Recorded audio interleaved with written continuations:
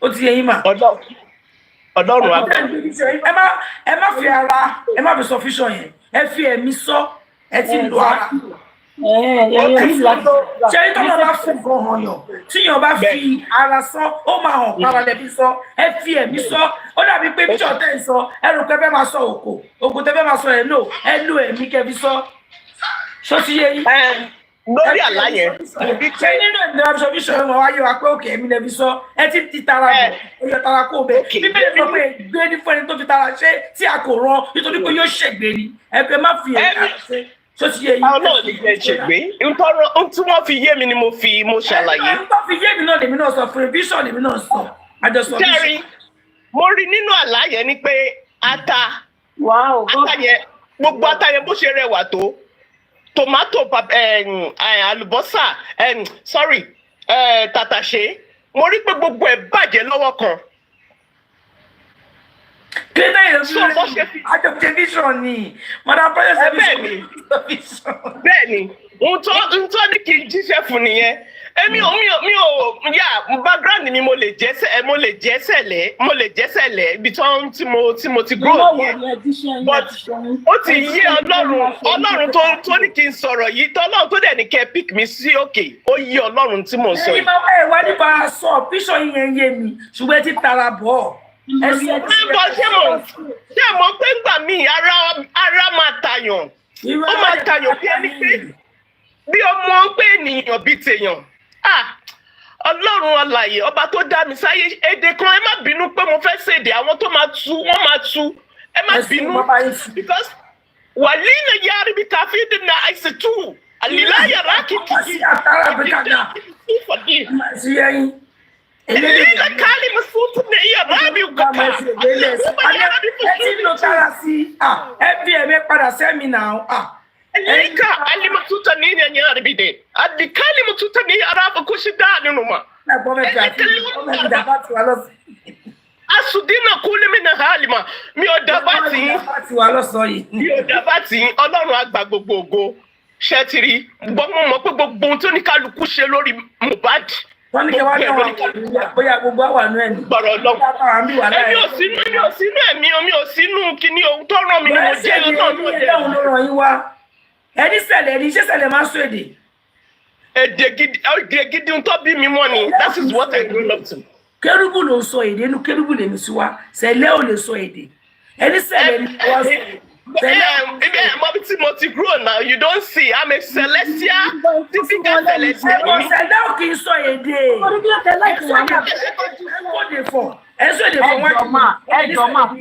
Ẹjọ́ máa topic tó ní ni wípé ọjọ́ èpè. Ọjọ́ èpè. Ẹ má bínú. Ẹ máa fún Iyabo lè pè mẹ́ta kẹ́ tó sọ̀kalẹ̀. Bó bá mọ̀ ṣe láyé. Bó bá mọ̀ ṣe láyé gbogbo tó bá ṣe lórí ọ̀rọ̀ Mohbad ní agbára ọba tó ní wákàtí tó ní ṣẹ́bì. Ọ̀nà bẹ́ẹ̀ bá tú èdè yín. Ó yá bẹ́ẹ̀ bá yín tú èdè yín. Ó yá bá wọn tú afọ́jú. Ẹ tú èdè yín. Àmọ̀rí ẹ má yẹ kán tú anything. Nǹkan tó ń sọ yẹn ẹ jẹ́ kán sọ. Ẹ mọ èdè tó fẹ́ sọ ni.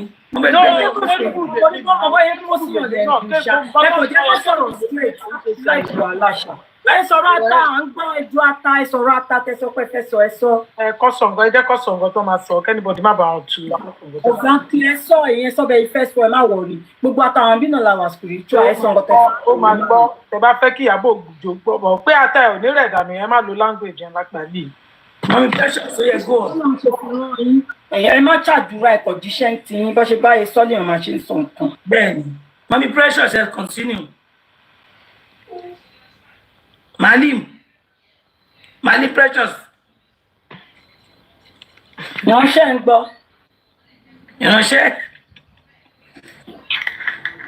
Ok, ọmọ bó ṣe ń mute padà. Wọ́n lè máa mọ àtàrí máa mute ọmọ ọjọ́ kí wọ́n. Àmọ́ sì ṣe mo ti bá wọn ṣe. Ẹ dúró. Malim.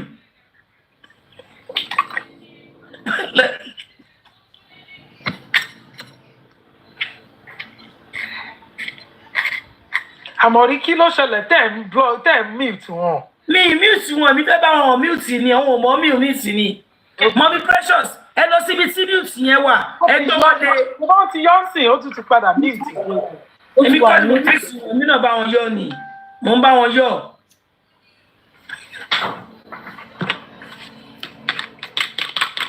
ẹ bá wọn mute ta ló lè bá sista tó yìí ṣe lè bá wọn mute ni èmi tí ń ṣe ń bí kò mute. mo ti mọ̀ mute ọ̀rẹ́ bì í. ẹ máa sọ lọ.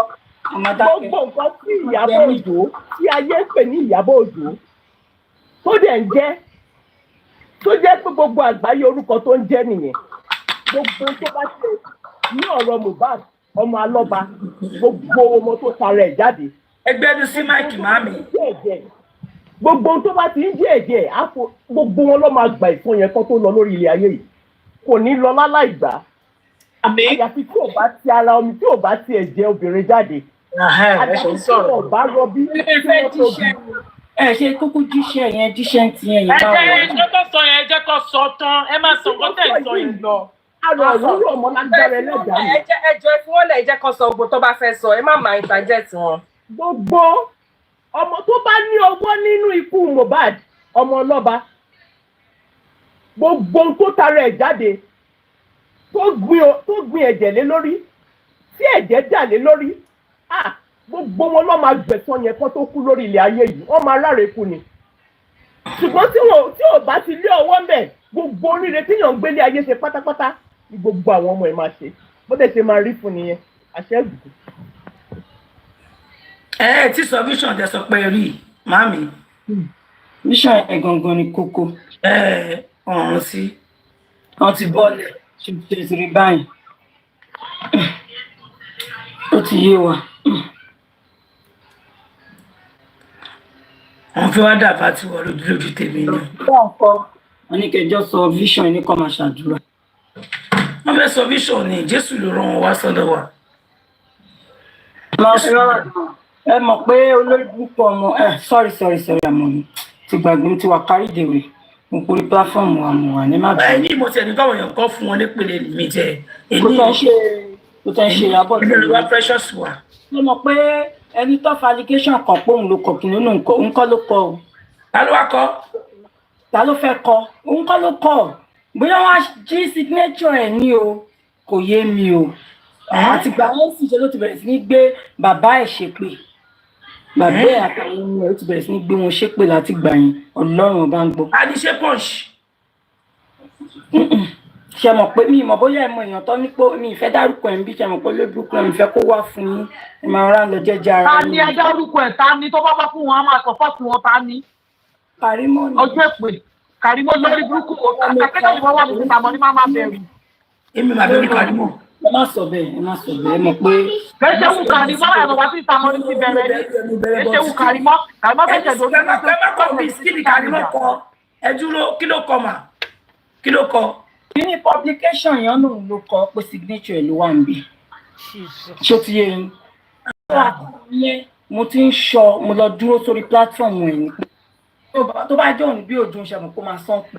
so gbogbo time tí à ń ṣe show yẹn she was online but ọ̀tọ̀ nìkan tó ń ṣe mo ṣáà ń wò pé tó bá jẹ́ òun mo mọ bó ṣe máa operate á fẹ́ mọ reaction wa ṣe máa play show wa but mi ò rí kó play show wa ọ̀tọ̀ ọ̀rọ̀ àwọn Sunday Igboho ló ń sọ tó bá tó wá lọ church tó dé mo wá lọ dúró sórí platform ẹ pé màá ṣàdúró síbẹ̀ dé ṣé ti yé yín àwọn tó kù wà níbẹ̀ àwọn yẹn ṣàbẹ̀rẹ̀ sí ní sọ̀rọ̀ mo rò pọ̀ wo show bàbá àwọn á sọ̀rọ̀ pé sista Tóyìn Gòkè ó sọ ẹ máa gbọ́ nǹkan tó sọ ni mo sọ yìí o nǹkan tó sọ ni mo sọ mo ń kó tiwọn ni o ní pé sista Tóyìn Gòkè ó sọ pé àwọn critical thinkers ní àwọn èèyàn kan àwọn ọmọ mi 80-70 wọ́n sọ pé Ìyábọ̀ Òjó ni àwọn kan ẹnìkan sọ pé Wùnmí ni àwọn kan ẹ̀ṣẹ̀ wá sọ pé Kàrímọ́ ni ó ní kí lẹ sọ àwọn sọ pé Kàrímọ́ ni bó ṣe bẹ̀rẹ̀ pé yìí ni lórí burúkú ọmọ aláìbàjẹ́ mo ti lè sọ́rí o ẹ má bínú wọn. ẹ má wọrí but ok iṣẹ́ àwọn èèyàn rò pé bóyá òun ló kọ mi rò pé Kàrímọ́. níṣẹ́ tí wọ́n rò bí conclude pé òun ló kọ wọ́n ní pé conclude pé òun ló kọ wọ́n ní signature ẹ̀ ló wà ń bẹ̀ tòun kọ́ ló kọ Ìyábọ̀ ló máa ṣiṣẹ́ yìí òun kọ́ ló kọ. àwọn kọ̀ọ̀kan wà. sista Títí Kush. má. tí bá béèrè question kan lọ́wọ́ iṣẹ́ madam. ẹ sọ. ṣe mọ signature Karimo Tebari. Mi ò mọ̀, bá mi fẹ́ mọ̀. So how are we sure we pay signature Karimo ni? Bó ṣe mi náà lẹ́nu ìgbà tó ní signature ẹ̀ mọ́ pé bóyá èmi fi kó bí ọkọ̀ orúkọ ẹ̀ wọ́n á fi signature sí sálẹ̀. Is that killer? Nepa ti mi náà lọ. Ọlọ́run ní tí lọ kàn. So sister tó ń ṣe because ṣẹ̀kẹ̀ṣẹ̀kẹ̀ búlà where are you? Ẹjọ́ bá mi ṣe ìfi ṣẹ̀kẹ̀ṣẹ̀kẹ̀ búlà because òun ló wá gbé rúmọ̀ yẹn wá. Torí mò ń béèrè pé kí ni evidence tó ní nígbà tó kọ́ lábẹ́ comment section láàárọ̀ yìí ní pé Karimo ni. Sister tó ń ti bọ́lẹ̀. Máa parí jẹ́ kálọ́ wá ṣẹ̀kẹ̀ṣẹ̀kẹ̀ búlà wa. Ṣẹ̀kẹ̀ṣẹ̀kẹ̀ búlà ẹjọ́ bá mi ṣe ìfi ṣẹ̀kẹ̀ṣẹ̀kẹ̀. Wá wọn wá. Ẹ má jẹ́ ká ṣe lórúkọ bẹ́ẹ̀ Karimo kẹ̀. Nínú ti bọ́lẹ̀. No. Nàbúrú. Ok, sister tó ń ti padà. Mi tí kà á tọ́lọ́hún. Òru àná tí kìíní yẹn dé. Network mini. Oh, networking. So exact. Network mini, sorry. Nítorí àmọ́ yẹn béèrè pé ìgbà tó sọ fún mi lẹ́yìn kínní. Mo wá béèrè pé ṣé ẹ̀yin dá signature Karimo mọ̀? Mi ò dá àníyàn mi gan lẹ́nu. Good question lẹ béèrè. So ta ló create, ta ló sọ pé, ta ló bring out? Ta ló signature Karimo rí ni? Ta ló rí signature? Ọ̀rọ̀ yẹn rí pé signature Ọlọ́run. Movement ní agbára. Ó ní agbára màmí. Ìmọ̀lá ìmúpọ̀ support yìí màmí. Ó ní agbára. For you to push such, that means you must have met with Karimo to see a signature, or it is just a transaction kan to have fun. Ni mo wá ẹ̀ tá mo máa gbérùn kan bẹ́yẹn. Karimo kò ní dá fún ẹ, kò ní dá fún àwọn family ẹ. Ẹ bá mi ṣe ìpè fún Ní ṣòro. Kò ṣọmọ gidi náà fẹ̀kùn tẹ́lẹ̀. Ẹ má wulẹ̀ ṣòpò bínú àmórí ọ̀rẹ́ mi. Kò ń ṣọmọ gidi náà fẹ̀kùn tẹ́lẹ̀. Mi ò bínú sẹ́ jẹ́ kí lójú mi síta kẹ́ lójú mi ò bínú sẹ́. Èmi kò wọ́n dà pé ta ló bù. Àgbẹ̀ bàbá ìtara bí amọ̀ lélẹ̀. Ọlọ́run. Ìtara bí amọ̀ ló ṣe nínú ọ̀bọ̀ ṣẹ́rẹ́ lè yìí. Báwo ló ṣe mọ̀ pé signature Karimo ni ẹni tó gbé jáde yẹn kó ló bá gbé wá. Wọ́n bá wa invite ṣẹ̀kẹ̀ṣẹ̀kẹ̀ búlà. Wọ́n ní signature ń bo ni kí tún ló ṣẹlẹ̀. Wọ́n ní Karimo ló gbé lọ sí pọ́ signature Karimo ló wà. Dádì gbọ́, dádì ṣáàkì gbọ́, ẹ jẹ́ ìṣàlàyé fún dádì ṣáàkì. Dádì àgbáyán Galexa. So ẹ mọ̀ pé láàárọ̀ yìí wọ́n ní pé Karimo ni ó kọ kíní yẹn pé signature ẹ̀ ló wà ní, right? Àti pé wọ́n ní máa investigate ẹ̀ because mi kò lè gba nǹkan báyìí. Mo mọ̀ pé Karimo ní wọ̀nrọ̀wọ̀nrọ̀ ni, but mi ẹ̀ bá rò pé ó lè ṣe nǹkan báyìí. Ṣùgbọ́n mo mọ̀ pé ó ní wọ̀nrọ̀wọ̀nrọ̀ lọ́wọ́. Ṣùgbọ́n mi ò rò pé ó máa kọjá boundary to that extent, right? Mo á lọ jókòó sórí platform, mo dídì jókòó síbẹ̀ pa ni. Gbogbo bí bàbá ṣe ń ṣe show, mo wà lórí platform ẹ̀ pẹ̀lú fóònù mi. Ni mo wá rí tí àwọn ọmọ ẹ̀yìn ẹ̀ tó bẹ̀rẹ̀ sí ní máa sọ̀rọ̀, òun dẹ̀ wà ní church òun sí ibẹ̀. Wọ́n ṣà ń sọ̀rọ̀, wọ́n fi wá pa in general, right? Wọ́n wá sọ pé ó tìgbà tí Karimo wọn bá dé nǹkan gbà tó wá dé tó dé láti church, wọ́n ṣàwà ṣàlàyé fún pé àbẹ́ ẹ̀ máa gbọ́ nǹkan báyìí bí mi ṣàlàyé lẹ́ẹ̀kan ní pé Satoyi sọ nǹkan báyìí àwọn ènìyàn sọ nǹkan báyìí ìgbà tó máa ṣe pálábá rẹ̀ lọ́ba ní Karimo ló kọ́ mo kọ́ ó kàn ṣe òun bó ṣe bẹ̀rẹ̀ pé. Tàbí pé body language ó pimp kì bẹ́ẹ̀. Exactly bó ṣe bẹ̀rẹ̀ pé yín nìyẹn bó ṣe bẹ̀rẹ̀ sí ní máa bú bàbá ní ọdún. láàrin wa ta ló sọ. Wọ́n ní ṣekeṣeke búlà. Ló gbé wa mo ti ṣe ẹ̀mọ́ mi coach lẹ́ẹ̀mejì nísìnyí because ìgbà tó sọ mo sáré hàn mute mo ní báwo ló ṣe mọ̀ ní máa ń láìkì ẹ̀rí tí mo fi láìkì situation. Ẹ má bínú nítorí Ọlọ́run táìpù tí wọ́n táìpù tí orí íńtánẹ́ẹ̀tì báwo signature Karimo ṣe débẹ̀. Ó ṣe orí íńtánẹ́ẹ̀tì gan-an ṣèbí. Ìbọn ní wẹ́bsáìtì Punch ló wà. Kò sí pé signature Karimo ń bẹ̀. Báwo ni signature hàn tó kí ni ẹ̀? Torí èmi kà á kò sí signature kankan bẹ̀. Signature ló wá ń sọ tó sọ pé signature. Wọ́n lè sọ pé tó bá sọ pé as a matter of fact she came up again. Wọ́n lè sọ pé handwriting èèyàn. Báwo lọ ṣe mọ handwriting ẹ̀ lórí? Lizzie and sis no. signature lọ pé mo gbọ́ lẹ́nu No, Ọ̀rọ̀ tí mo sọ mo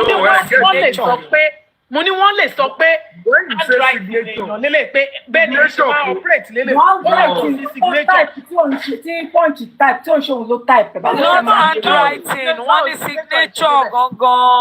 no, Sherry, when somebody mentions signature will mean pé signature tó ń sign. Somebody can refer to signature as handwriting ẹni yìí ni. Signature doesn't mean that it's signed. Iṣẹ́ ọwọ́ ẹni yìí ni. Àyìn ọ̀gá ẹni yìí kò kọ nǹkan báyẹn rí bá la ṣe mọ̀ pé irú ẹ̀yà nǹkan bẹ́ẹ̀ ló ń kọ. Èmi ò tiẹ̀ believe ẹ̀. Tó bá jẹ́ àwọn ìlú sáà ní wọ́n ti ṣépè fún kó máa petition àwọn èèyàn. Ṣé yọ ní sáà máa ní pé handwriting ẹ̀ nìyẹn fine nìyẹn lọ bọ́n a lè fi wù títí ẹ̀ ṣe reference láíláí kò lọ rárá. Èmi ò tiẹ̀ rí sign irú yẹn unless tó bá ṣẹ̀ṣẹ̀ fẹ́ bẹ̀rẹ̀ but from accident ẹ̀ mi rí sign pé ó ń kọ orú nǹkan bẹ́ẹ̀. God bless you bàbá mi kò tí mò ń sọ nìyẹn from accident tá a bá sọ pé kéèyàn ṣépè kéèyàn máa ṣàbùrú kó ṣépè kó máa sọ kọ̀tọ̀kọ̀tọ̀ kó bọ́ síwájú kó bọ́ sẹ́yìn. Kó parọ́ kó ṣe DJ ó mix the voice note. God bless you ó bí kọ́ dèèyàn láì ṣe kó sọ fún yàn handwriting ẹ̀ nìyẹn. Bó ṣe wà yẹn voice note ti Sanwó-Olú lè wà lọ́wọ́ ẹ̀ bó ṣe wà yẹn. Ó tún náà ní voice note rẹpẹtẹ fún mi pé ẹni ọ̀gá tó ti sọ ní ó náà ní voice note rẹpẹtẹ mo wà ṣọ́ọ̀pù ti ní voice note kìíní blessing rẹpẹtẹ sọ́wọ́ àná náà ní Boys is from Lagata kìíní yìí máa ń serious máa ń ṣe lọ. Àwọn ẹ̀ máa jẹ́ ká máa assumption yẹn kọ́ ní assumption. Anybody tí ò bá ṣe rí Karimo need attention. Yes now. Ẹ má fún attention. Iyabo Ojo àti Wunmi ni kò sẹ́lòmíì. Àwọn ni gbọ́dọ̀ tèmi Iyabo Ojo àti Wunmi ni. Àwọn ni. Ẹ fà àwọn tó ń ṣe kinní yẹn lẹ̀. Ẹ fi Karimo lẹ̀. So kó jọ kó bá tún gbé voice note mi wá. Bẹ́ẹ̀ ṣe fún láti ẹ̀ṣọ́ lẹ́jọ́ mẹ́ta yìí gan kò dáa. Ẹ ti fún látẹ̀ṣọ́ jù. Ẹgbójú kò lára ẹ fún látẹ̀ṣọ́ bíbá ẹgbójú kò lára ẹ. Báwo ti ẹ̀ lè pe Karimo ṣe fẹ́ já anybody? Karimo tó pè gan ń jà lọ́wọ́ yìí. Mo ṣe ṣòwò ọdún stream Karimo ara wọn ni mo mú tẹni yẹn ni ó ń bíbá ó ti yé yín ṣùgbọ́n máa rán ara wọn síta ẹ máa rò para yín ni ẹ stop ẹ wọ́n máa lórúkọ tẹ máa tó máa fàmílì àmọ́ yín. Ṣé ló tẹ̀ ti pẹ́ mí ti ẹ̀ lọ sórí péjì ẹ̀ ó tẹ̀ gbẹ́ tí mo ti gbé kinní ẹ̀gbìn. Mo ti mọ̀ ni mo sọ pé bí ti ẹ̀rọ tí pé ó ṣe ìṣètò nígbà tí ó tún wá play voice note blessing ẹ̀ ń jọba. Àgbà tó wà tọ́ wọn kí tó ti kúrò ẹ̀ lè ti fi wọ́n lẹ̀. Ṣé ìgbọ̀n ó wà lámì èèyàn kan bẹ́ẹ̀ kọ́ ni ọ̀ma ignore that particular one báwo ló ṣe máa ṣe wọn kọ̀ bá ní game blessing because téèyàn ò bá bínú bẹ́ẹ̀ torí jọ́ mi so that blessing náà ò ní pick kọ́ ẹ̀ mọ́ ẹ get.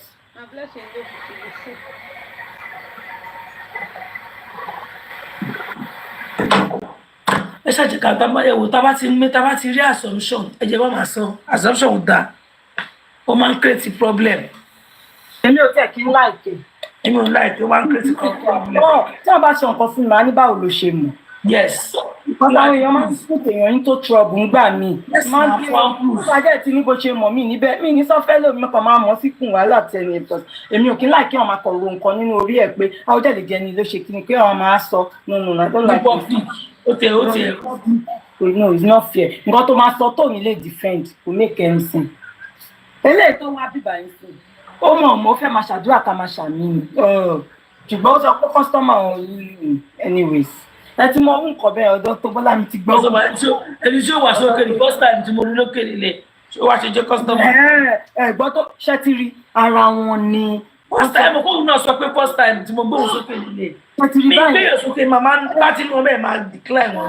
Bọ̀ mo mọ̀ pé precious kò ní ti dé níta. Àmì ọ̀dọ̀ àmọ̀rí ni wọ́n wá kíníkan tó bá jẹ́ bẹ̀ kí ló sáré drop sí. Nǹkan tó fẹ́ sọ ló ti sọ yẹn ó ju bọ́ọ̀bù wa kó sì pé káwa máa gbàdúrà bú. Àmà fìsà ìṣàdúrà. Oníṣẹ̀lẹ̀ ni ẹ ṣé ṣẹlẹ̀ máa ń sọ èdè. Ṣẹlẹ̀ máa ń sọ èdè. Bàbá òun fẹ́ ẹni ká fi ṣàdúrà fún Iyabo ẹ̀mọ́ pé nǹkan tó fẹ́ ṣe nìyí. Ìjọba bàbá òun fẹ́ ẹni ṣàdúrà fún Iyabo.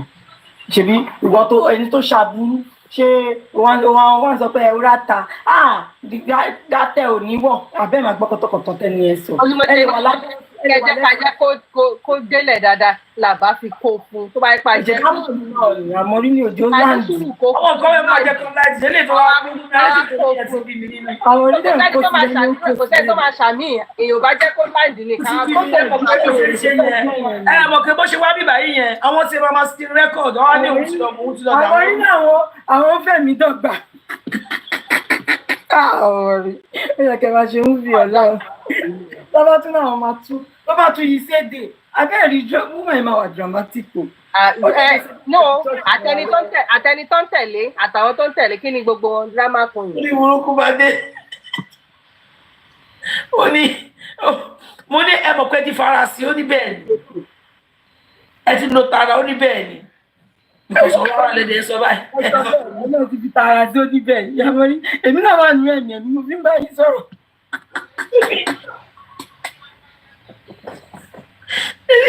àwọn kókó wà tó máa ń já mi inú jẹ mi tẹ̀lé jẹ kó délé lọ́la torí kíní ẹ̀ ti ń já mi torí ọtí nínú ọ̀rọ̀ tó sọ bí pé ó ń ta bá gbogbo wa ni mo sáré rí sí dáadáa mi ò kọ́ ni mo kó mi báyìí ni á dùn mí jù ní tí mo jókòó sí mo lajú lè wá gbé ẹni ẹ̀rí ìràn ẹ̀sọ̀ ràn gbogbo ẹni tó bá mú Ìyábọ̀ sọ́wọ́ àtẹni tó ń ṣe òótọ́ àtẹni tó ń parọ́ àtọ́tọ́ fi ń gbowó ṣé ìyẹn náà ràn ìyẹn náà fi sàn.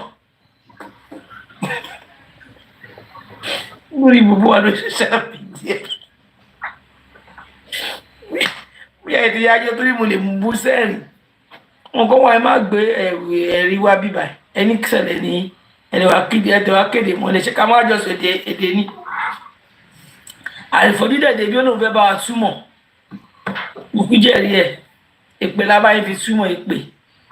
owó pàtẹ́ sọ pé kó wọ́n mute kó mọ́ wọ́n mute ó ń kàkúlẹ̀tì kan tó máa ṣe gbà ẹ̀ ní kò ṣe pé. ọkọ ẹ lè ọ mute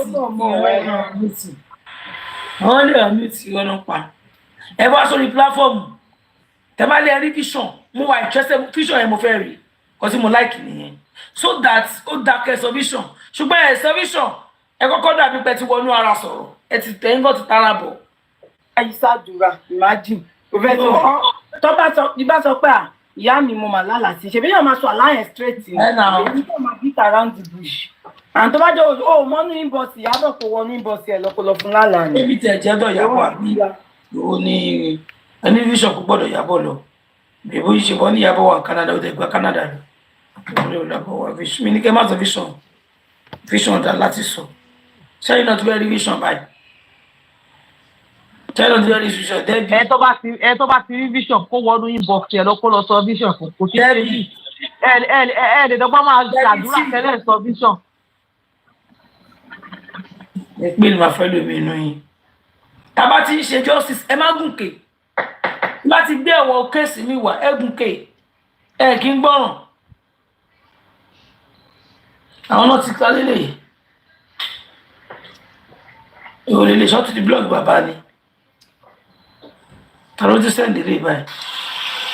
ó tó bá sọ pé kí ló ṣẹ̀rù bọ́ ọmọ ẹ̀ títí ó fi kú ẹ̀rọ má lè jẹ́ kan torí kó sígbà tó fẹ́ lọ sí ṣòro ìbẹ̀rù bojú ló ń bá lọ. ṣé ẹ lọ́wọ́ wèrè ẹ wo kọ́ ló ti lọ gbé jáde. sí mi bá tiẹ̀ wá rí gbogbo ilé tó ṣẹlẹ̀ ẹ ti kùsì náà ti rí àmì. ẹ jẹ́ kí n sọ ilé tó ṣojú mi nínú ẹ̀ mo dọ́dọ̀ ẹ̀jọ́ yẹn báwo ni ó ní àwọn tí mánéjà àwọn. ẹ má máa sẹ́ǹdì nǹkan tó bá yẹ wo nǹkan tó bá ti wà against ẹ̀yin tẹ́ má sẹ́ǹdì kan sí mi ẹ má sẹ́ǹdì. gbogbo yóò tẹ kàn wá owó kan tó ń sẹ́ǹdì yẹn gbà tí mo bá di kú ọdún 27 September 2023 ló ti ṣẹlẹ̀ gbogbo yóò tẹ kàn wá àṣírí àṣírí sí kí ló pa Mohbad nínú ilé là ń sọ fún yín ẹ má mú owó ìyá yín kẹjú kẹ mú ọkọ ìyàbá yín kẹjú kò káyé. tẹ́ bá ti rí ẹyẹ wo. tó dẹ̀ rí wọn kàrí wọn wá ìwọ tó sí àwèrè. Bàbá Mohbad said that nígbà tí wọn ti mọ nǹkan tó ń ṣẹlẹ̀ nǹkan tó ń ṣẹlẹ̀ wọn sọ mọ́. So ṣé Punch pé wọ́n jókòó ń sìn ni àbí kí ló yẹ tí Punch lọ gbé jáde again? Ikú ló máa pa gbogbo yín. ọmọ ti fún yẹn lówó èlé náà fún bí i 2000. Ikú ló máa pa gbogbo yín ẹ̀ ní jèrè ọmọ. ìṣẹ̀lẹ̀ pago mẹ́ta ló ń Punch ní Punch gbé news jáde. Lágo ṣágo mẹ́ta ok ó dà ní pé bí aago. tẹ́lẹ̀ mọ̀ pọ́mọ̀ lọ́dọ̀ wa ń bí. tẹ́lẹ̀ mọ̀ pọ́mọ̀ mọ̀ ẹ̀wọ̀n táìmù tó gbé news jáde weekend lóru. Ọjọ́ Sunday. ó bẹ́ẹ̀ ká fi ṣe ẹ bẹ́ẹ̀ ká fi sopi. tẹ́lẹ̀ mọ̀ pọ́mọ̀ mọ̀. olóṣì. àwọn náà máa sọ pé àwọn ò jẹ́ ṣe pé mọ́.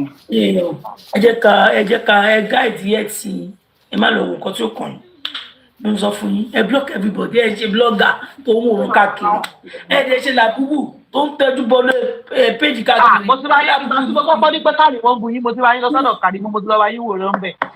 mo ní pé ṣọ́ọ̀ṣì bàbá ṣe lónìí ó dùn ún ara kan lórí púpọ̀ lọ pé tẹ̀lé ajá lọ pé sọ́rùn ara mi làbúbù sàmọ̀rí ẹ fún mi ní mo dé tọ̀ lálẹ́ yìí ṣé tí mo fẹ́ block ẹ fún mi ní mo dé tọ̀ lálẹ́ yìí fẹ́ sísá mọ̀rí ẹ fún mi ní mo dé tọ̀ lálẹ́ mo sáwọn tí mo fẹ́ block ẹ fún mi ní mo dé tọ̀ fún 1 minute 1 minute 1 minute 1 minute. ẹ kú lé o ẹ kú àgbà gbogbo lé o. ẹ mo ti fi ṣe blog bóyá ẹ block ẹ tẹ́fẹ́ block òun dà tẹ́fẹ́ block òun dà ẹ block ẹ tẹ́fẹ́ block ẹ block gbogbo ayé tán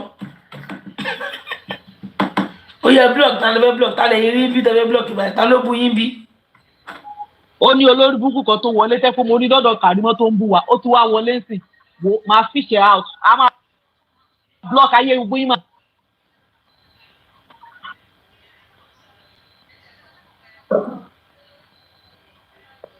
ẹ block ẹ.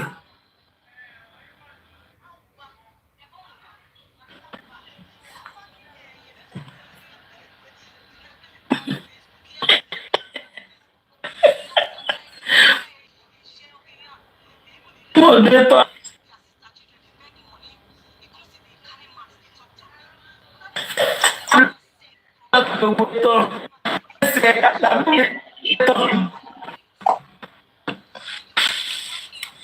Àwọn ọmọdé ẹgbẹ́ olóma ní káàkiri yóò blọ́ọ̀kì tán. Bá ti blọ́ọ̀kì wọn tọ́kẹ́ padà. Ọ̀kẹ́ mi lọ bí iṣẹ́ lọ́dọ̀. This push. Mimi ya dalba. O ti pa ni magan, o ti dola. Ó yá. Na wo ti lọ block o ti lọ block gbogbo.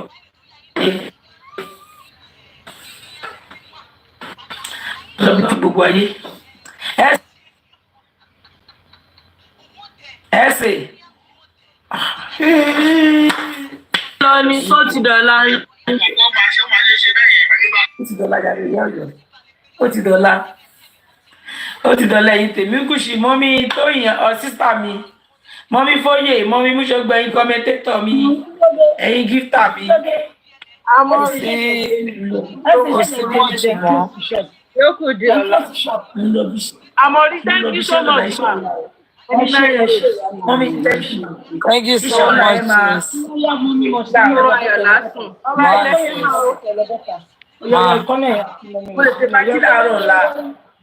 Okay.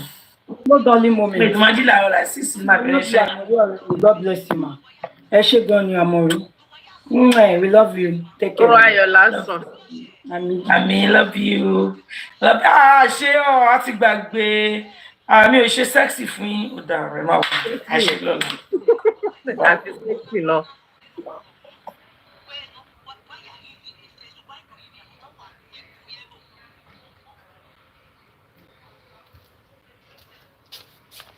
The children can they rotate. They won't come they once. Just run on HATE, propaganda that this one you must not, this one that is why I have never and I will never be a party, to that. Part A, you are welcome. Part B, you are everybody is welcome. So you understand? So far you are here with one heart. That is good. You are àwọn sọ́ọ̀sì pé àwọn kúrò ń bẹ̀ lálẹ́. Even blessing pé àwọn sọ pé lọ bá àwọn people ẹ̀ ń bẹ̀ yẹn. Which indirectly is telling you that Baba is not there. Ó wá ní kí blessing. Ẹni tó yẹ kó pè. Fọláṣadé ló yẹ kó pè tó bá rí pé o stupid. Fọláṣadé pẹ̀ ẹ̀jà. òun rí ẹ òun bẹ ẹjà òun ló máa wá bèè lọ́wọ́ Fọláṣadé gbọ́ Fọláṣadé èmi ò bẹ ẹjà o yáà ríra o ó wá ní kí Blessing yẹn ni kó wá defend ẹ ń gbọ́ ṣe ò débẹ̀ àbó ò débẹ̀ Naira Marley ìgbà Naira Marley fẹ́ exonerate ara ẹ̀ ó mú pálí ẹ̀ jáde ó ní kẹ́ ẹ̀ wòjọ́ báyìí òun sí Naija báyìí. The only thing you're supposed to have done, simple thing, show your passport, your departure and your arrival. You don't need to call anybody to exonerate you. O ti ní nǹkan tó lè exonerate you. Prince, ẹni tó ti gbéraga pé American citizen lòun. Sure. Donald Trump ló máa ní kó mú pálí wá. Gbogbo àwọn nǹkan tó fi parọ́ ní Kàrímọ̀ ṣe lè gbé ìwé kọ̀ọ̀kan jáde. Ó lè má jẹ́ citizen number 1. Number 2, àwọn èèyàn tẹ̀ sọ pé kò kí ń ṣe. tó bá tẹ̀ jẹ́ citizen ni ó máa ní Nigerian passport ni kò wù ṣó ibẹ̀ náà máa lu departure and arrival sí ìyẹn ni kò ṣó nílùú sórí American passport ẹ̀ Nigerian passport ẹ̀ ni kò kàn ṣó. citizen ilé ẹjọ́ ti bẹ̀yẹn. Kó tẹ̀ jẹ́ mọ́mí wa kó tẹ̀ jẹ́ citizen ni problem tiẹ̀ nìyẹn ní mi ò tẹ̀ bá dù ó lè jẹ́ ìfowópamọ́ kó tún gbà. Mr. Prince kò kí ń ṣe problem ẹ̀ because ó ti parọ́ kọjá level tó wà. Irọ́ ìjọba ni problem ẹ̀. Báwo ló ṣe máa lọ máa pe kí lórúkọ ọmọ yẹn pé kó wá máa ó kí yẹn ní kó àìsàn náà dètò ṣé ẹ mọ̀ gbà tó dé Nàìjíríà. Ọmọ tó lọ pè yẹn gan inú ẹ̀ bí. Ẹ mọ̀ pé voice note tó ń play yẹn ó wà very easier than to show us evidence of his entry Nigeria. Ṣé rí aláburú èèyàn gbogbo tó bá ti simple láyé wọn ò make it difficult ni ẹ̀ńtán ni ó ṣe tó lòun ò lè ṣe tó wá ń wá direct link ó mọ̀ọ́mọ̀ kúrò lórí ayé Fọláṣadé ni o bọ́ sórí Blessing ni o because he's been looking for a direct link to Aloba níjọ́ tí VDM ti jáde tó ti rí pé VDM bàbá lọ sọ́dọ̀ VDM target ọmọ yẹn that is Karimo from day 1 is bàbá níjọ́ tó ti rí because ó mọ bí tí gbogbo kìnìún ẹ̀ ń jí lọ ó mọ̀ pé bàbá lọ ọ̀dọ̀ VDM ó dẹ̀ rí pé VDM sọ wípé Naira Marley did not bully so ó ti rí a kind of pé àwọn people yìí tán bá fi lè wà together they will be able to raise a formidable force and it will be difficult for them. It will expose a lot of things about them, about what they are doing.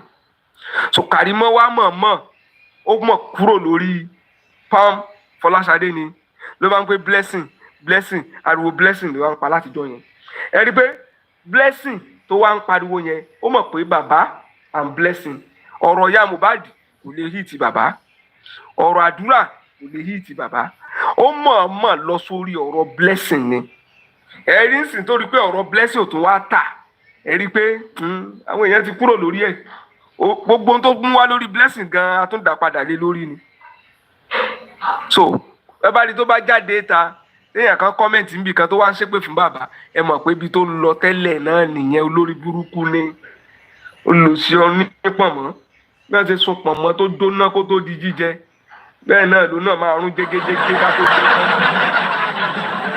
àlẹ́ àti kúrò lórí tíọ́rì practical láwa ń sìn olórí burúkú gbogbo ohun tó bá gbé mì tó gbé jẹ tó ń rò pé ń dilé wọn fi wá lé wá da Nàìjíríà láàmú tó ráwọn ń dà wá láàmú ni olórí burúkú ni wọn àti ìyá ló látòrí Jùmọ̀kẹ́ àti gbogbo àwọn tó tara ẹ̀ jáde pátá wọn kàn ń dà wá láàmú ni àfi tó bá jẹ́ wípé wọn da ìdílé Alọ́ba láàmú nìkan náà fi free àdàbí ni tí wọn ò bá da ìdílé Alọ́ba láàmú gbogbo wọn pátápátá ìwọ tó jáde tó irọ́ tó pamọ́ bàbá yẹn from day 1 ẹ mọ̀ iye àwọn èèyàn etí tó gbá lò lè gbá bọ̀ gbogbo èèyàn tó gbọ́njọ́ yẹn pé they beg the man for 8 hours when it was now 1 o'clock it was now agree níta Alọ́ba jókòó 1 o'clock tó fi agree tó purọ́ máa ń jọ yẹn ẹ kúrò lórí ọ̀rọ̀ Alọ́ba gan ó ní it was when it was now 1 o'clock 1 a.m.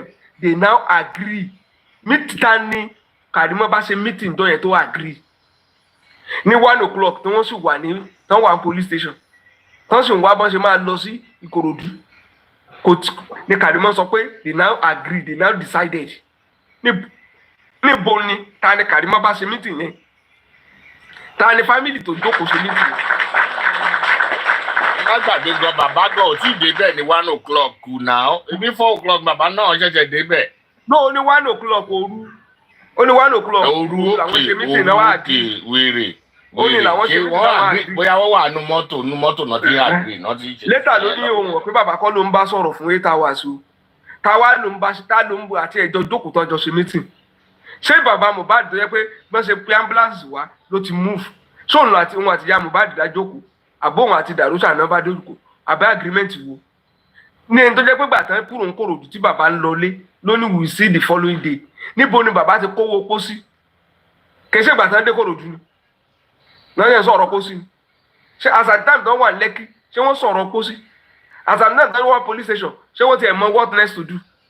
Karimo dẹ̀ ń parọ́ bàǹtàbàǹtà from day one ìwọ tó jẹ́ pé character ẹ o ti wá wà deficient ìdímù character lẹ́nìkan wá jáde síta láti wá sọ̀rọ̀ láti beat choice ẹ jọ̀ọ́ gbogbo àwọn tó tiẹ̀ wá pè ń sìn ṣáwọn ọmọ ìgbà tó land Nàìjíríà ni ṣó pè wọ́n ni ṣó pé Fọláṣadé ni pé àyù Fọláṣadé and coming to Nigeria we land so day o báwo làwọn yẹn ṣe fẹ́ gbẹ̀rí ẹ̀ jẹ gan ni that's what I don't know.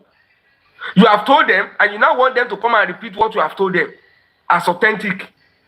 Kí Fọláṣadé wá jáde pé ká má parọ́ o kíní kan ní lẹ́yìn ikú rẹ̀ ló arrive ta ló mọ̀ bí tó gbà wọlé ta ló mọ̀ bóyá ọ̀nà tí Yomi gbà travel out ni wọ́n gbà wọlé irú primary school tí Yomi gbọ́mọ sí tó ní Kóredé nìyẹn lọ́ọ̀kan yẹn o ẹ̀hún ni o torí ìjà tó ń jà ni o ẹ wò London net o òun náà dẹ́ lóhùn sọ fẹ́yìn kankan tó ń fi lọ ni bóò la ṣe wá mọ̀ bí ìwọ náà ṣe wọlé ta ló welcome ẹ ní airport ṣé Blessing ló lọ welcome ẹ ní airport ni àbí ṣé evidence bó ṣe wọlé fídíò tó ṣe at everything so ti fi hàn Blessing ní tó dẹ̀ fi show date fún tí Blessing ṣe máa sọ̀rọ̀ pé yes is right o Blessing tọkọ ẹ ti dè mọ́lẹ̀ tọkọ ẹ ti ní wọ́n bá bàbá àlù bàbá ẹ̀ pa kó má sọ̀rọ̀ ló máa wá sọ̀rọ̀ nípa tiẹ̀ báwo ni tiẹ̀ ṣe jẹ́ o tó wá sọ pé ti dáàdi yín nìyẹn but ṣe mọ̀ pé tẹ́mi bá ṣe kinní kan mo máa ń jáde for everybody kí iná fi kan Alọ́ba tó jáde láti wá defend Alọ́ba tọ́mọ Alọ́ba fi máa wá clear wọ irọ́ wo náà pa Alọ́ba tí wọ́n wá clear ẹ̀ nígbà tí wọ́n ní ó bá ọmọ ẹ̀sùn ṣọ́wọ́ ló wá clear ẹ̀ ni èwo ló wá clear Alọ́ba lórí àbígbà tó ní kí Yomi kó lọ bá wọn irúnmọlẹ̀ kan gbóhùn lẹ́nu ẹ̀ tó ní is that baba we want to even make sure that we all first so that bàbá ò ní sínú struggle mọ́ ṣé gbogbo gbà yẹn náà ṣé Blessing wà bẹ́ẹ̀ ni ṣé bí wọ́n lọ mọ ibi tó ń fi sanwó fáwọn tó ní wọ́n ṣaṣẹ́ mọ́jú lórí bàbá oníbàbá àtàwọn gúrùpù ẹ̀ tó ní lọ́rọ̀ wọn ò fi yẹra wọn mọ́ èní ìwà ń pẹ́ ẹbí yẹn lẹ́bi ẹbí burúkú ẹbí tó níwọ̀n gbá dọ́wà náà àdúrà ò mọ nǹkan àdúrà is innocent bẹ́ẹ̀ bá ń lékun sí wọn ejò wọn máa lé sí yín àwọn ọmọ burúkú yìí bẹ́ẹ̀ lékun sí wọn ejò wọn máa lé sí yín Blessing pé òun pé n ò dẹ̀ believe pé yẹn burúkú ni yín o òun dẹ̀ jáde ó ní gbogbo ẹbí Blessing pátápátá ó ní olólórí burúkú ni wọ́n Blessing sójú ẹ̀ wà kálẹ̀ tójú ẹ̀ láǹsì wọ́n ló lè níyà ẹ̀ Blessing ọmọ ìyá ó lè sójú ẹ̀ wà ṣé Blessing kọ́ ló lọ tọrọ ọ̀rọ̀ Blessing Alọ́ba ọmọ ìyá olè ọmọ Abọ́sẹ̀dé olè tó jí nǹkan lé ọmọ ẹ̀ Karimo ló sọ bẹ́ẹ̀ wò ní kọ́ mo sọ o Karimo ló sọ bẹ́ẹ̀. ìgbà tí ìyá Karimo tó fàkáǹtì gba owó ọmọ bọ́ọ̀sì ìyá Karimo Ọlájùmọ̀kẹ́ Justina Adésànyà ìyá Mohbad lọ ilé ọmọ ẹ̀ ó lọ jí nǹkan ìyá Mohbad olè. ìyá Mohbad ó lè play voice note ti Bọ́sẹ̀dé ó lè play voice note Fọláṣadé ó lè play voice note ti Blessing kò gbé voice note ìyá rẹ̀. ó lóun bú ìyá òun ó ní ìyá òun ó léèyàn burúkú ni ẹnìkan ló máa jáde fún ìyá Karimo ó ní jáde fún ìyá mi wò wàá mọ bí mo ṣe jẹ́ lórí pápá ìjáde fún ìyá mi. àlómọ tó ń ṣe tani gbogbo sórí gbogbo wá fún ẹ kíní kan entertainment ni kódà wọ́n máa fọ̀rọ̀ wọ́n máa rẹ́rìn lẹ́yìn ni àwọn kan ló ń bá yẹ ẹja wọ́n ló ń bá burú ẹja mo ní irọ́ ni olórí burúkú ni wọ́n ń group wọn nílé wọn yẹn wọ́n kàn pínra wọn kiri ní ìwọ máa jà ẹni tó mọ̀ kò bẹ́ẹ̀ ní bọ́ọ̀dì jà gbogbo nǹkan tó ṣe láti ilẹ̀ ni mo ti sọ it's a plan work ni it's a plan work ni. ṣé ọkọ ẹ̀yẹ Karimọ́gbọ́n àti gbà nínú owó tí wọ́n ní wọ́n gbà sówó àkáǹtì àwọn ọkọ ẹ̀ tó wà lẹ́yìn òun náà ti gbowó ẹ̀jẹ̀ tí ọkùnrin wà bẹ́ẹ̀ kó má lè sọ pé kíyàwó ẹ̀ kókó sí gbogbo tó ń kó rẹ̀ bẹ̀rẹ̀ jẹ bẹ́ẹ̀. wọ́n lè ọkùnrin wọn kó lórí burúkú kùdì ní blessing bú vdm blessing wà ní. òun náà ti gbà ní owó yẹn ṣẹ́rí owó tó kàn gbà ṣáà tó gbà kò tí ì tó ni ní gbogbo àwọn ìjà rádaràda tó ń jà kiri yẹn percentage tí wọ́n percentage tọ́nà máa fún wọn ọ̀ tí ì fún ni ọ̀ tí ì fún ni àtàkì mọ̀ pẹ̀lú ìjà fún ìtẹ́jú ọ̀ tí ì fún ni kí blessing kí wàá máa gáìdì kí wàá máa sọ̀rọ̀. lọ́rùn wá fi gún rẹ̀ pa àtàwọn ọmọ ẹ̀ olóṣù. àwọn ọmọ ìrankíran ni wọn àti ìyá tó bí wọn àti bàbá tó bí wọn àwọn ọmọ ìrankíran. blessing gan ọmọ rádaràda ni blessing ọmọ rádaràda. tí ó bá ti pé tí ìyẹn náà ò bá jẹ́ pé ọmọ rádaràda báwo ni èèyàn ṣe bú bàbá ẹ̀ èèyàn ń bú bàbá ẹ̀ lójoojúmọ́ èèyàn ń bú ìyá ẹ̀ lójoojúmọ́ ó dẹ̀ tó ní courage ó ní gut láti wá pe fóònù ẹ̀ wọ́n dẹ̀ tún gbé. àní blessing ṣe ọmọ rádaràda ó lóun ò lè jáde wá defend bàbá wọn pé nǹkan tó ń sọ ò ṣẹlẹ̀ ọkọ òun ní kóun má jáde. Bukky Jesse sọ pé oníṣèbí Bukky Jesse ló sọ ó ń justify tanimusẹ ló ń justify lánàá fún Bukky Jesse. Bukky Jesse sọ pé the worst tí Àṣànà lè gbé wá nígbà tí Àṣànà ní sọ máa ṣe aṣọ àṣírí bàbá fún gbogbo wa a máa dá òkòjọ tá a máa fi ilẹ̀ mọ́ bàbá ni. Bukky Jesse wá dá Àṣànà lóhùn pé bọ́ọ̀sì tó lè sọ wà ní bàbá bọ́mọ ẹ̀sìn ipe èsì wa dẹ̀ ti di ìyẹn ọkàn wa yẹn kọ́ ló pa Mohbad but nígbà tí Karimọ́ ń bú bàbá ẹ̀ ó ń justify Karimọ́ ó ń sọ pé Bukky Jesse ló dá ọ̀rọ̀ yẹn sílẹ̀ ẹ wò ó ṣẹ́rí mo máa ń sọ̀rọ̀ kan gbogbo ìwà inú oníkálukú kọ́lọ́n fi dá wa lẹ́jọ́ ìyá Mohbad the greatest mistake bí bàbá Mohbad ṣe láyé ó ní kó pàdé ìyá Mohbad ó fi àyà ẹ̀ gbá abanilógo jẹ́ ní ìyá Mohbad kò sí pé ẹnìkan bá sùn tó máa ṣoríire mi ìrò bẹ́ẹ̀ ó mú ara ẹ̀ ó mú òṣì ó mú ìyà ó mú àìríjà àìrínà àìrílò tó wà nínú ara ó gbé wọnú lé bàbá yẹn ó sọ bàbá yẹn di ẹni tó ń le tí ò fẹ́ bá that's justice ó bí ọmọ mẹ́ta fọkùnrin ó fi mẹ́tẹ̀ẹ̀ta sílẹ̀ ò lọ you came back ó tún wá pẹ̀lú oró gbogbo ẹ̀rín tó ń rí sí bàbá yẹn ẹ̀rín oró ẹ̀rín ìkà ẹ̀rín tó ń la ẹnu ẹ̀ tó ń rí sí Mohbad ẹ̀rín oró ẹ̀rín ìkà tó bá sì mọ̀ pé o lè fẹ́ràn bàbá yẹn mọ́ wàá sì sọ fọ́mọ ẹ̀ pé Mohbad láti bí ọdún 17 àbí àtọ́bí ogún ọdún tí mo sì bàbá ẹ̀ sílẹ̀ o ti fẹ́ parí ìjà wa ó jẹ́ kó ṣáàjẹ́ ká mú kálukú máa ṣe ìyá ọmọ fóun náà máa ṣe bàbá ọmọ máa tọ́jú wa wá gbára ẹ̀ bá ṣe lé má kó wa pọ̀ mọ́ jẹ́ kí n máa rìnrìn tèmi kí bàbá ẹ̀ rìnrìn tiẹ̀. ó mú Mohbad ó convince Mohbad pé kó ṣàwọ̀ àti bàbá alọ́bàpọ̀ ó tún parọ́ fún Mohbad nínú irọ́ tó pa fún ó ìgbéró yẹn lọ ọ̀run ìyá Mohbad ó wọnú ayé bàbá yẹn ó bà ayé ẹ̀ jẹ́ ọmọ odindi ọmọ ẹ̀ kú àti bí ìjẹrin tí Naira Marley ti show account number yẹn sìn mo ń béèrè lọ́wọ́ àwọn tó súnmọ́ ìyá Mohbad how is she feeling ó ní bàtà lẹ́sẹ̀ ó láṣọ lára ọmọ ẹ̀ mẹ́kì owó náà lóòótọ́ a lè má mọ iye tó wà nínú àkáǹtì tí Wùmí àkáǹtì ìyá Wùmí as of today gbẹ́sẹ̀ Mohbad kú Karimo ẹlẹ́ni jíjọ ìsọ pé owó tó wà lákáǹtì tí Wùmí gbé sí àkáǹtì tó forúkọ màmá òun ṣí ó ní owó yẹn á tó 300 million Karimo lè máa parọ́ ó lè fàfikún sí kò sẹ́ni tó mọye tó wà nú ẹ̀ but the thing is báwo ni ìyá Mohbad ṣe fíìlù sìn tó sì wà lórí Wùmí mi ò tí ì dà ẹ́ tó sì wà lórí Wùmí mi ò tí ì dà ẹ́ bàbá ní nǹkan tí ọmọ yìí pa ló tó ní ó ní kú ẹ̀ ló pa ó ní kú owó ni Mohbad kú bàbá ló mọ nǹkan tó rí bàbá ló mọ nǹkan tó gbọ́ bàbá ló mọ nǹkan tó lọ́run fi hàn but ìyá Mohbad like I said anybody tó bá wọ́n ti gba sátidé lọ́wọ́ ọmọbìnrin yẹn wọ́n ti fún ní Sunday kòròfó ló ń gbé káàkiri bó ṣe wà kòròfó. tẹ bá gbé bọ́ǹdù 1,000 ẹyọ kan sọ́wọ́ ìyá Mohbad ó lè fọjọ́ mẹ́ta kákò dẹ̀ ní moye tó wà ní ẹ̀mí mo sọ bẹ́ẹ̀ kò kí ń ṣe èmi ni mo ti sọ mi ò parọ́ o mi ò parọ́ fún yín o mi ò parọ́ fún yín o kò lè mọ̀ tẹ bá fẹ́ convince ayé ẹ̀ jù ẹ kó 100 naira 200. kòròfó ló wà lára ẹ̀ ó kàn ń rìn ní kòròfó ní bó ṣe wà yalu kò mọ anything kò mọye tó wà nù ẹ̀yẹn ìyá Mohbad.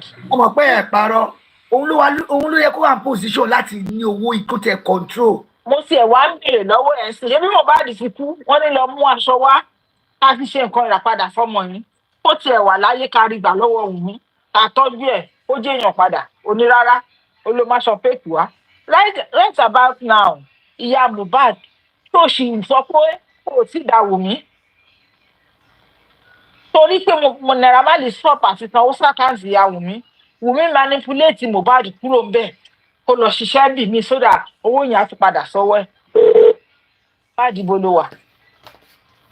Kí ló ṣe porúkọ ọmọ òun ni kò sẹ́ni tó bá ń ju liam fọmọ ọmọ ẹ̀ ni please àwọn The View wọ́n ti ṣe program kan lẹ́nìí mo dẹ̀ mọ̀ pé lórí ọ̀rọ̀ Mohbad náà ṣe lọ́wọ́ program wọn yẹn síta tán ṣe mo mọ̀ pé lórí ọ̀rọ̀ DNA lóníkálukú ṣe ń wọ̀nà àti bọ́tọ̀ àti DNA láyé òun nìyẹn wọ́n ní ọmọ tó bá ti bí nínú márèèjì tó pé 231 days tọkùnrin yẹn ò sọ pé kì í ṣe tòun nínú òfin tọkùnrin yẹn ni I don't know mi mọ nǹkan tó yẹ mo fẹ́ sọ nípa yẹn ọ̀rọ̀ Mohbad yìí torí ọ̀rọ̀ DNA yìí òun ló ní kálukú ṣe ń wọgbó lọ tán gbà gbó ìyá mi ṣe rí ibi tí lọ ìyẹn ti ń bọ̀ ibi tí lọ ń bọ̀ ẹ ti ń bọ̀ ibẹ̀ ló máa padà sí. náà ṣe gba ẹgbẹ́ ẹsẹ̀ igbó bọ́ sígbó náà gbẹ̀sẹ̀ igbó bọ́ sígbó ìyá Mohbad how are you feeling kí result Liam dé Wùmí ti fi àpẹ́ǹtì yá ìgbowó Mohbad láti gbà sí Mohbad sí sáyẹ̀nsì Naira Marley record wọ́n sọ̀pọ̀ ẹ̀ láàrin kan àárín tó sọ̀pọ̀ ẹ̀ Mohbad gbowó ó sáré ra mọ́tò ìgbà tó manipulate Mohbad tó kúrò bẹ́ẹ̀ tún padà lọ gbogbo $72,000 tó lọ pín fún Mohbad lára owó audio mark gbogbo owó streaming orin ẹ̀ tán pín fún tó gbé kúrò nílé yẹn kò sẹ́ni tó lè náwó síbi tó wà Wùmí tán ó tẹ́wọ́ gbà ó kò sáàkáǹtì sí ẹ̀ ibi tán náà ti dí 300 million yẹn yàtọ̀ sí àwọn owó iṣẹ́ míì tó ṣe Bouncing was a song tó kọ ní around December ìgbà píópíó around December 2022 after maybe 2 months or 3 months tó kúrò lọ́dọ̀ Naira Marley gbogbo streaming orin yìí gbogbo owó orin yìí Wùmí divert sáàkáǹtì sí ẹ̀ ìyá Mohbad ti kú sí i wọ́n wá sọ fún ẹ pé ọwọ́ Wùmí yẹn gbóò kò kí ń ṣe Mohbad lónìí torí pé wọ́n sọ pé kò sẹ́ni tó lè sọ pé kì í ṣe ọmọ Mohbad let us just look at it kódà jẹ́ ọmọ yẹn ni Wùmí fi pa Mohbad tó ná Mohbad ọmọ tiẹ̀ lọ́rùn tó wá jókòó tó tún wá gba ogún ẹ̀ lórí ọmọ tí kì í ṣe Mohbad ló bí because people don't think àwọn èèyàn kí ronú number one èmi tó máa ṣe sọ pé kò ṣe ọmọ Mohbad but torí pé wọ́n bí nínú marriage ọmọ Mohbad ni the reason why we are asking ni pé ká fi crack nǹkan tó pa Mohbad nílé ká fi bá ọ̀rọ̀ tí àwọn èèyàn sọ nípa nǹkan tó ṣẹlẹ̀ lójú ọ̀nà sílé is the reason. Ìyá Mohbad how are you feeling? Báwo ló ṣe rí lójú ẹ̀ sìn? Báwo ló ṣe rí lójú ẹ̀ ìyá Mohbad? Nípa ọmọ ẹ̀ ọgbà ogún ẹ̀ ó jogún ẹ̀ láyé ó tún jogún ẹ̀ lọ́run ó tún bá fọwọ́ dẹ̀ èwo àti bàbá ẹ̀ nímọ̀ àti gbogbo fámìlì yìí ó wá ní àmì ò tí ì dá ẹ o. How are you feeling? Kò sí obìnrin kò sí ẹni tó bí ó ti bímọ àbọ̀ tí bímọ jẹ́ sí gan sọ pé báwo ló ta ní Wùmí ṣe ṣe tó gbowó Mohbad sínú àkáǹtì ìyá ẹ̀. There's a criminal act òun ni nǹkan tí Wùnmí ṣe yẹn because ó ti mọ̀ pé from the beginning owó yìí ń wọ ọwọ́ mi tó bá kú tí nǹkan kan bá ṣe Mohbad kò sẹ́ni tá lè trace owó yẹn dọ́wọ́ mi is the reason a fẹ́ fi mọ bàbá ọmọ tó gbé dání bọ àwọn olórí burúkú kan ọ̀rọ̀ kan lórí kan lè ró especially ìyá Mohbad is number one olórí burúkú tó lórí tó lọ́pọlọ tí ò lè ró tó ṣe bàṣubàṣu nínú ọ̀pọ̀lọpọ̀ nínú surplus ní Mohbad ní ẹ̀ ń jẹ̀jẹ̀ ìdírí ẹ̀ ń tilé yín wọ mọ́tò wá ẹ̀ wá kúnlẹ̀ nínú living room ọmọ yín ẹ̀ ń bẹ Wùnmí kó lè jẹ́ kẹ́ gbowó lọ́wọ́ Mohbad yẹn kú lójijì ẹ wá jókòó ẹ wá ní Wùnmí ẹ̀ tí ì dá ìyá Mohbad how are you doing now ọmọ tó manage Mohbad sọ́wọ́ kú ṣèyí ó tún ti manage àdúrà mo ń gbọ́ ṣe tán ní àdúrà sọ pé kó má manage òun mọ́ kókó ògbóró yá sí fóun kó máa lọ kò fẹ́ kó fọ́mọ yẹn tó bá tún kò sọ́lẹ̀ tó kú kí ni ìyá Mohbad á sọ ìyá Mohbad jókòó síbẹ̀ o kò lọ́rọ̀ lẹ́nu o àdúrà sí sọ pé kó fi sílẹ̀ òun ò bá ṣiṣẹ́ pọ̀ nǹkan tábìlì gbogbo bọ́ ṣe ládùúrà gọ̀gọ̀gọ̀gọ̀ á ní nǹkan tó ti rí sí i tó fẹ́ gbé wọ́n ti ń jókòó lé wọn lórí pọ̀ ìyá Mohbad ààyè bọ́ ẹ ṣe ti Mohbad délé yìí ẹ sọ fún Wùnmí pé Wùnmí o mi ò sí dà ẹ́ pápá tí pàdúrà ò tún nídà wọn náà ò ní dà wọn Mohbad kú mánéjà ẹ̀ ò give statement lọ́jọ́ kan wọ́n fọ́ mú síta wọ́n sọ mú bí ọmú wá lóun ṣọkùnrin lesbian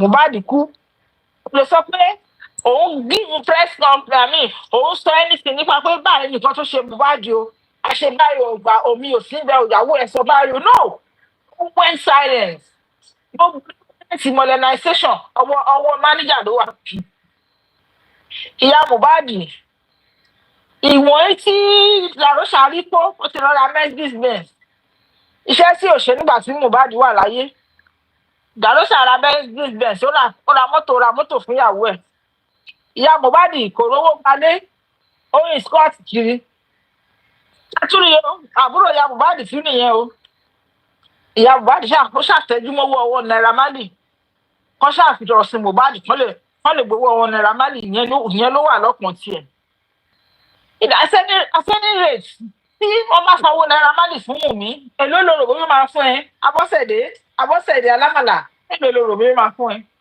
torí ẹ gbọ́ gbogbo yín ẹsẹ̀ tó ojú sí owó ọmọ 26 years tẹ́ ẹ̀ mọ̀ bó ṣe kú ọmọ tó fi abẹ́ ẹ̀ bí tó bá tiẹ̀ jẹ́ pé kò dùn ẹ́ nígbà tó bí ó yẹ kó ronú ìgbà tí ṣéèpù ẹ̀ ṣéǹjì nígbà tó gbóyún ẹ̀ láti ẹ̀ ló feel any pain ó yẹ kó wo bí ìkàn ẹ̀ ṣe rí nígbà tó bí ó yẹ kó wo àsọtẹ́lẹ̀ tí Ọlọ́run sọ fún ẹ lórí ẹ̀ tí wọ́n rán èèyàn tó sọ fún ẹ pé ọmọ tó bá máa bí o lè rò bóyá condition ẹ le má ṣe oyún yẹn o bí torí alábùkún ni Ọlọ́run fẹ́ fọmọ yẹn ṣe fún ẹ ó da gbogbo ẹ̀ sókun ó tẹ̀lé Wùnmí mi ò tí dà ẹ́ o Wùnmí mi ò tí dà ẹ́ o ìyà tó máa jẹ Darosha ti gba owó láwọn ibì kan ó ti sáré lọ ṣe propose ó ti náwó ó ti lọ láìlò wọ́n ti ń dúró de owó ọwọ́ Naira Marley tí wọ́n bá ti pín lẹ́ẹ̀kan ẹ lè gbọ́n kankan mọ́ ìyá dẹ̀ máa jẹ́ ìyá Mohbad torí mo sọ̀rọ̀ yẹn mo ní láti gbà tí Mohbad ti kú dè níyì owó tó ti rí gbà lórí ikú Mohbad kò lè less than 15 to 20 million tí o lè apply fún 2 million just 2 million out of it in 20 years tó jòkó tì tó ti ń ta wóróbo tó pé 2 million tó wà ní ṣọ́ọ̀bù yẹn torí tó bá pè wàá rówó gbalẹ̀ ò ní máa sport kiri ẹ ní máa sá kiri bí ẹni tí wọ́n ń lé wọ́n ní kẹsùn tẹ́lẹ̀ ẹni sòótọ́ ìyàdẹ̀lẹ̀ máa bá bẹ̀ bó wu Nigerian police kó sáìdì yín bó wu president Tinubu kó sáìdì yín bó wu gómìnà Lagos State kó sáìdì yín gbogbo yín pátápátá ẹ̀ máa jìyà mi ò tiẹ̀ rí tuntun kí n lára kiri pé ìyá Mohbad ò ní jìyà mi ò rí o ó máa jìyà ìgbà tí ọdún tí Mohbad kú wọ́n lọ celebrate ẹ wọ́n ṣe birthday wọ́n ṣe photo shoot ìgbà tó ọdún míì tẹ̀lé wọn ò rántí ẹ mọ́ àwọn kan náà kàn ìgbà tá a tó sọ bíi pé àmà rántí pé wọ́n ṣe photoshoot ní ìlọ́dún fún ìyá Mohbad àwọn mẹ́ta kan gbé ẹ lọ wọ́n lọ ṣe photoshoot fún ẹ ó múra bí ẹni tó fẹ́ lọ bọ́ síná that's how it's gonna be.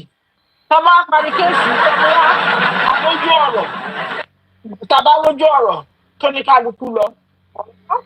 Lagos state government ṣèfẹ́nu wọn wọ́n gbé ọba ilé yín wọ́n gbé sọ́wọ́ Wùmí wá lọ gbalé as of now ò tí mo àdírẹ́sì ilé Wùmí ebi ló máa lù ẹ́ pa ebi ìwọ tó yọ̀lẹ́ tẹ́lẹ̀ wọ́n ní kó móhùn ẹ̀ wá kán fohùn kún kán fi béèrè fún justice kan mọ́ ẹ òun sá kiri òun gbéraga òun ṣe gàlégàlé bàbá Mohbad sì kọ orin síta ó sọ fún ẹ pé orin òun wà lórí audio mark òun náà fúnra ẹ̀ báyìí bó jẹ́ 1000 ló pa lórí owó orin yẹn àjẹmọ́nú ẹ̀ ní ọwọ́ ara ẹ̀ ló fi ṣiṣẹ́ yẹn ebi ò ní pamọ́ ó ti bọ́ síta ń tiẹ̀ bọ́tí ìwọ tó jókòó tó ṣàfẹ́júmọ́wọ́ yẹn bó ṣe fẹ́júmọ́wọ́ yẹn ni Wùmí fẹ́júmọ́wọ́ yẹn tówó yẹn ò bá bọ́ sọ́wọ́ ìyá Mohbad bí máa lo àkísà kẹ́yìn aṣọ. Ìyábọ̀ Òjó tó ń pọ̀ máa ń jẹ́ pé fóònù Mohbad tó ní káwọn yẹn fẹ́ fi àṣẹ́sì nǹkan tó pa Mohbad tó pọ̀ máa ń jẹ́ pé lọ fún Wùmí tó lọ fún Wùmí.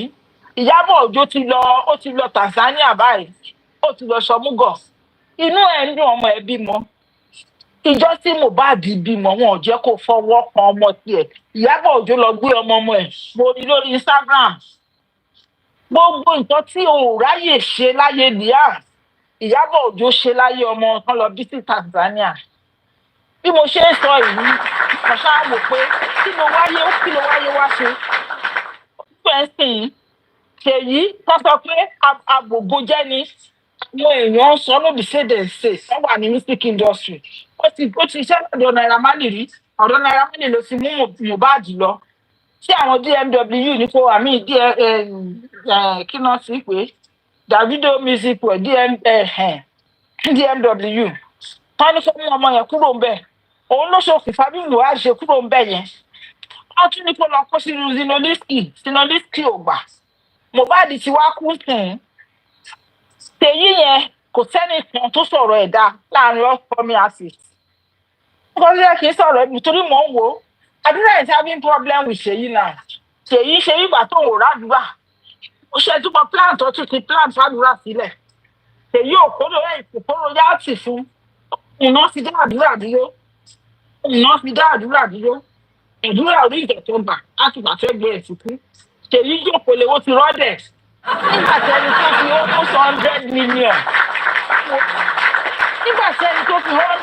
almost 100 million dá immobilization sílẹ̀ tó fi dá immobilization sílẹ̀ tó pa túyẹ́ bí adìyẹ tí gbogbo àgbáyé dìde pé kán wá nǹkan tó pa tí Lagos State àti DPP tó suppress ẹ̀ débi tá a dé yìí ìwọ tó kọ̀ọ̀kan ò tó magos àdúrà ò tó magos tí Ṣèyí á fi pa ẹ́ kò sẹ́ni tó máa gbọ́ ìyá Mohbad sì jókòó síbẹ̀ ó ní Wùmí òun ò tí ì dá ẹ́ Wùmí òun ò tí ì dá ẹ́ mi rírọ ẹ̀ láyé mi ìyá Mohbad is 51 now likely going to 52 Wùmí is 26 ọmọ tó lè bí ó ń ṣe báyìí pé ò tí ì dá ó ń sọ síta gbangba pé ò tí ì dá ìmùlẹ̀ wo ló wà láàrin wa àti Wùmí tó ti dá Wùmí àdúrà sì wà lọ́wọ́ Ṣèyí sìn òun àti Ṣèyí fa ogun lọ́wọ́ kó ló yáàtì tèmi fún mi kó jẹ́ kí n máa lọ kẹ́rù ẹ̀gbọ́n mi fún mi kó jẹ́ kí n máa lọ Ṣèyí ò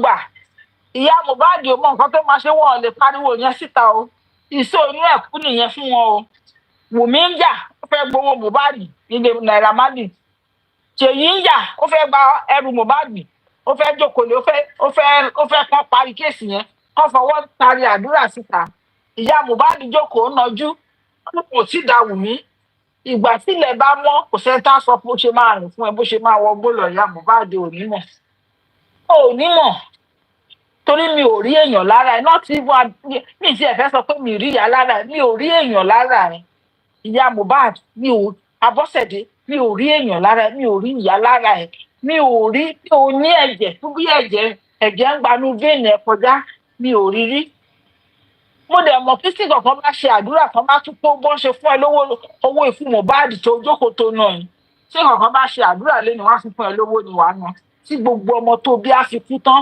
owó yìí ni wàá máa gbà tí wàá fi dá lákìsà 50,000 30,000 5,000 10,000 lówó tí o máa gbà ya Mohbad àánú ẹ̀ ò ṣe mí. ṣé máa thank you everybody God bless.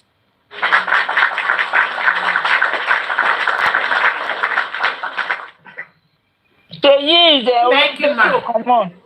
Yes, Thank you, Sheyi ma'am. is the manager of Mohbad. She's still Yes. the one managing Adura now. She's still the one managing Adura now. And Adura is having problem with Sheyi. Adura is demanding they pay him his brother royalty and get out. They are not giving it to him. And they are having problem. So, yes, that lady. Yeah. Is it the same Sheyi that a lady that had a son for Zlatan? Yes, only manager now. Only now. No manager. Adura ni. Hello, yeah. You know what I'm now. Modernization. Okay. Oh, okay. Then you daddy Shark legacy, new legacy. Say my mommy TikTok country. God bless you. All right. Legacy. Thank you, ma. Eshima. Who is next? Mama Tiposh, good evening. Good evening, Sister Comfy. Good evening. Long time. Miss you. Good evening, everyone. Sexy me, Mommy Ayekoto, Mr. Prince, Rato, and Yayo. Everyone on the comment section, I greet you. I want to appreciate everyone for standing strong and holding on this cause. I mean, for whatever happened today, I know a lot of us are not stressed out, even if it's so annoying, but we already know their ways now, their strategies, they are, trying to manipulate and change narratives. But we are grown. We've overcome all that. We are bigger than that now. Atigeti walo. We don't just take anything in. Because all this that just happened today is what Baba Mohbad has talked about and has passed. And we know how he talks. There's no way he will be talking and placing Karimo into the equation.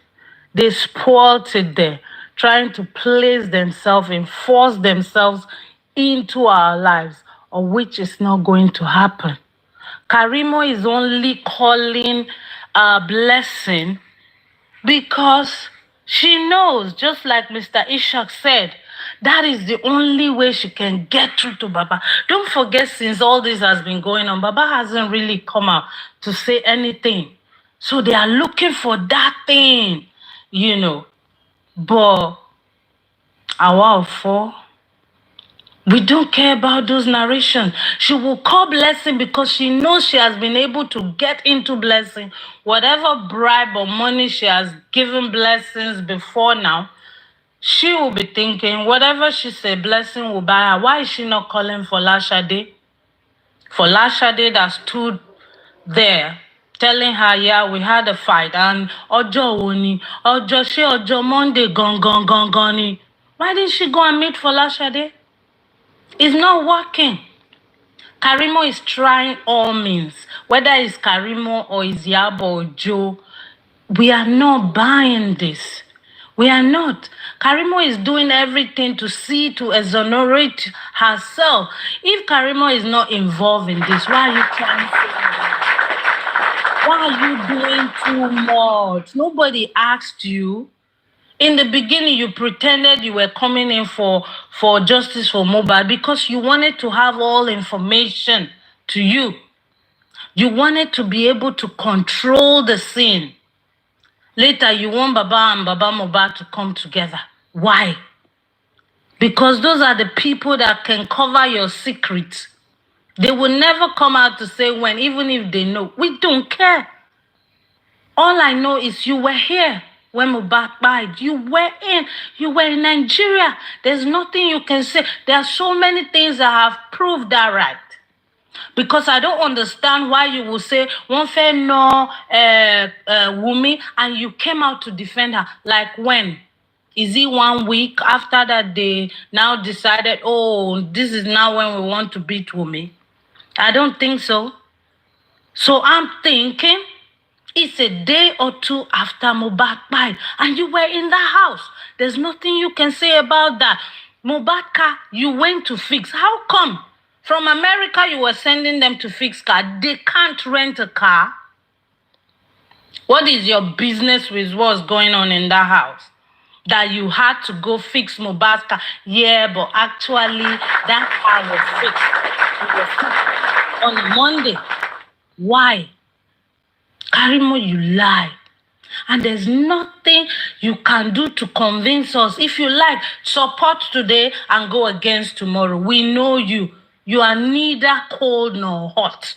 You know what they do with those kind of people? They spew you out because you have no taste. You are tasteless. Your story is old. There's nothing new about you. We are focused right now. Very focused. Very focused. And the only option you have is bringing out your passport. That's the only way. We are not police. We are not detectives. We cannot come and meet you in America. You said you are the whatever there. I don't understand why you have to put yourself through all this pain. Calling, making video call, doing VN. For what exactly? When you can simply go into your room, bring out your passport, open it, take a photo shot or a screenshot and post. That's it. That's it. And that will be solved.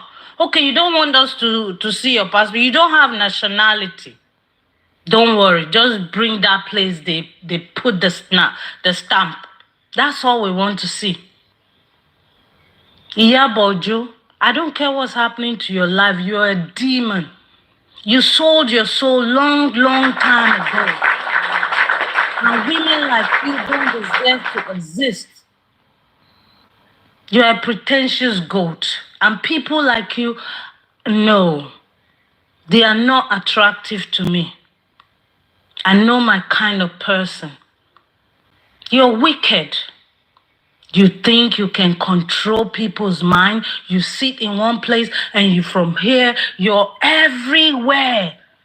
But you see what you've gotten yourself into in this justice for Mohbad will stay with you for the rest of your life.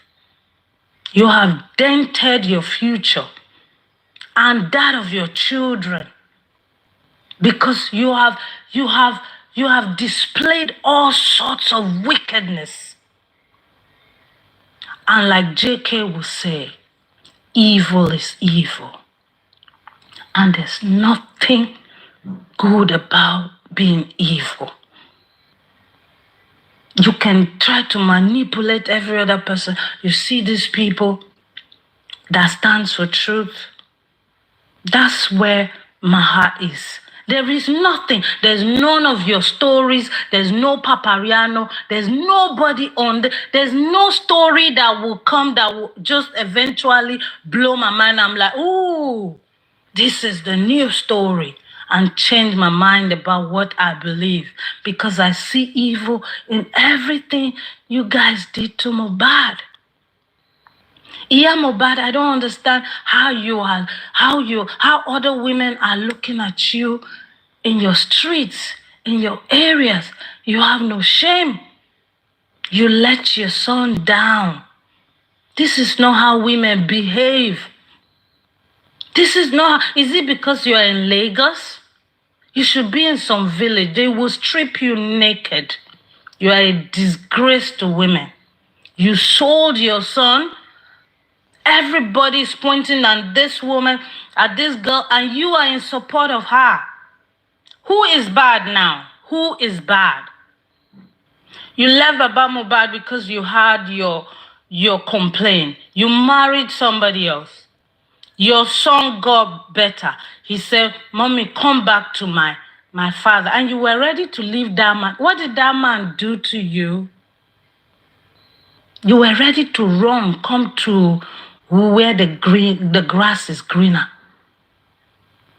And you've forgotten that you had children for that man. I'm just trying to tell you the kind of woman that you are. That you are not a good mother. You are not a good mother.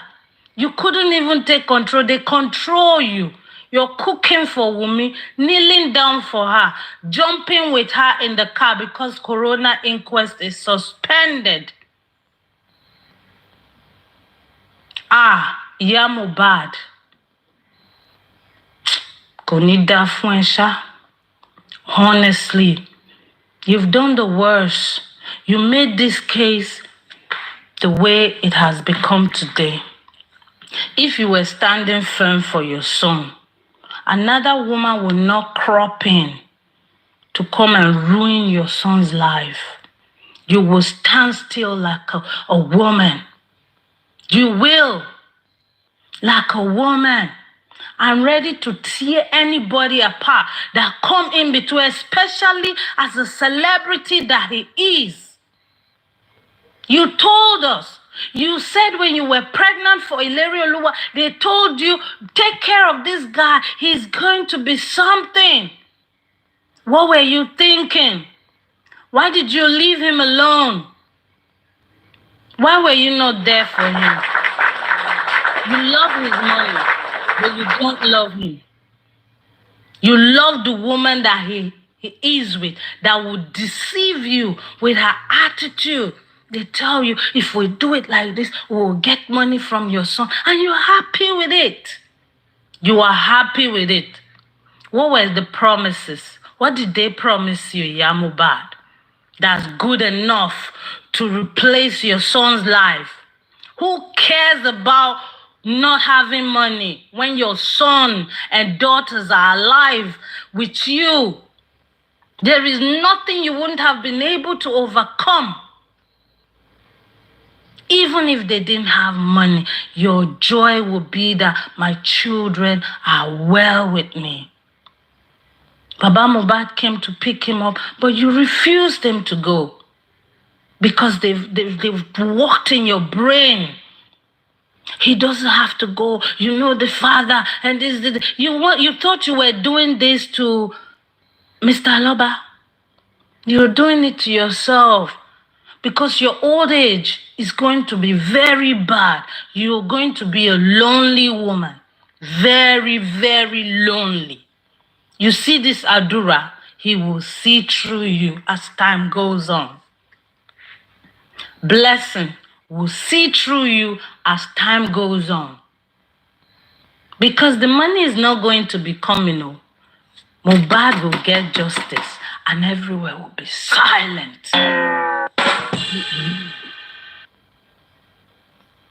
You will be seeking and you will not find. Everybody is gone. Karimo is gone. Everyone is gone. Iyabo Mohbad. You did him bad.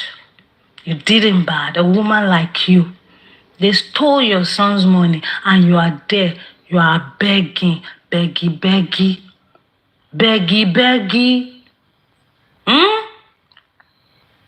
Onikaba children. You are begging up and down. Is it not Wunmi that's supposed to be crawling before you like you are the madam, the goddess of the house? They never born that girl well. Wallahi. Like, seriously. I will see through her. You don't have eyes. You're a pretender. Our boss said they the dreamer. You're a liar. You didn't see anything actually. They called you and you knew what happened to Mohbad. You kept it. Iyabo Mohbad, look at what's happening to you. Only you in Nigeria. You are not ashamed. But look, all your secrets, you see all the people you are dancing around. Okay, you ran to Iyabo, Ojo, and Tonto because they are celebrities. Baba is not. And you thought things will remain like that? My dear, God's ways. For my thoughts are not your thoughts, neither are your ways my ways, says the Lord. He has his way of doing his things. That's why changes are coming. Changes are coming. And where are you now? You are silent. You have no mouth. It doesn't matter what they will bring up. I have a conviction in my heart that this case will not just end till Mohbad gets justice. Because I always use this phrase. When the Bible says they will come like a flood, I love that Bible phrase so much. They will come like a flood. Do you know what that is? It destroys everything. But what the Bible said is, I will raise a standard against them. That is what's happening. It might seem a little bit rough, but it's going to be okay. And you, Abosede, everything will go back to you and Wunmi and Iyabo and everyone that has a hand in the pie of Mohbad. It will go back to their head one by one. Do you know what this justice for Mohbad taught me? Yesterday we were on a live. I was actually enjoying that live, you know. Sometimes we lose some things. We're talking about God in this case. I loved it. Because I know several times I have sat down, some things will come out like I worry a lot. And I'm like, oh God, how is this? Some things come out and I sit down, I cry. I'm like, God, you are actually at work in this case. Honestly, you have to have that eyes to see it. But you all are blinded. And you don't know that you're running to your fall. Your fall is coming and is near. And no matter what you're trying to cook up, it's not going to work. Mohbad will get justice. And all glory will be to God at the end of the day. I mute my mic. Thank you so much, Mommy Comfy, and everyone. God bless you. Thank you.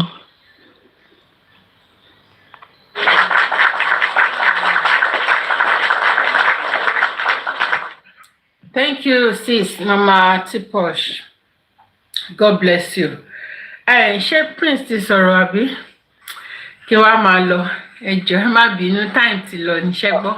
For me, ẹ má bínú. For those that are still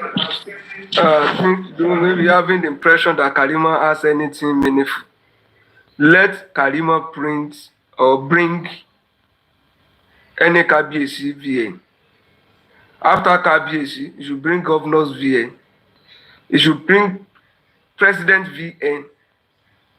It will not change our position on who is the first or the second nurse. We are not. If Karima is saying, blessing, attack VDM, should be Karima to attack VDM. It means the virus of Karima has infected blessing. So how does that concern us? So how come Karima that accused VDM is now the one to tell us that blessing accused VDM? You know the plan of Karima from day one. The reason why she wanted to be close to Aloba is the same thing that she's doing now.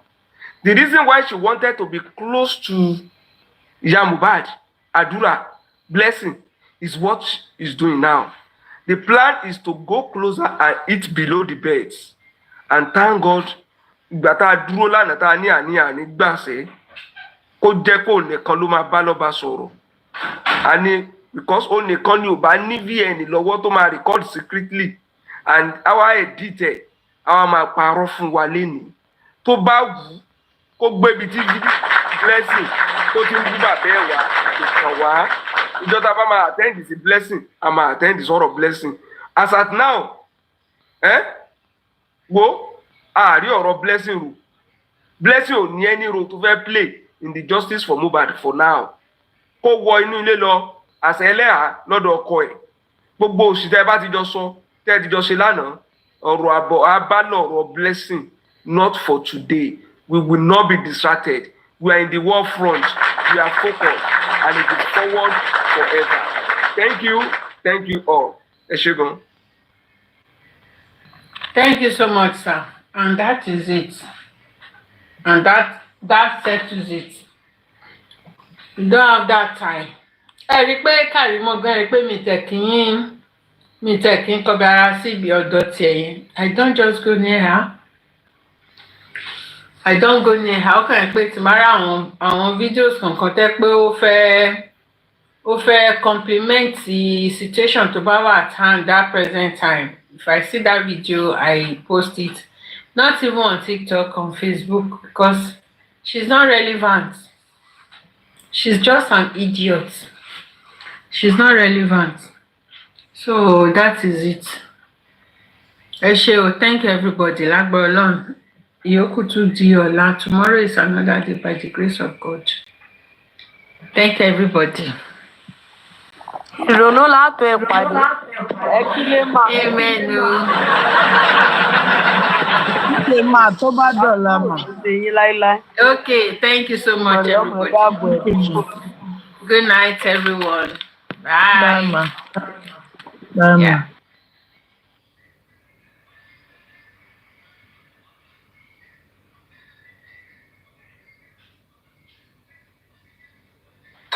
How tell me, this bush boy just wanted to suck the gift out of you. When you give me the jealous, they like that gift. I hope you take your gift to somewhere that will appreciate it better. But again, Thunderfire, wherever you take your gift to, please don't control them. Give them because you like what they are doing, support them. Don't give them because you want to control their life. Please don't do that. That's very wrong. Do you understand? Do they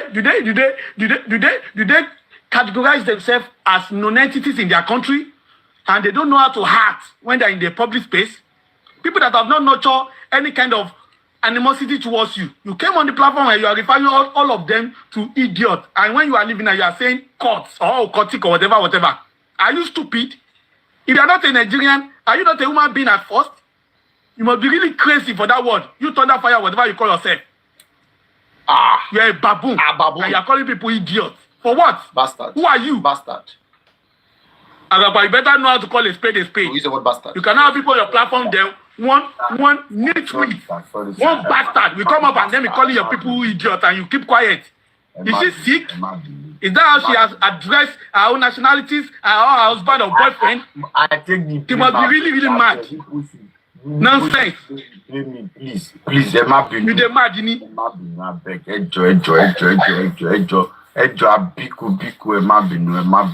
idiot.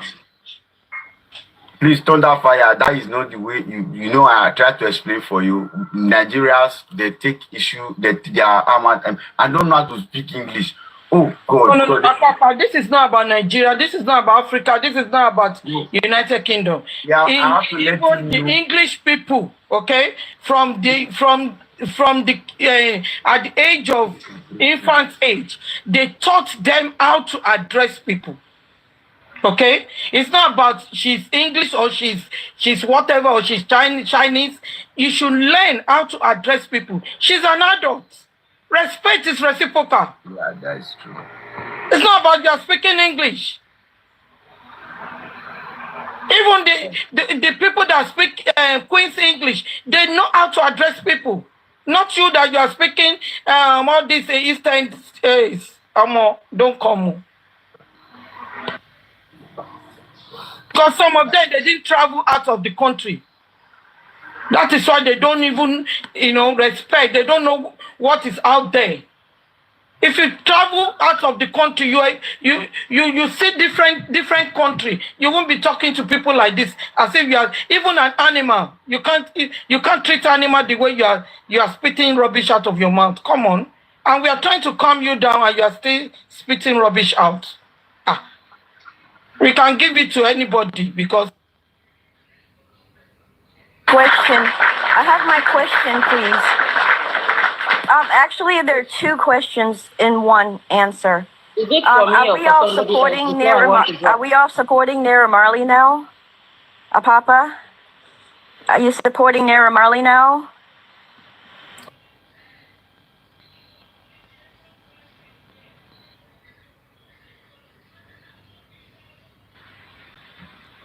Yes. Let's pause that one first. We'll use that one to enjoy. Hello, guys. Can you hear me? Hmm? Can you guys hear me? If you can hear me, say yes.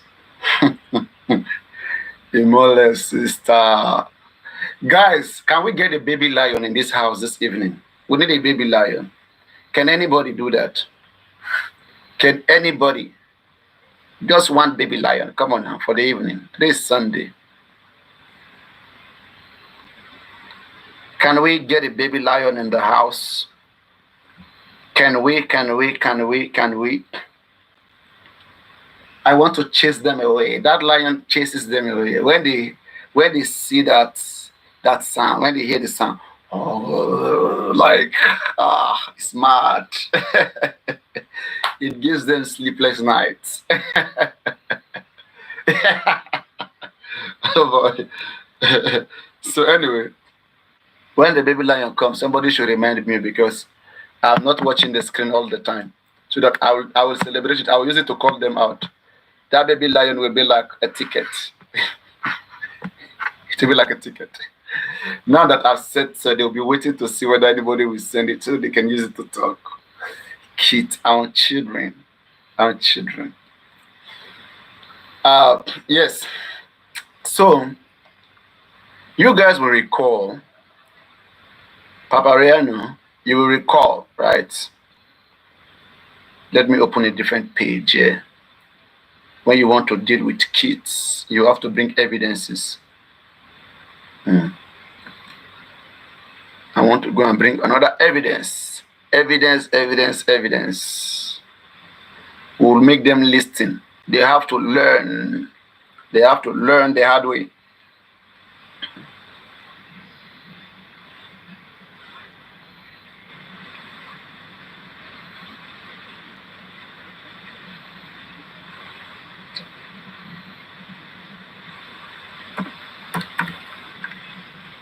Whatever you know how to do, everybody know how to do it. Nobody will use Abidwan. Okay, wait.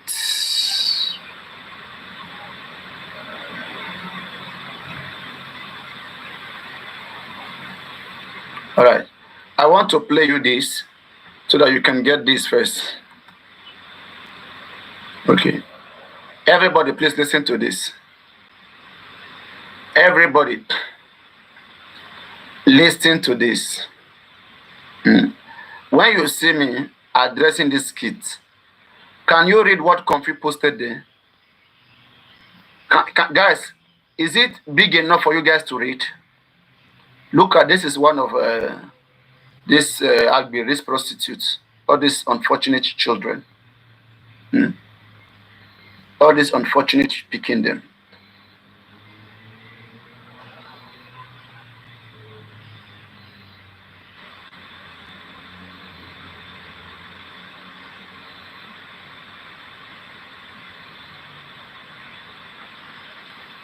I want to see whether you guys can read it.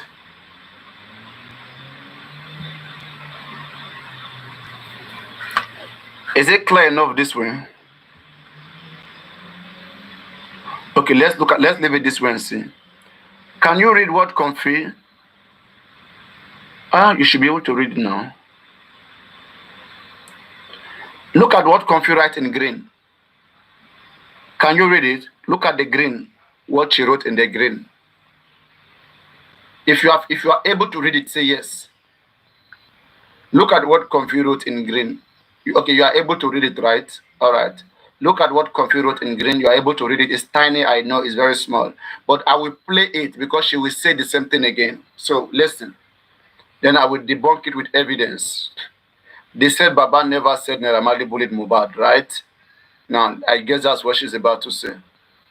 I told this kid, they keep defending Baba for everything. They don't research. Useless people. Listen.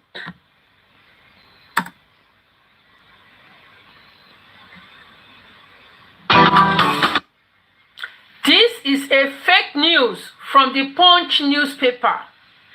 This is the handwork of Iyabo.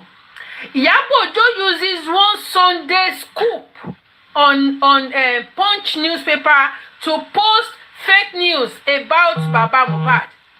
Baba Mohbad never said so. Baba Mohbad has been saying this from day one, that Naira Marley never spied his son. Baba Mohbad has been saying this. Let us stop all fake news. This is fake news. Fake news coming from Iyabo and Iyabo and maternity gangsters.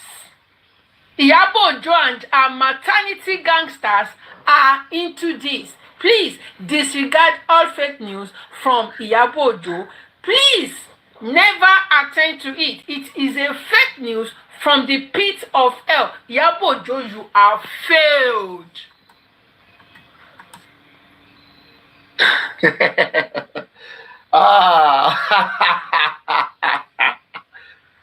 Ay, ay, ay, ay, ay, ay, ay, ay, ay, ay, ay.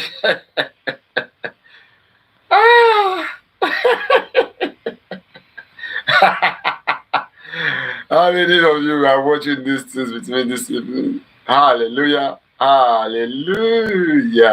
So now, guys, let's say that I cannot read. Can you read what Comfy put there? You see, all of them right now, they are withdrawing their statement. Baba Mohbad never said Naira Marley bullied Mohbad. Okay? Now, let me prove you wrong. Another evidence from Papa Bingo. Papa Bingo.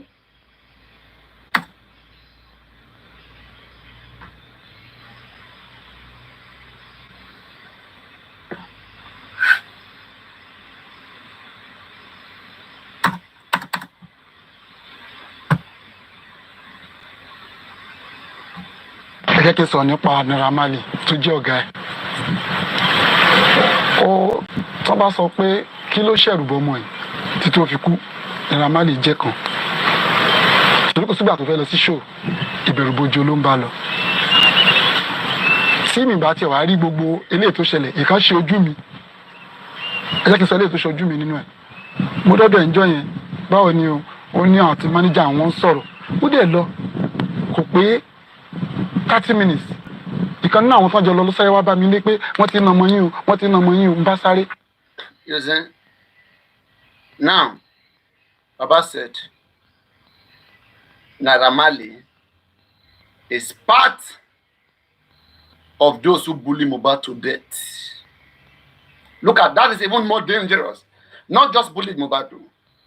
Naira Marley pẹ̀lú àwọn tó ṣẹ̀rùbá títí ó fi kú. That is, Naira Marley was part of. You see, that's what I say, the same thing that they are putting on Iyabo. Very Dark Man did the same thing. No, I paused it so that I can explain. It's not freezing.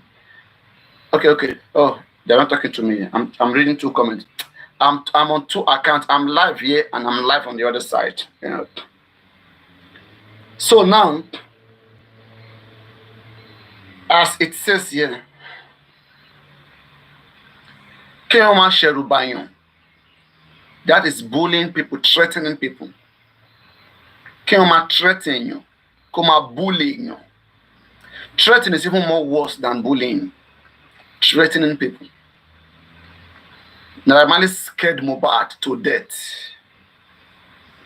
He scared him till he died. Anyhow you want to put it. Baba even support it that he went there, that he witnessed it.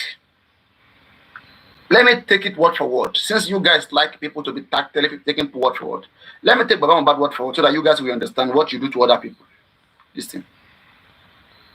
Ẹ jẹ́ kí n sọ nípa Naira Marley tó jẹ́ ọ̀gá ẹ̀. Tó bá sọ pé kí ló ṣẹ̀rù bọ́mọ ẹ̀ títí ó fi kú, Naira Marley jẹ́ kan. All right. If they say who caused fear on Mohbad till he died, One, Naira Marley is part of them. Then he wants to explain. torí kò sígbà tó fẹ́ lọ sí show ìbẹ̀rù bojo ló ń bá lọ. All right. He said, no time Mohbad will go to the show. That Mohbad always go there with fear. To whatever show with fear. tí mi bá tiẹ̀ wá rí gbogbo eléyìí tó ṣẹlẹ̀ ìkan ṣe ojú mi ẹ jẹ́ kí n sọ eléyìí tó ṣe ojú mi nínú ẹ̀.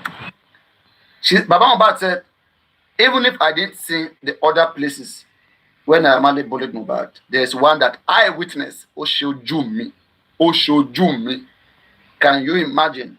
Anybody who hear you saying that you witnessed it. You see, when police said that, a lot of the witness interrogated said Naira Marley bullied Mohbad. If Baba Mohbad says this thing like this to the police, they will arrest Naira Marley. And this is one of the reasons why they detained Naira Marley. Baba was part of those that said to the police that Naira Marley bullied Mohbad, and they detained Naira Marley there for months. For months. Iyabo did not provide any evidence. She just screamed on the internet. Baba is an eyewitness. Baba said he can't show me. You see? Oh, show me. And the same Baba is opening mouth to confront Iyabo. Can you imagine? You all abuse Naira Marley, including VDM. How can you just wake up and say, cancel Naira Marley with your big platform? You know how many people that don't follow Naira Marley, they don't follow him because of you guys. And now you are trying to make it like it's something special. You guys should go and bring evidence. Let's go and do autopsy, toxicology, and let us bring nothing I see anything bring come. They come, they capitalize on petty things. So let all of us capitalize on petty things and let's see the evidence. So Baba right now said he can't show me that I witnessed Naira Marley bullying Mohbad. One was in front of me. Let me take it back again. I'm a Yoruba man, I can translate Yoruba. tí mi bá tiẹ̀ wá rí gbogbo eléyìí tó ṣẹlẹ̀ ìkan ṣe ojú mi ẹ jẹ́ kí n sọ eléyìí tó ṣe ojú mi nínú ẹ̀. mo dọ́dọ̀ ẹ̀ńjọ́ yẹn báwo ni o ó ní àwọn tí máníjà àwọn ń sọ̀rọ̀ ó dẹ̀ lọ kò pé 30 minutes ìkan nínú àwọn tó ń jọ lọ ló sáré wá bá mi lé pé wọ́n ti ń ọmọ yín o wọ́n ti ń ọmọ yín o ń bá sáré. He said Mohbad went to Naira. It wasn't even up to 30 minutes. One of them that they went together with Mohbad, one of the person accompanied Mohbad, they ran back home to say, Baba Mohbad, they are beating Mohbad, Mohbad has been beaten. Mohbad has been beaten, Mohbad has been beaten. Then the father said he went. Mohbad father said when he got to the street of Naira Marley, he met his son. Okay? There was marks all over his body, like they've injured him. And Mohbad said, Daddy, let's be going home.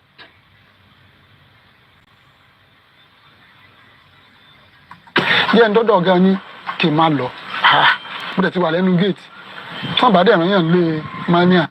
So he said, Baba Mohbad said, he told Mohbad that let me go see your boss Naira Marley so I can address this.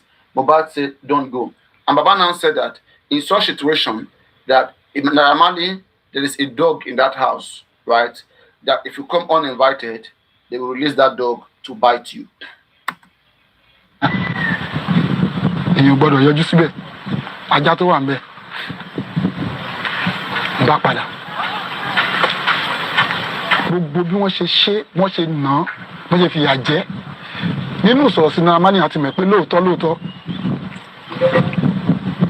ó pẹ̀lú àwọn tó fìyà jẹ ọmọ yìí.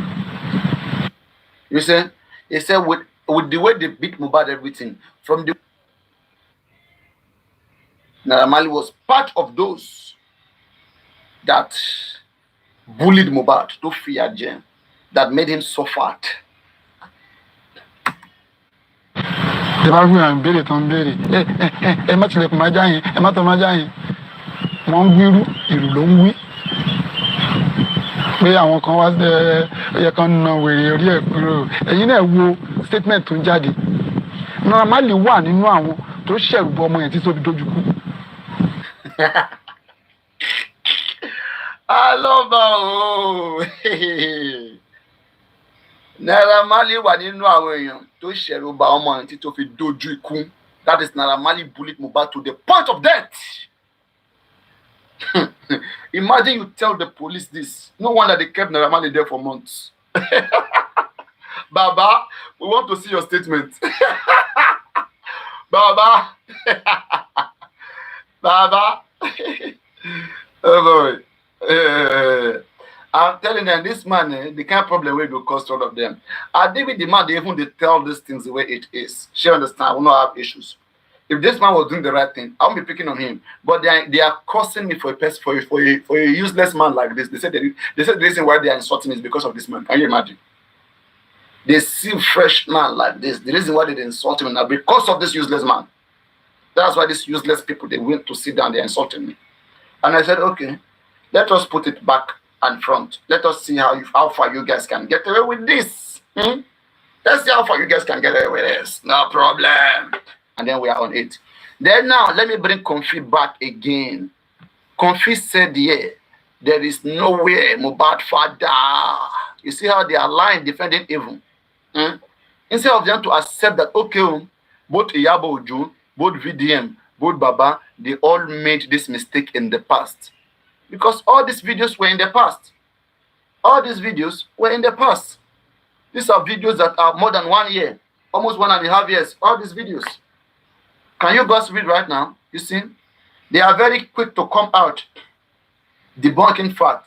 The issue I have with Instablog bullied Mohbad when he was alive, when he died, and is even bullying the father of Mohbad right now. And these kids, instead of them to petition Instablog, now they bring Comfy out to come and spoil the show. Now their mouth they tell you spoil this case. Because person will say something. Instead of you to quiet, see how you go take catch them with law. You two, you go the run mouth. Now the court goes in at 2 fighting now. It is 2 groups that are fighting each other. Nonsense. They destroyed every single part of this case that can be fixed. You see, they will tell you it was AI. It was not Baba, it was AI. That's why sometimes, when you see the way they are defending Baba, you won't blame anybody defending their own person. Because instead of you, even at this, now that I play this, they will still deny. Tell me, at the face of the truth, they will still deny it. Because they want to make it look like other people are the ones that are bad. They are always good. I wonder how they want to judge other people. When basically, you are just as the same like them. Even worse than them. Even worse. If you look at the green, look at what Comfy wrote in the green. That is, the green said that. Let me read it out for you guys. It's very tiny, but I will try. It says, Baba Mohbad never said Naira Marley bullied Mohbad. Can you see the word never? Never. The only issue I have with Instablog is supposed to post video. When you are dealing with people like this, you take the video, you post it there, then you put your write-up. And the write-up of Instablog was very wrong, right? If you see when I posted the video, I said Mohbad father confirmed that Naira Marley bullied Mohbad. Confirmed. That is in the past. That is confirmed. Past tense. Now fight with that.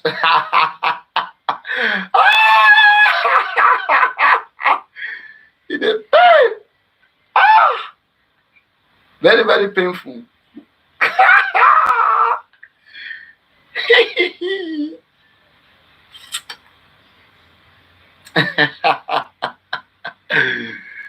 Oh, God. Oh, God. Guys, I really wanted to continue more and more and more and more, but I have a lot to do tomorrow morning, right? I have not really resumed fully. I'm very, very busy. Got a lot of things to do. My baby lion, you guys have not sent it, right? Those of you, my gifters, I can't even see you. You have not sent it, right? No problem. I know that is going to be a great day. We are good to go, guys. I think you guys should go take some rests, and I'm also trying to go live on this on Facebook. I'm also trying to make some people gather them there. So, and I've been going to Facebook live without informing some of you guys. Pardon me, but don't mind. Like yesterday, I was live on Facebook, not TikTok, on Facebook. trying to rotate, to go around. And I was also trying to be sure, like nobody can check any information that will show my privacy, whatever. I'm trying to block everything. I don't want to give Bukky Jesse any chance, any single chance. In fact, I am even telling somebody else, try to act as if you are coming to fetch info. Tell me what relevant info you see on my page, please, because there are some bad eggs. If I introduce all of them there right now, when they are coming,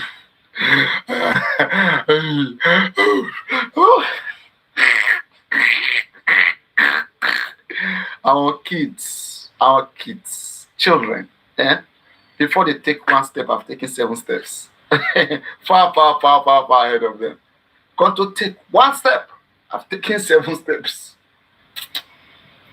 But anyway, God Almighty will do it. All of us stay blessed. Paparino. I don't know who wants to go live. Who is live? Does anybody wants to go live? Is there anybody wants to go live so that I can put you up on the other platform? People will go to you. Anybody wants to go live? Go live. Anybody wants to go live? Adult class, Nico. They see they doing. One day they come show Mama. Those with they target me, they sleep. As in they're plenty. But anyway, no wahala. We deal with gallant. We deal with and we gallant. You see, comment sunshine. We deal and we gallant. All right. I guess we can see later. Okay. So have fun, everybody. Enjoy yourself. I'm coming back tomorrow.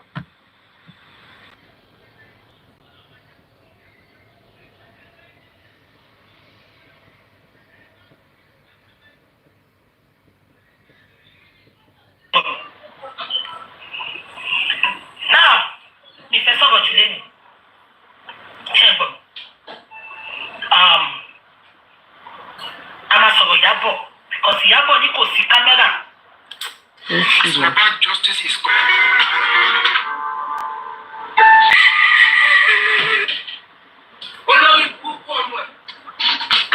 ó ṣe ṣó yẹn jẹ tana. Ìsàlẹ̀ ibi ni waste máa wà.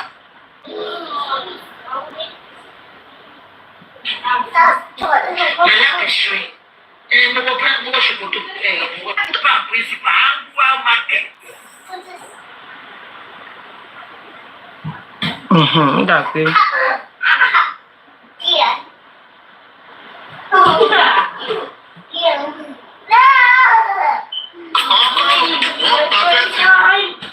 Ṣé lọ́jọ́?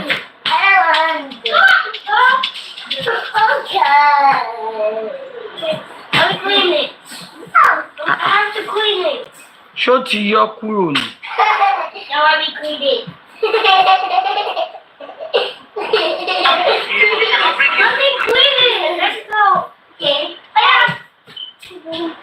Mi máa rí kẹ.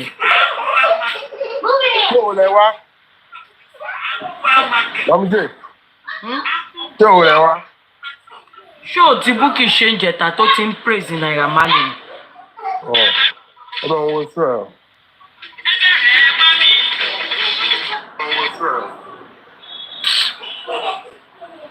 N wo Facebook náà ni.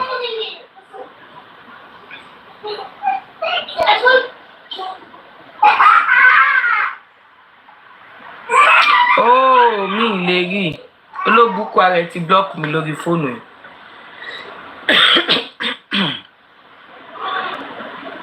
Ó ti block mi lórí fóònù mi lè rí pẹ̀lú lórí fóònù yìí. Jẹ́ kí n lo àkáǹtì rẹ̀. Ṣáwọn èèyàn fọ́ lójú ni wọ́n rí pé fèkì lọ́mọ yìí ṣòwò ni. Àwọn pẹ́ẹ́tà mẹ́lápì. Ẹ̀yin ọlọ́pàá Nàìjíríà ẹ ṣe eré. Mẹ́lápì. Antalev. Ṣé mélànsẹ̀ kúkú? Ṣáwọn èèyàn fọ́ lójú ni wọ́n rí pé fèkì lọ́mọ yìí ṣòwò ni. mo dẹ̀ update lẹ́sẹ̀kẹsẹ̀ mo ní ẹ má dá lóhùn irọ́ ló pa mo ní ẹni kó lọ mú tẹlifíṣàn ní kò sọ fún tójó àwọn lè bó ẹ máa sọ bó ẹ máa.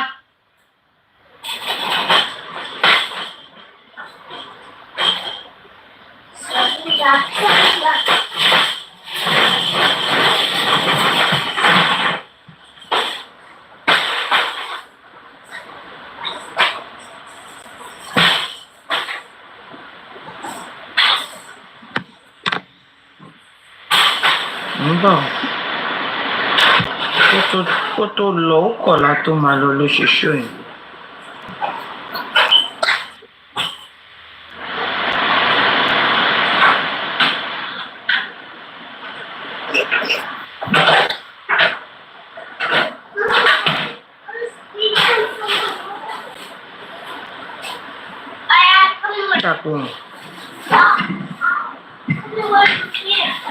Ṣó yẹn lè jẹ́ ká gbọ́ bó ṣe defend Naira Marley. Àbọ̀ ti gbàgbé ni self-worth ti dà. Kẹ́lí ti báyìí ló fẹ́ kọ́ tó gbà lọ́wọ́ ẹ̀ sìn. Àná ní self-worth. Ní gbogbo àwọn tó ń sa ẹ̀yẹn. Táwọn ìgbà tó ń bẹ̀bẹ̀ ṣe sọ fún wọn. Sọ fún wọn pé lọ́ ń bẹ̀bẹ̀ lẹ́yìn o. Ẹnìkan ní BJ please don't sing tonight o. Èyí tí mo yìí bá kọ́. Okay, ọ̀rọ̀ náà. Ilé tí property tí ọmọ yìí ní island tẹ̀ ń wò yẹn. Ní Lẹ́kí ní island yẹn. Ẹ̀yin tèmi, ṣóò tí mo fẹ́ play yìí, ṣóò tí Bukky ṣe kó tó lọ sí vacation. I think it was on Thursday or Friday ló ṣe ṣóò yìí. Olórí ogun bàbá Mohbad. The first general. The only general tí bàbá Mohbad ní tó ń jà fún. We are going to listen to what she said about Naira Marley, and we are now going to listen to what Baba Mohbad said previously about Naira Marley. So who is fooling who? We will now know who is fooling who amongst this justice seeker. Kò ṣe 10 kò ṣe 15. Eléyìí ò ṣe wọ́n ní wọ́n pé nǹkan tí bá ohun gbogbo àsọtẹ́lẹ̀ ni òun wá sí ìmúṣẹ.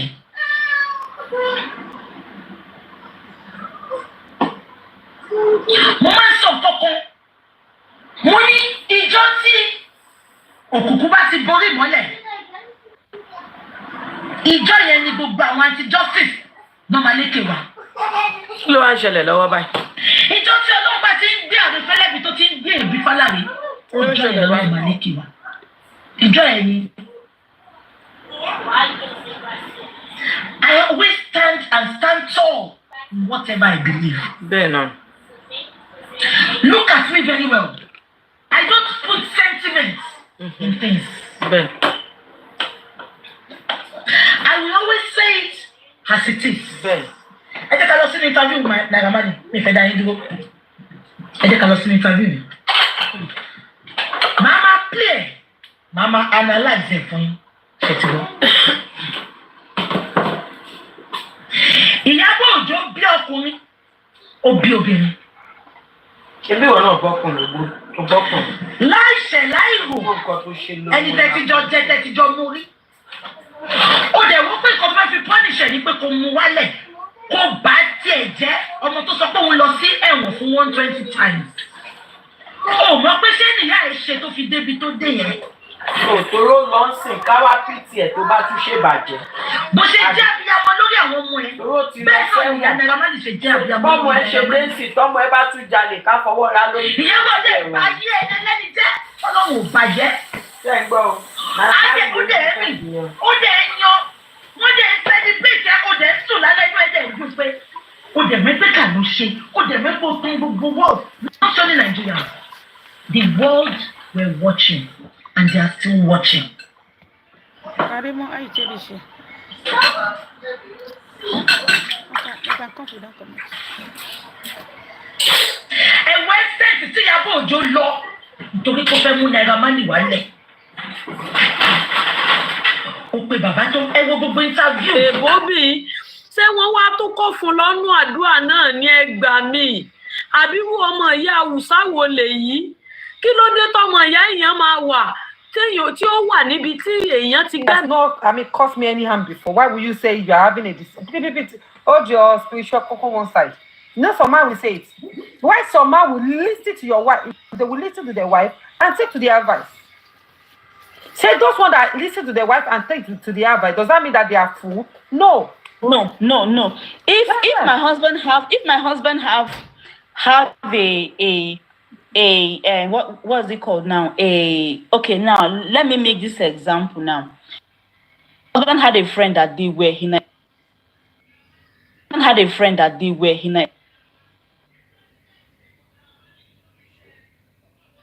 discovered that this guy was actually he got married to a white person and got his papers. Then he was going to Nigeria and was seeing another woman in Nigeria steadily. He even got that woman impregnated.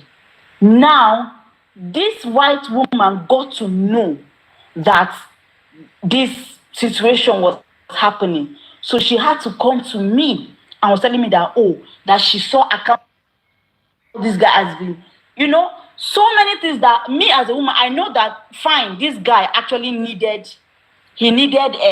You understand? No matter how it be, you cannot. It's rare to see marriages between like interracial marriages that last forever. It's really rare. It happens, but it's rare.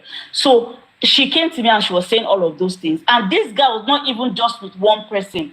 He had multiple do women that he goes to Nigeria and do all of those stuff with. Do you understand?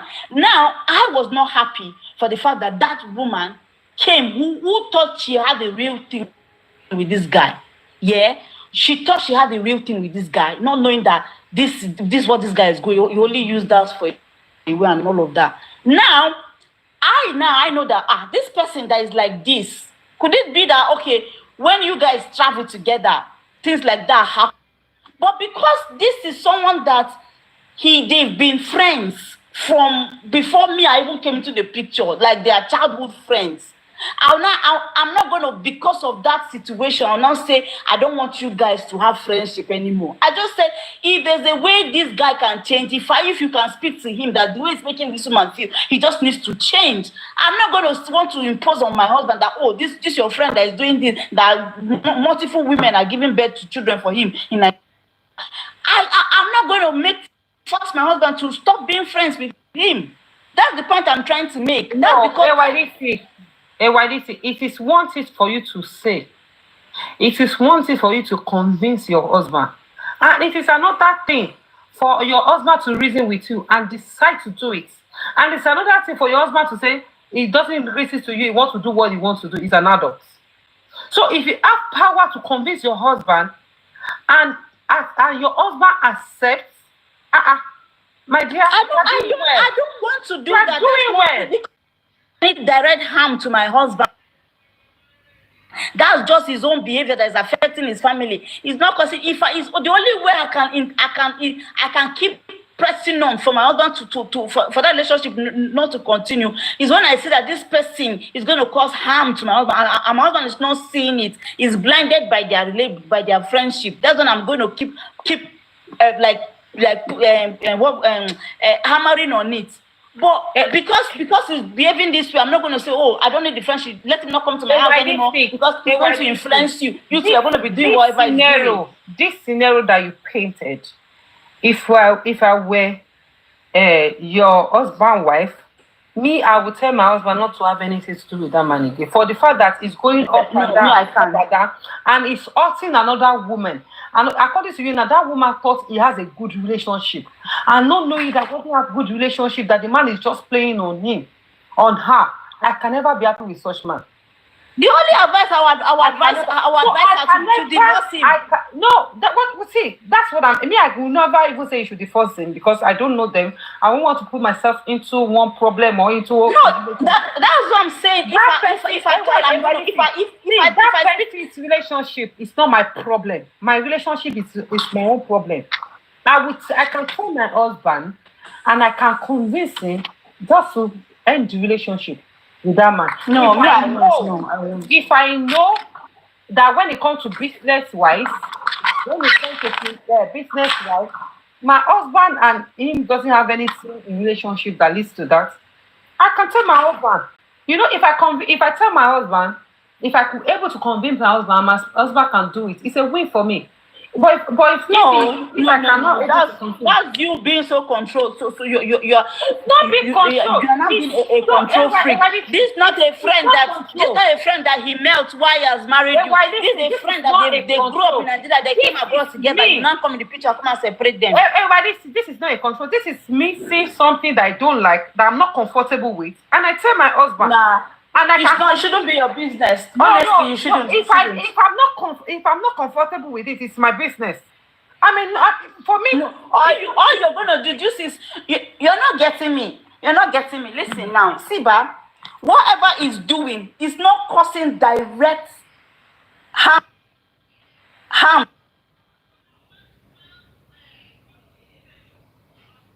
Someone that they know, this is only shit, you know. They know him for who he is. That's just give a woman you don't get that. That's who he is. So now me I'll not come and be saying that because he's making a woman, because he's making some woman. I feel for her, I feel her pain, but I'm not going to say because of that my husband stop being his friend. No, I can't say that because they've been. Unless if I see that there's a trace where I see that this guy has somehow given a babe to my husband. Are you listening now?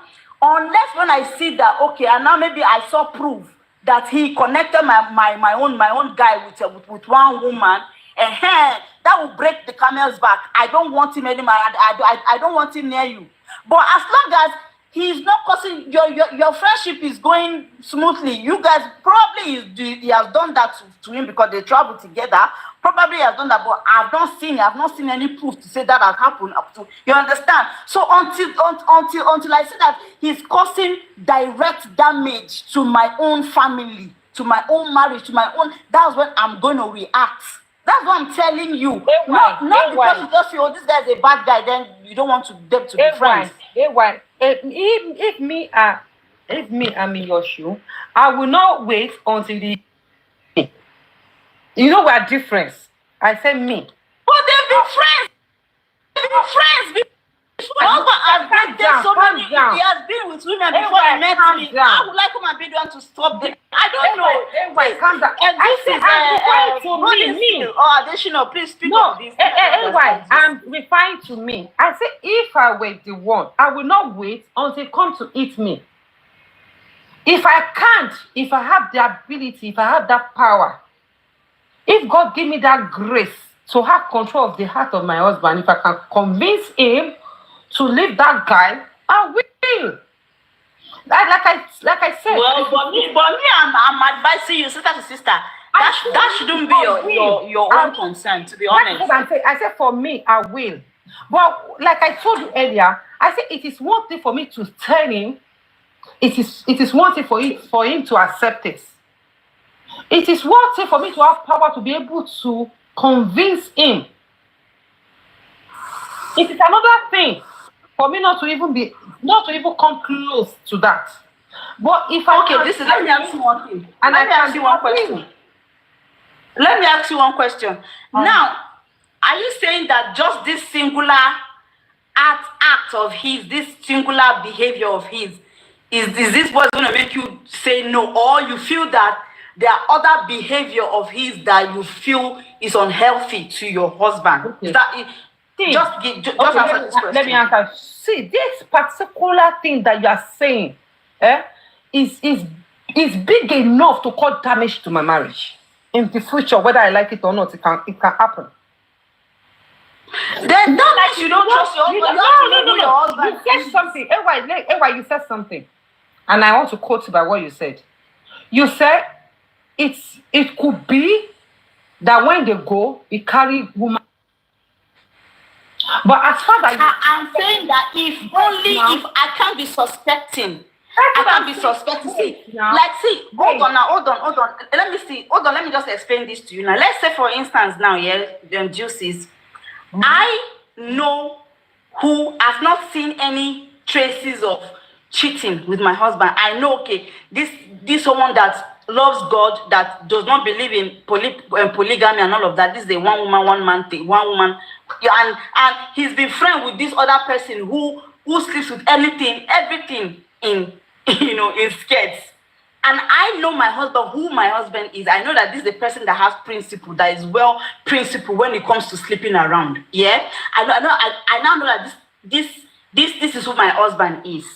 Now, this person that is friends with my husband that have this behavior is not just coming into the picture. It's not a newfound friend. It's a friend that has been there years, if not up to maybe a decade before I even came into the picture. And he has been like this. They call him, people even joke. When they see him, they say, they don't say now talk with friends even know him to be. Do you understand? So now I will not be saying, the only way I am saying that I'm going to now say that friendship I don't want is when I see that there's an attempt to say, oh, he called my husband and said, there's this babe, take this picture, look at how the girl is set to just, do something with her. He's trying to like influence my husband. That's when I'm going to start saying, this relationship with this your guy, why would he be doing that? I don't like it. That's when I'm going to start raising my eyebrow. But as long as I don't see that, nothing concerns me. If his wife come cry to me, I'll only tell her, see, me, I didn't know, Joe, what can you do? It is her choice. If she wants to still be there and tolerate him being like that, fine. If she wants to divorce him, she can't take it. Let her go.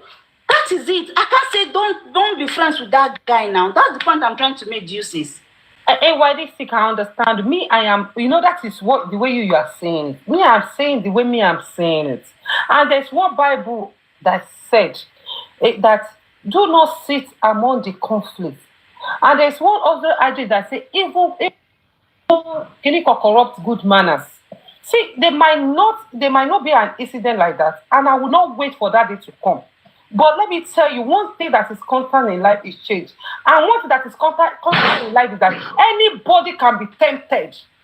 Anybody. It's just a matter of time. Some people that you see sometimes that they found themselves, they went to one prostitute and sleep. They will tell you that I was frustrated one day. And I was frustrated, I was down. I never knew before, I just did it. Things can happen.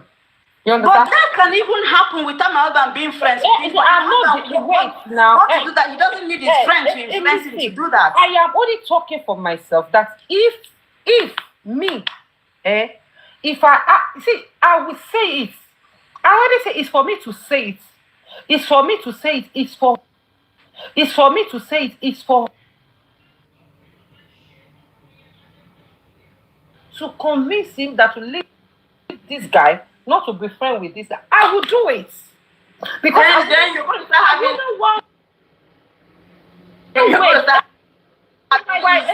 He's a dear friend to your husband. Then you're going to start having your husband then. I've listened to it very well. I will not wait. Hear what I said very well. I will not wait until it happens that I see. Because you say, because you've not seen it, I will not wait for that day to come, because I will never pray for that day to come. So I will not, instead of for that day to come, I will take all measure to prevent that thing never to happen. Okay. Now just hold on. Okay, let me put this to you now. Let's say you have a friend, because I do. Let's say I have a friend who has once been in a marriage and it didn't work out, yeah? She's this person, this feminine, she has made up her mind. She doesn't see anything good when it comes to family, when it comes to marriage, she just feel women, I don't even want to settle down anymore. This is why. She doesn't see any good in marriage. Do you understand? And this is someone that is my friend. And this person comes around and sees and says some certain things in the house, and is being heard. My husband hear what she says, and she doesn't believe in all of this. She be like, but he cannot tell me that stop being friends with her just because she have that belief she's gonna come and corrupt you. He knows my belief that I'm big on family, I'm big on marriage. He knows my belief. So he's not gonna say, oh, because with time she's gonna corrupt you, then stop being her friend. If he tries to do that to me, I'll see him as being controlling. It's gonna cause a problem. Then I'll see him as someone that's not secure. You have to be strong. You have to be secure mentally to know that, oh, man, this, you understand? Don't be insecure. If you are telling him, don't be, which means you are an insecure woman. You have to be strong enough not to feel shaken by a man giving your woman babe or a man living some certain life. That is the way you are going to see your husband if he said this. But for him to say this is right. Let me tell you, this scenario that you paint, I want to base on that as well. Do you know that marriage is always ups and downs? Do you know that everything is not sweet? Hi, the sniper. And is that high warning? Your friend that you said, I'm done with marriage. I'm done with this. There will have been one experience or two experiences that she has had, and like, no, I'm done with these things. And this experience, she will have shared it with him. And when she shared this, you heard it. You know, when you are facing ups and downs in your marriage sometimes, that thing will be reflecting your mind to, can they say this to that the husband did this to me or this and that too? And if that friend that you call your friend happen to be around when that thing was happening, or when you are in that moment that you like, my husband has done something that I don't like, that you are not happy, and you tell him, open your mouth and explain what you are going through. This kind of person will tell you that, well, you see that know your wife, I mean, I've told this man that the same thing. Shebi, you remember what I told you, what my man do for me. If care is not taken, gradually, those things will be sowed this seed in your life, and that seed will be growing gradually.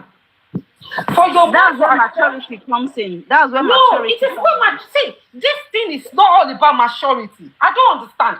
It is not. It's see, whether you like it or not. It is. I said Jesus Christ it got to a time and said, if only this can pass over me.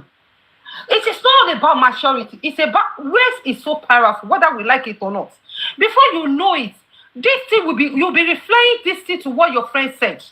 You'll be comparing, you'll be referring it. And before you know it will be growing a seed in you. So for your husband to have said that, it's not because your husband does not believe in you or does not trust you, but there is a word that says, evil manner corrupt good manners. Before you know it, it is not one day, it is not 2 days. Evil communication, thank you. It is not 1 day, it is not 2 days, it is not 3 days, it is not even a year. But before you know, you will start comparing what she said. Yeah, but remember, Juices, that's why it's very important not to just have her as a friend. Have people who also have like minds with me, so that when she's there sowing a seed, I have people who believe in marriage, who are also sowing a seed in me that will make me to compare at the end of the day, to not just dwell on, not allow her to be the only voice I'm listening to. Do you understand? That's why you have.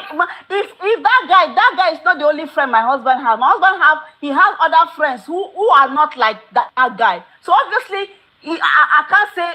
You understand? If that guy is sowing a seed, I don't know. You're not getting it. There are other friends who are sowing, who is praying with, who they are on like a prayer group that they pray every Saturday on. You understand? That is enough for me. Hello. Yes. Why you are not getting it? I am not saying that there are no other friends, but those other friends might not be facing what you are facing at that time.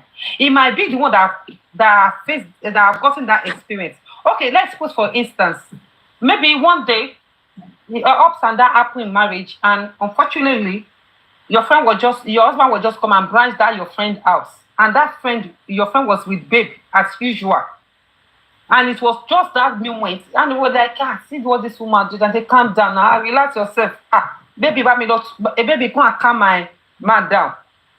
Because if I get all those off of my head, I go die, leave my children. I go die young. What I'm telling you. Why would I be stressing myself with all of those thoughts in my head? I won't die young, be that now. And just this. My God, yes, I'm not disputing that I don't have to put it in your mind. That's what I'm saying, that if I have power, if God give me that grace to be able to convince my husband to just let this friend be. I win. Okay. Well, that's you. Me, That is what I'm saying. And if your husband also see that this lady that is coming to you, that is not in husband house, that doesn't share it marriage, that already said I've done with marriage, can tell you that I don't want to see you with this man. It is not because she never trusted. He never trusted. That your view about marriage, your joy being in marriage will not be tampered with, and she himself will not lose, because when you change your mind towards marriage, it's affecting him as well. So if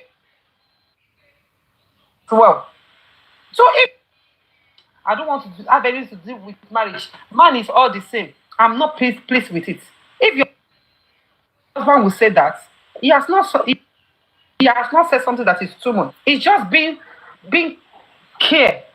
That's the way I would say it.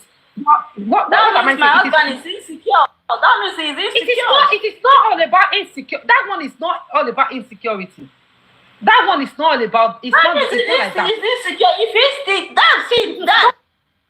If he stick, that's it. What I would expect him to do, why is listening to the woman conversation, why is listening to what she's saying, the things that man did to her that made her to be the way she is, he will do himself a favor for trying to not be that man. Not him telling me not to be her friend, because he should be learning and trying to improve himself. No. What you say? Not telling me not to be friends with that woman, because that, for all I care, that woman could also have some other positive areas which she's planting, she's sowing in me as well. But he should work on himself and have and be confident and not be insecure about, she's gonna make you to lose your belief. She's gonna make you start thinking like her. No, if he said that to me, then I'm going to look at you, man. You're not secure. Learn from what you said. You said if you have a friend and that friend has already said that right up that there's nothing like marriage. She doesn't want anything to do with a man, with a marriage that she's done with a marriage. You know, and I said before that person will say this, probably he has gone through one experience or the other and said, no, this is no for me. You understand? And if you are in that situation and you say your husband has said that you should not be working with that person, that your husband, that you feel that it's being controlling. And I'm telling you that it's not as if that it's being controlling. Because one, it's not forcing you. It's one thing for me to tell you do this thing, it's another thing for you to accept it. But when it's coming from the area of being a force on you that you must leave that girl, I don't want to see this person, is another thing. But when it comes from the area, like I said I will convince him. If he convinces him, it's not being controlling. It's just so they put, for somebody to convince you of a particular thing, the person will give you a reason, and you automatically reason with that person. Now, just so that is not controlling now. That is not controlling. If he can see, if he can see that my relationship with this person is actually, she's having effect on me. She's influencing me. Now listen, this is the only reason why I would even want to not see him as controlling. I want to listen to him. If he now sees that, obviously, if she comes around, she's speaking. She's someone that he's familiar with. They are pretty much. She's very close to the family, yeah.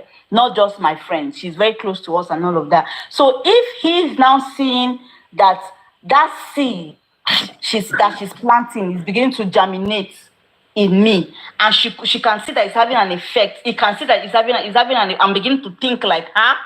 Then he can step in and say, no, I don't even want that lady inside, because I know what she believes in, and I can see you believe that. I can see you were not like this before.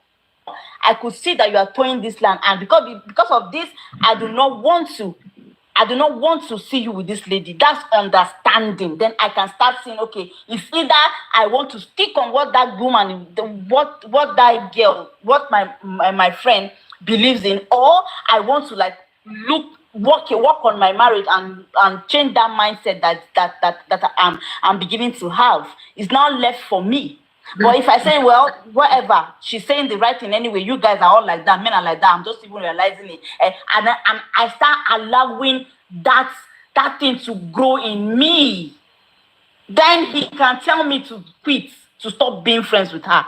Then it's now that he's now giving me an ultimatum. It's either I stop being friends with her or everything's going to scatter. You understand? That one is controlling now. That one is controlling. Hold on. If me myself, I've had experience, I'm well experienced because I listen to people who has succeeded in marriage. I fill my mind with wisdom of marriage. I read books about marriage. I go to seminars about marriage. I have elder ones who have succeeded, who are doing well, who have been able to manage their marriage. They've instilled that wisdom in me to run my home. Then how can one person who doesn't believe in men will not come and influence me? My husband should be able to know me, who I am, for him to be like, no, this woman cannot influence me. And if at all I'm engaging her, I'm entertaining her so much, and I'm beginning to fall for her, I'm beginning to think like her, then he can step in and try to end the relationship. That's what I'm saying. Hey, why this thing? Are you a Yoruba? I want to. No, I'm not a Yoruba. No. There's one adage in Yoruba that said, "Igi kokoro ma gumi loju okere latin wo."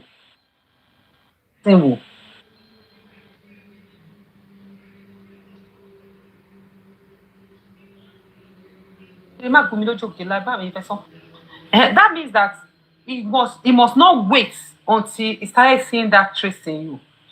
You must not wait until something happened or he started seeing that trace in you.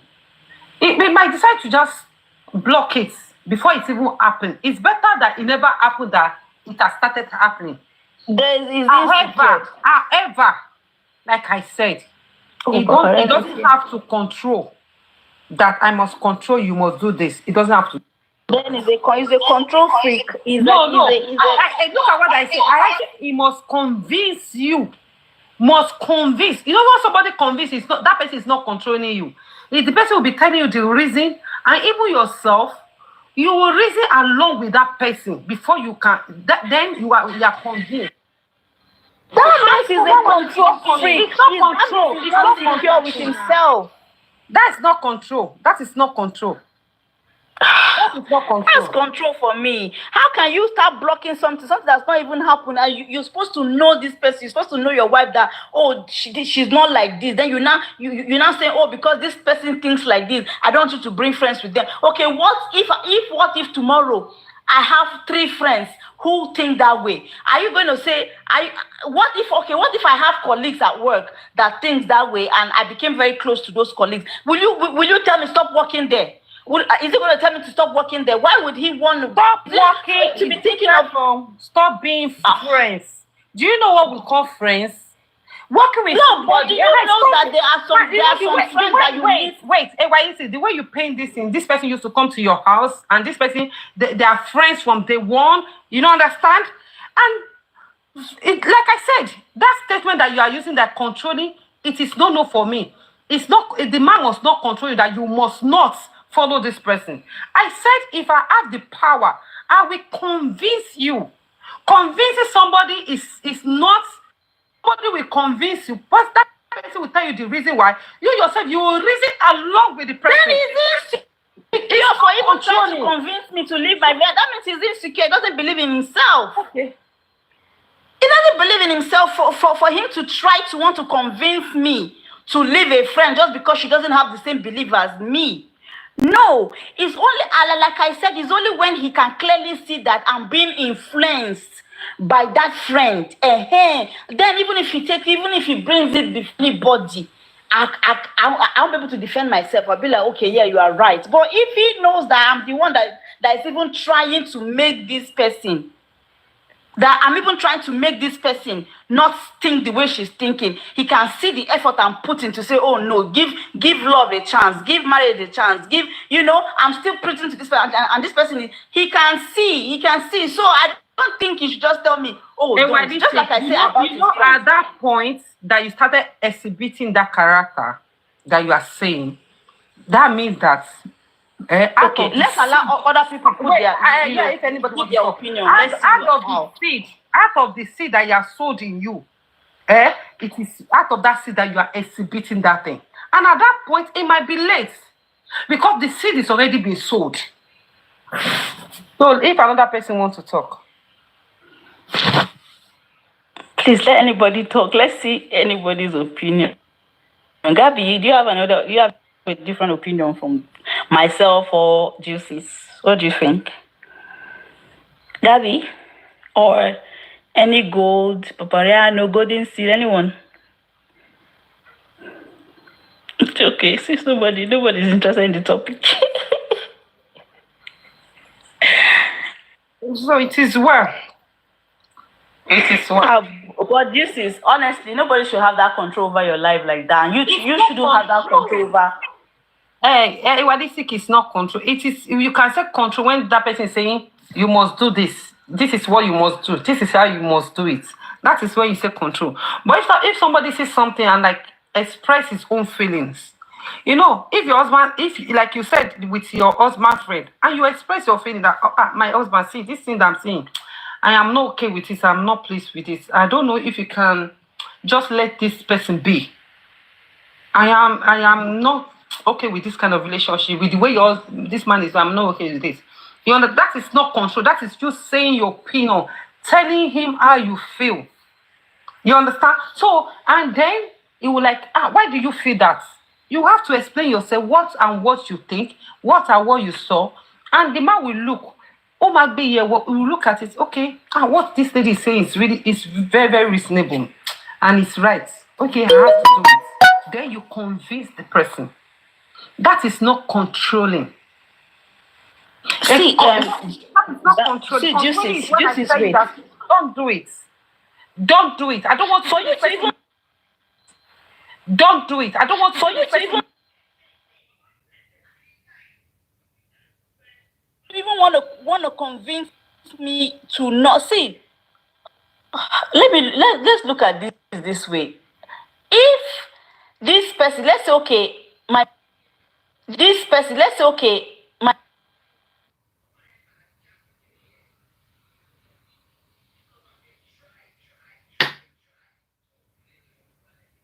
if it's friends that are doing that are beneficial to each other, you could see them. You could see the benefits your spouse is getting from this person, either business wise or whatever. But they have a certain behavior that you think might influence your husband, your spouse to start behaving like them. Do you understand? Then I feel that okay, you want to start watching and say, I can see this happening. You have to be careful with this. You have to be careful. This guy, I don't really. Well, I know that okay, you guys have business together, but I can see that you guys are becoming very close, and I don't like the way he behaves and all of that.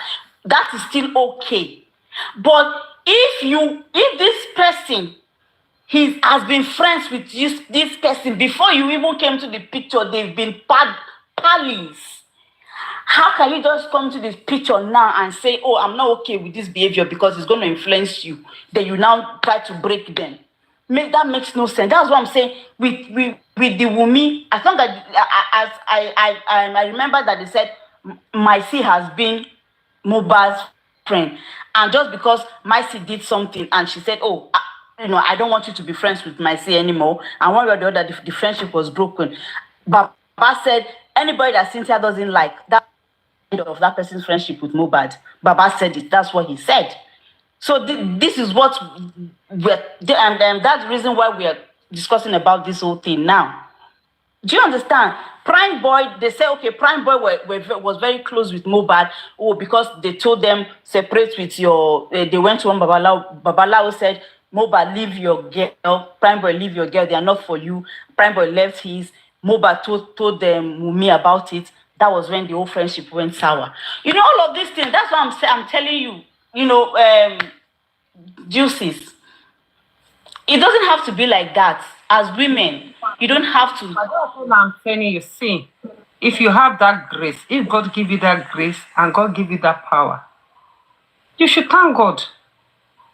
It doesn't matter. As far as you are not forcing him, you are not commanding him. Yeah, because You are not commanding, you are not forcing him. You only there's one Yoruba slang that normally use. If only kokore lowoni. Like you have the mind of your husband in hands. You know the way to get, if you want to get something from your man now, we are different individual. There is a method that you can use to get something from your man. There is a way you can get something from your man. And hey, and people will like, if you want to get anything, just go and meet your wife. Your wife will collect this for you. For the fact that you have that chance in the heart of your husband, that doesn't mean that you are controlling your husband. It that depends on the way you are really going about it. So that, like I said, if we call Mohbad and say, Mohbad, you know what? That brown boy that you are following, I'm not happy with the way he's doing. Whenever he comes, I'm not always happy. I'm not always happy whenever he comes around.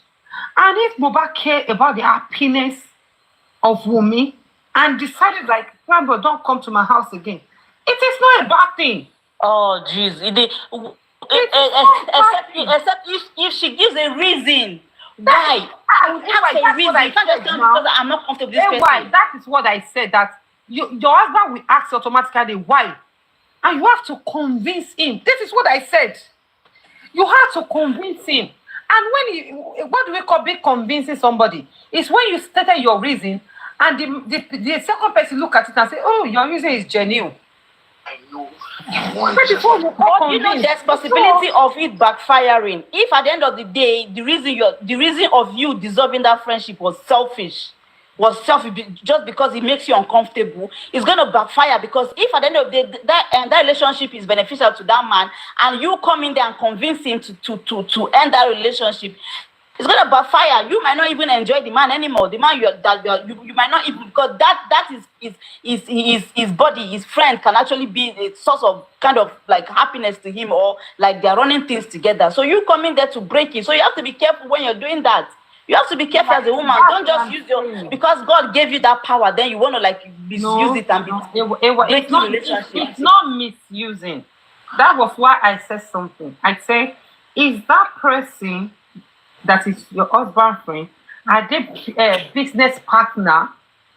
At least are they business? They don't even need to be business partner. There's just some friendship that is just so they're just some friendship that this is, oh, I can do anything for you. This is my party. We make sacrifices for each other. We've gone through the thick and thin. Then you just come from nowhere because you're not comfortable with the person. You just say, oh, I need you. You now use the skills skills that God gave you as a woman. You now come and use it on your husband and just break that relationship because you are now in the picture. That's selfish of you. Unless if you did that for the safety, for the betterment, if there's English like that, for the how do I say it now? For the give me English, borrow English. If you did that for the good of the home. For the good of the man, if you could see something that he is not seeing, and you intervene, and you come in there, you intervene because you could see what he's not seeing. Then at the end of the day, if he ended up seeing that thing, then he's gonna thank you for it. But if you coming in and to break the relationship is for your own selfish reasons, if at the end of the day that friendship is being broken, if you succeed, it might backfire. It will boomerang one way or the other. This scenario that you gave is the safety of the marriage. It's the safety of the marriage. Well, men don't even see it that way. Honestly, it's only we women that see it. It's the safety of the marriage. So it's not for selfishness. It's you protecting your home. With marriage. Safety that you are protecting your own. Selfish. It's not safety. You don't want the man to influence your husband. Yes, now it's protecting your home. Because if the man influences your husband and your husband mistakenly impregnated somebody outside, you don't even need that man. If your husband is a promiscuous person, you don't even need his friend. His friend don't even need to be in the picture for him to do it. That's what you don't even get. So why would I want to tell a friend because I feel that it's going to influence my husband? I am not disputing that. That was why I said that if your husband is not like that, there is something that say evil manner, evil communication corrupts good manner. And the Bible says, do not sit among the the corny, a bit the conflict that my boy come in. Do you understand? Congregation. No, not congregation. Do not sit among the conflict among the. I just forget that state. Yeah. So so when you find yourself in that issue, before you know it, you will be them. You will be them. It might take a time. So for some people, it might just a month. Some people might just be a day. Some people might be years. Might be years. You understand? So that is why you have to put measure to things. Even Jesus Christ said that whenever you take the word of Christ to, and they are not listening to you, dust your shoe, leave the place. Because by the time you are staying there, before you know it, they will be preaching to you, giving you the reason why Jesus is not meant to follow. If care is not taken, you too will be looking at it from that angle. So don't allow things to happen before you give a gap to it. Because you said in your word, you said you've not seen, but it admit that you see it now. You don't have to see it. You don't have to allow it to happen in the first place. Oh, this is not getting me. Okay, let's allow Ma Odi something. That one is just a mistake. Yes. I think that she wants to come up because she was talking. Yeah, go ahead, Ma Odi Ernst. I'm sorry. The woman she did. Why did you get terrified? Take into my house. You left his house to come to my house to provoke me. Please, moderator, mute her. I don't think she wants to speak. So, you don't allow it to happen. Look at you make an instance now. You said that your husband can only say you should stop playing with that friend when he started seeing that you are exhibiting some character that related to that. And I'm telling you that it shouldn't have even allowed it to happen in the first place, because before you be exhibiting those characters, the seed is already planted in you. That thing already be accumulated, because the Bible says, out of the abundance of hearts, mouth speaketh. That thing is already accumulated before you started exhibiting it. So at that time, it might be late. It might be late because that is already there. So it's better you don't allow it to happen at all than you want to see it first. When it happens or when you see a trace, then you can stop it. Well, it depends on the man, Sha. It depends on the man you want to do. See, there's no one on earth that is above temptation. I told you, Jesus Christ said, if only this cup can pass over me, it was a tough period. Yes. It was a tough period. So there's no honestly speaking. If you have this mindset, honestly, you just have to take it off your mind, because at the end of the day, it's not even proper, to be honest. You see men who even lose things because of one woman who was insecure. Oh, you snoop. Oh, your friend snoop. You're gonna men like that don't go far, because at the end of the day you are just there. So trust me, excuses. That is an insecure person. Anybody that is saying, "Oh, this is your friend," I'm going to select the kind of course, it's good to checkmate the kind of friends that are around your husband. Checkmate. Don't just leave a nonchalant attitude. I don't care. But and checkmate everything. But don't want to cause unnecessary separation. Don't want to cause unnecessary drama. Oh, because you have a friend who smokes weed and you don't smoke weed. Then you're going to say, I don't want you to be friends with that guy because he's smoking weed. Someone that has been smoking weed before has been that weed smoker has been your friend, your husband's friend before they even met you, before they even toast you. That person, then you now come and say, I don't want to separate. Like, it's gonna see some men going, if they are dating you and you say that they're just gonna leave you. If you as a babe, let men confirm here. If a man meets you today and you start dating him and you come into his house and you meet some of his friends and you start trying to dictate for him, oh, this person smoking weed, I don't want him around you. Trust me, that man, before you know, it takes the grace of God. You're going to be like, man, I never even Are you saying that? When they control me. Are you saying that a wife or a husband does not have right to express their feelings? Express it with wisely as a woman. Express it wisely. Because at the end of the day, even if the Bible say that your body does not belong to your husband, even if Bible sees husband and wife as one, it's not in all cases. It's not. They are still person on their own. They still have a mind. They still have their own question that asks is that is it a crime or it's not allowed for a wife or a husband to express his or her feelings? Express your feelings when that thing is affecting you.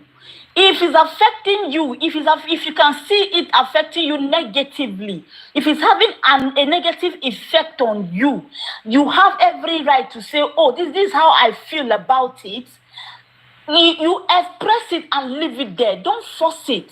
Don't force it. That's what I'm saying. We're not talking of forcing here.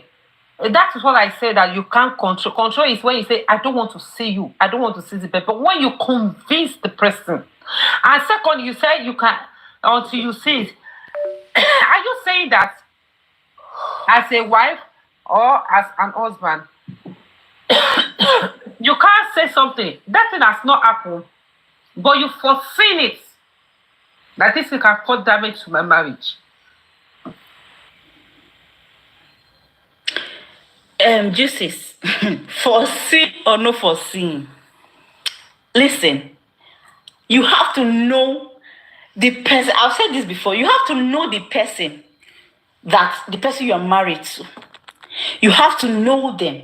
Now, like you said, nobody is above being tempted. Okay, nobody. Do you understand? Anybody can fall. But what I'm saying is this. This person I'm talking about has known my man, my husband, decades before I came in the picture. Now, I am in the picture now. This person's wife is coming to report to me and saying, oh, my husband is saying, our husband has gotten multiple people pregnant in Nigeria. Do you understand? And this is something that I didn't have the whole, details of the situation, but this someone we all know. They call him Ashino. He's someone that we know that is a womanizer. He sleeps with everything in skirt. We know this. Do you understand? So now I'll now start telling my husband that stay away from this person. When I cannot see any proof that he's influencing my husband, I cannot see any proof that, you understand? If I have I'm only going to tell my husband, okay, advise him. I'm not going to say, because there's a tendency of him influencing my husband. He has not influenced my husband all these years. Before my husband met me, before I even got married to my husband, he has not influenced my husband to be original like him. Then I will now. All men are not the same. There are some men that are well principled. There's some men that are grounded in Christ. That there's some certain things that you can't get them to do because they know better. So you have to know the kind of man you have for you to start saying, "Oh, don't be friends with him because it's going to influence you." What do you think? I've explained this to you. Do you have you heard a word that say before that when you are married or when you are going into marriage? Can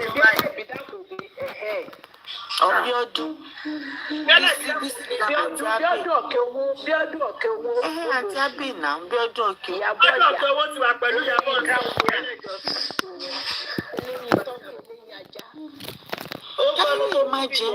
Àwọn grandma wọn máa wà nílé grandma wọn máa mu bọ́ǹfìtà, wọn máa mu Milo, wọn máa jọ̀kẹ́ tó bá jáde. Báwọn náà máa wà nílé grandma. Nádẹ́ mọ̀. Ìyẹn tó bá ń ṣòwò ló bímọ àyọ̀ kan náà. Ìgbà àfọwọ́ wọn máa ń yọ èké wálé. Ẹ máa gbọ́.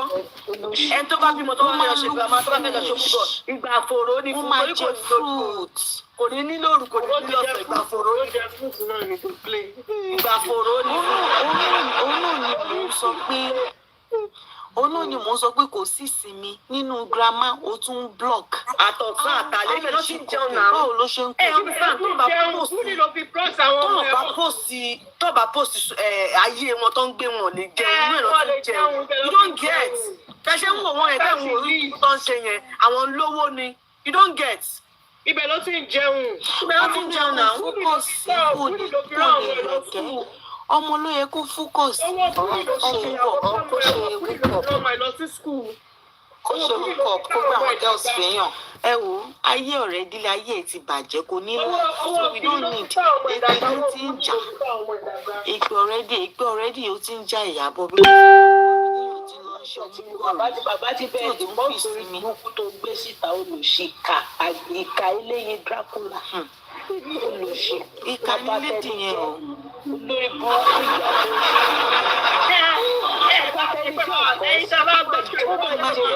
tó bá dé fẹ́ sọ àdàbí tí ìjọba bá yàwó ìyá ẹ̀ tí àdàbí ló máa bá tiẹ̀ tí ò bá payé ọ̀tá Lizzy jẹ àdàbí tí ọmọ òjò tí ò bá flọ́ọ̀gì Lizzy Anjorin wà nígbà tó wà nínú operation room wò báyìí.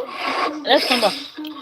Àdàbí tí agbódò bàbá yé àwọn èèyàn thousands of people. Bàbá yẹn bẹ́ẹ̀ ṣe light díẹ̀ o bàbá ṣe pé àkànlé ní as bàbá posted bàbá jáde wájú wọn kiri ìyàrí Mr. Lagata. Posted what? Kí ló jẹ́ CV? Wọ́n ní as bàbá ọmọ posted CV. Wọ́n ní àgbàbá ọmọ posted CV àti ìmọ̀ a gbọ́dọ̀ ṣe DNA o DNA ọmọ àwọn Tanzania àti bàbá ọmọ ò tí grandma ló ṣì grandma ló kọ̀ àti ọ̀rẹ́ ẹ gbọ́dọ̀ ṣe DNA onẹ́tẹ́nẹ́ mi ẹ pápá ìbóyó. Gbogbo ìbéèrè kọ̀ orí wèé bọ́ọ̀yẹn kò fẹ́ sí ìjìnlẹ̀ máa ṣe. bọ́ọ̀yẹn kò ní ìmọ̀ díẹ̀. Mọ́mí ọba bọ́ọ̀yẹn ò ní fẹ́ máa ṣe kó kúrò DNA. Ẹgbẹ́ ẹ̀rọ ní English náà kò gbọ́ English. Ẹ tó bá gbọ́ English máa máa gbọ́ dáadáa. Ó wá ṣòro náà ló mọ bórí ọmọ ṣe máa rí. Ó torí kókó lórí awo. A rí bí ìyàwó mi. Orí ọmọ máa ṣe gbọ́rọ́ bí orí bàbẹ́. Orí máa ṣe bí orí bàbẹ́ o. Ó máa ṣe máa ṣe díẹ̀ ni. Bàbá èmi ẹ jẹ́ kí bàbá mi bá yàrá bẹ́ẹ̀ a máa ṣe díẹ̀ ní àná. bàbá ti máa fún mi. Ẹ má ju ọjọ́ ìyá o. Ẹ má ju ọjọ́ ìyá kò ní sún wọn o. Bọ́ bá má lè lọ ọjọ́ ìyá yẹn kò ní sún wọn o. Kó má lọ ọjọ́ ìyá yẹn o tó ṣe mú pọ́múlà yẹn. Ó máa ju Tanzania àbọ̀ ó máa mẹ́sẹ̀ Ìyábọ̀. Àrẹ má ju ọjọ́ ìyá yẹn tó ṣe mú pọ́múlà yẹn.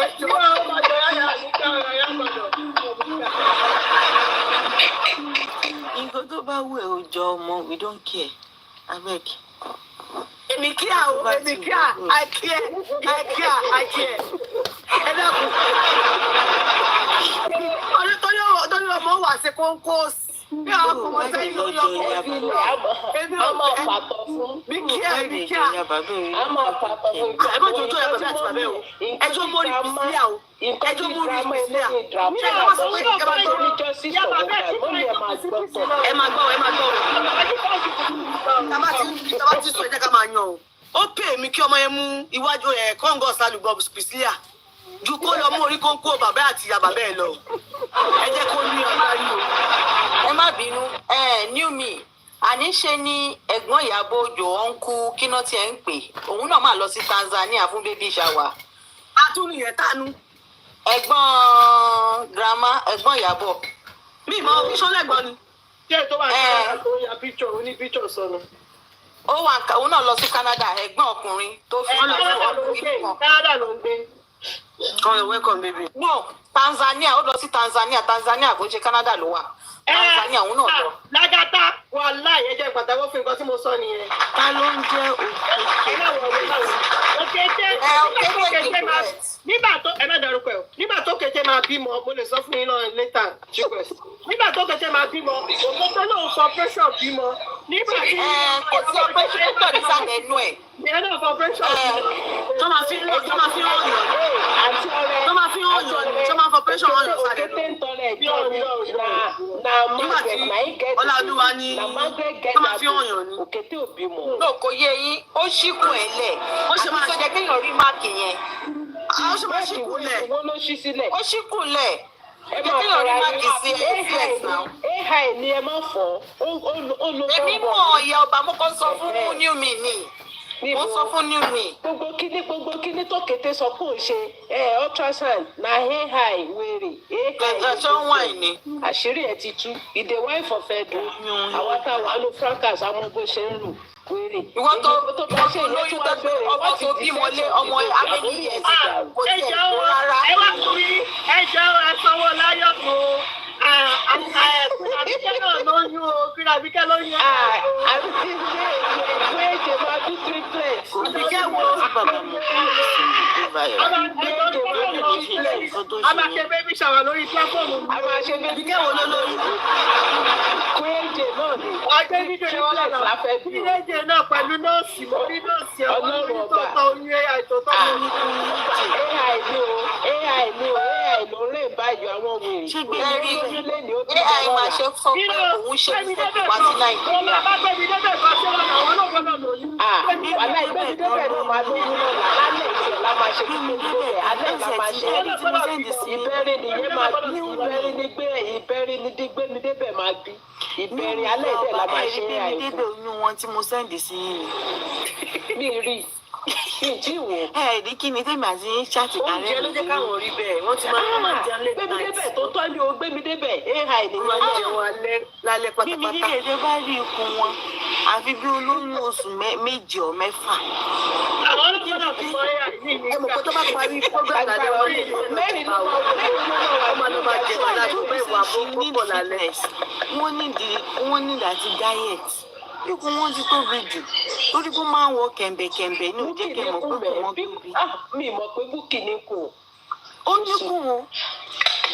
ọlọ́run rẹ̀ ṣé búkì ní ṣe exercise ṣé búkì ní ṣe exercise báyìí ọkùnrin tó máa gorí búkì gbẹ̀mí àfẹ́ ẹ̀kọ́ ńgbà tó bá dé sálẹ̀. sọ̀rọ̀ ẹ wo gọ́ọ̀mẹ̀ntì tí wọ́n sọ kọ́ tẹ̀ kó tẹ̀ fi tètè mọ̀ ní pé ó lọ́yàn dáadáa.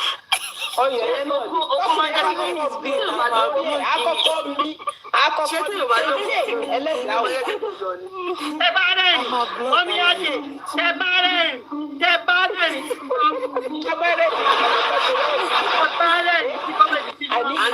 ọkùnrin tó máa ń àkọ́kọ́ ké òsánà 21. Dádì ó yẹ kọ́mẹ́ntì padà bó ẹ bá kọ́mẹ́ntì tí ó sì lẹ́yìn gbọ́dọ̀ bẹ̀rẹ̀ o. Dádì sísá mi sísá mi. ẹ máa gbá sísá búkì. sísá bá ti rẹ̀ rẹ̀ ó máa ju láyọ̀ mẹ́ta. sísá búkì bá ti ti rẹ̀ rẹ̀. láyọ̀ mẹ́wàá ló máa jù mí níjà. bóyá ọ̀túnla làwọn ṣe bí tiwọn. ọ̀túnla ni ikùn yẹn tó bí ọlọ́mí ìgbàdúrà ikùn yẹn bí ayé. wọn mọ́lẹ̀ kábọ̀.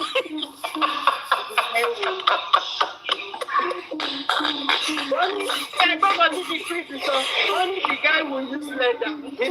Wọ́n lágbára náà the prince kókó nìyà ní ọkùnrin tó bá gorí búkì báyìí àkọ́kọ́ kẹ Osana 21.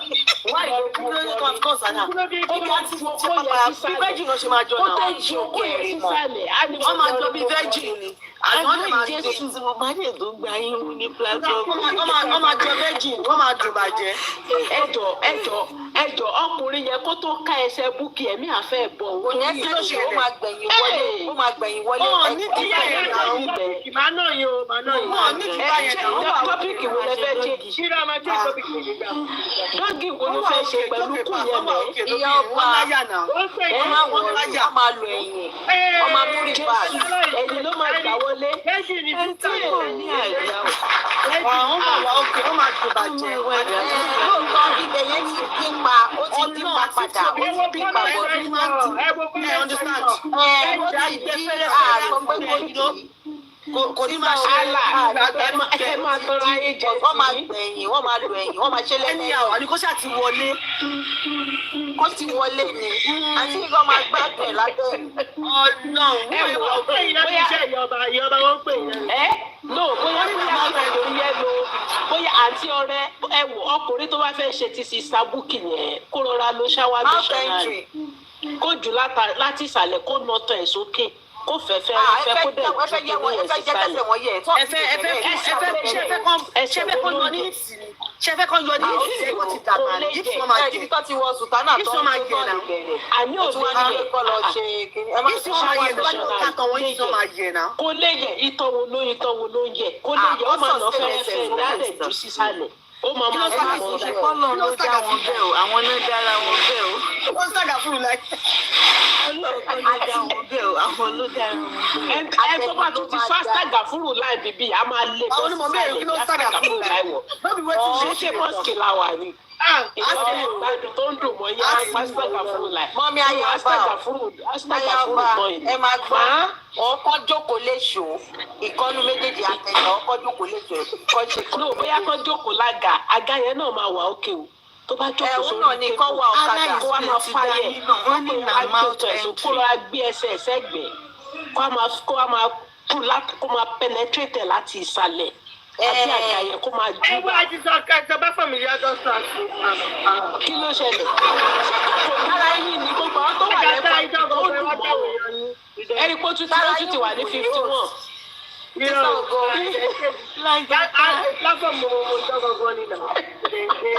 Ara yín mú bù ní sísá ọgbẹ́jẹ́ máa mọ̀ yóò ní ètò lẹ́gbẹ̀ta platform. Ẹni tó bá tún ti rí fídíò máa láyọ̀ mẹ́ta. Ká má parọ́ ká má jalè. Woman yẹn set. Ó ní height débi tó bìnrin ní dé. Wọ́n ní àyà. Ó dẹ̀ ló ń jẹ ọmọ. Yes, wọ́n ní àyà. Wọ́n dẹ̀ ra ní ìfẹ́. Àyà yẹn make sense. Ọkùnrin máa gbé àyà lókè. Ọ̀rọ̀ àyà máa mú. A máa wọ ọlọ́run lókè. Ikùn yẹn ń kọ́. Ẹ̀yẹ́ máa wọ ìyẹn àyà fọwọ́ síkùn. Wọ́n síkùn ẹ̀yìn ni. GPS. Wọ́n fọwọ́ fa wọ́n máa fa sókè. Ṣé bí mo ṣe ẹ̀sìn iṣẹ́ ìyẹn orí wọ́n ṣíkùn sórí TikTok náà? Ó máa yẹ wọ́n yé AI ni. Ẹ má wọ ní kékeré ní ẹni tó jù yẹn lọ́gàn wọ́n ń ṣe pé kí ni ẹ kò sí kò wọ́n máa fa sókè wọ́n máa fa sẹ́gbẹ̀. Ẹ ó dà pé mi ò rí iye ọba ẹ̀rí kùn tí mo ṣe ẹ̀sìn ni. Kámẹ́rà ló jẹ́ kó lọ bẹ̀. Ibùn Pẹ́rì lọ gọ́ọ̀mẹ̀ntì ní ìwé ni gbogbo 9 years. Ó máa ti di position igbó yẹn máa ti di 9 years. Gbogbo bẹ̀yà ti di dáhùn. Pẹ́rì ní kí virgin ni wọ́n bá yẹn virgin. Wọ́n máa dùn gbá gbàjà sí fún àwọn fix. 9 years. Wàhálà ìkíní ẹni ó máa rọ. Kíní yẹn máa rọ. Iṣẹ́ lè ní ẹgbẹ́. Baby oil ló ní kan náà máa fẹ́ ṣán. Baby oil ló ní kan náà máa ní baby oil àti new Vaseline infection ni Vaseline ni Vaseline náà ló máa ń dà yẹn àkọ́kọ́ fi kẹ́ á fi penetrate àkọ́kọ́ wò ó ṣe dáadáa. Kò ní já wọlé báyẹn o, a máa wọlé díẹ̀ díẹ̀ ni o, a máa ṣe ní ìyá àwọn àti àṣẹ ní àjẹ. Ó ti sọ kíláàsì ní kíláàsì. Oníwọ bẹ́yẹn o, àwọn oníkẹ́ Bọ̀dákúlé ti ń sọ̀rọ̀ ẹ jẹ́ ká dákẹ́. Ẹ lọ lé epo pupa. Iná epo pupa kọ́ epo dúdú ni. Àwọn dé nìyẹn. Wọ́n fẹ́ kó yìí wọ́n lè kó pupa. Vaseline ló bí wọ́n ní ẹgbẹ́ ìwọlé o. Wọ́n pẹ́ táwọn Ìbàdàn dé, wọ́n ní kọ́ lọ lè kó pupa. Epo pupa máa tayọ̀ lábẹ́ o. Epo máa tayọ̀ lábẹ́ ògo. Àríkẹ́ ẹja epo pupa tó ti gbá. Epo pupa tó ti gbá. Ìdákúnlé epo pupa ṣé wọ́n fẹ́ ṣe ọbẹ̀ ọ̀fadà ni? Ṣé wọ́n fẹ́ ṣe ọbẹ̀ ọ̀fadà? Kó lè dín ni, kó lè dín.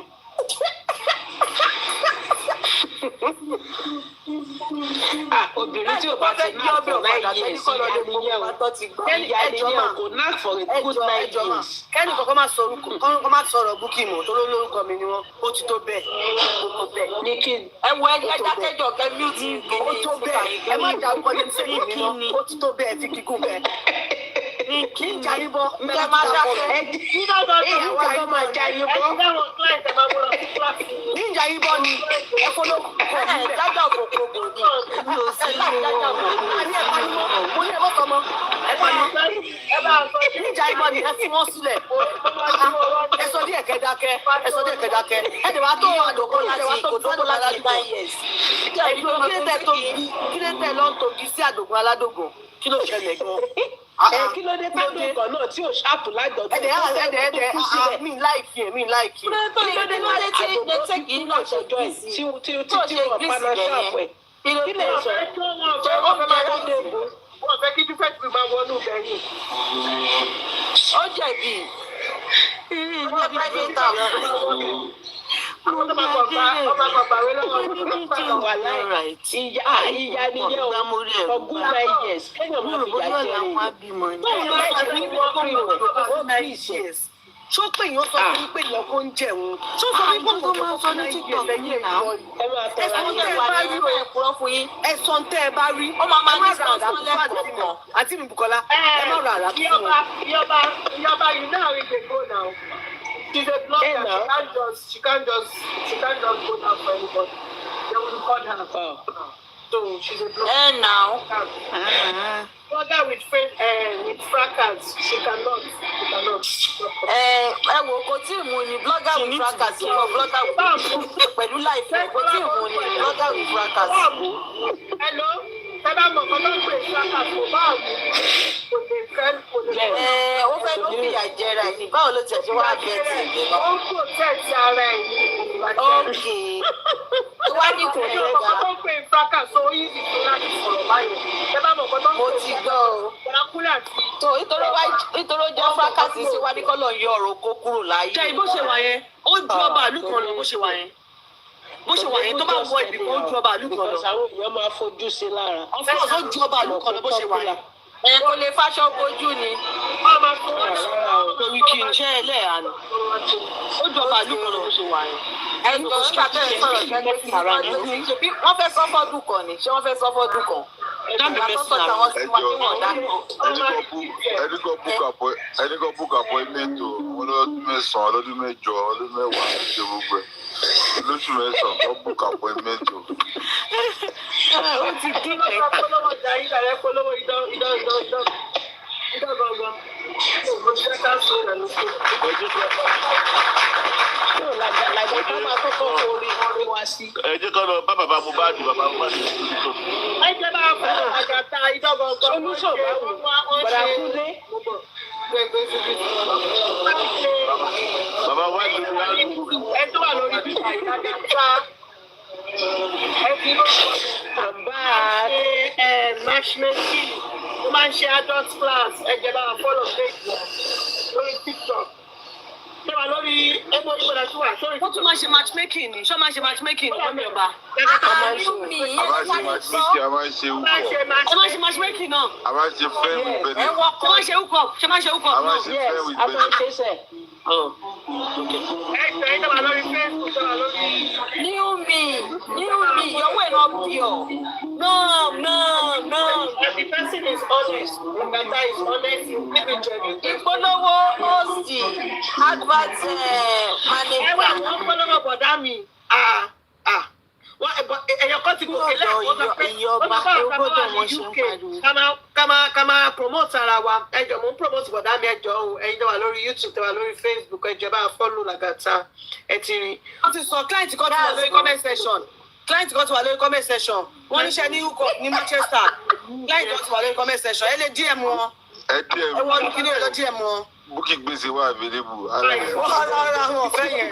Wọ́n fẹ́.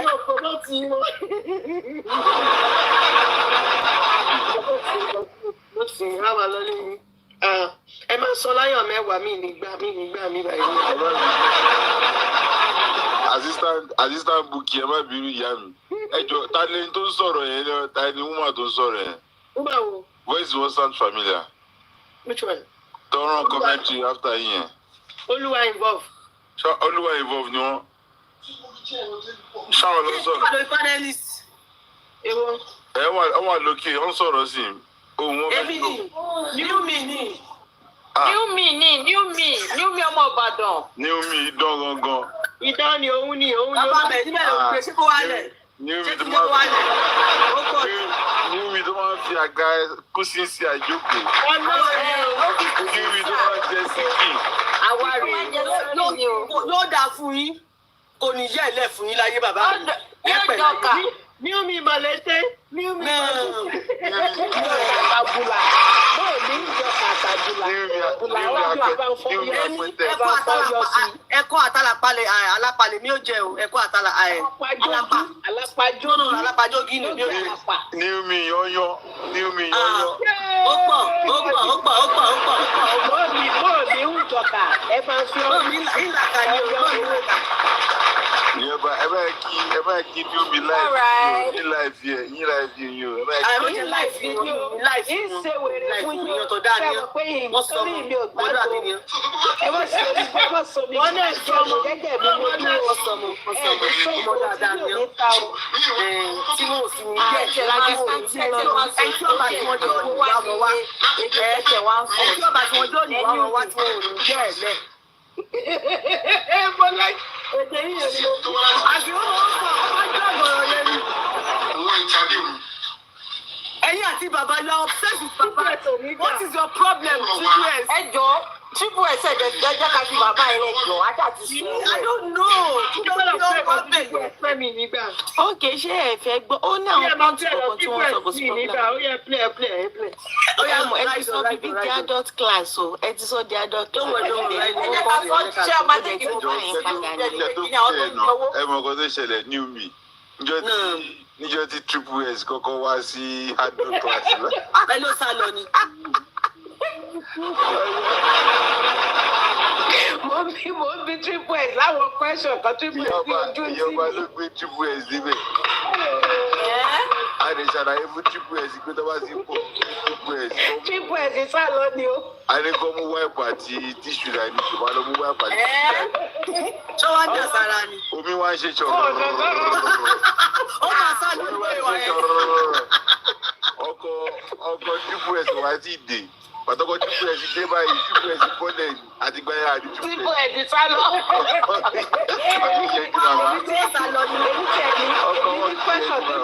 Triple S pé Triple S o ẹ ṣe experience yín fún wa o Triple S ní Iyaba èmi kọ́ ilé sọ kọ́kọ́ mi. Ṣé fàájì wọ́n gbàgbé nílé ìwé ṣe falẹ̀ Triple S marathon race ìdánwò.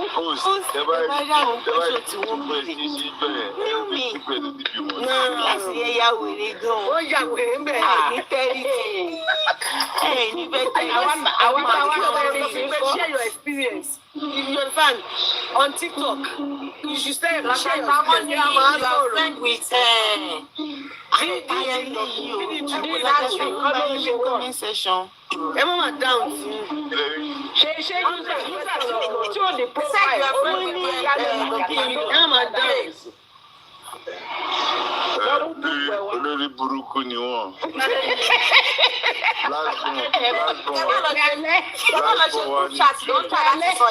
Àwọn olórí burúkú ṣe wọ́n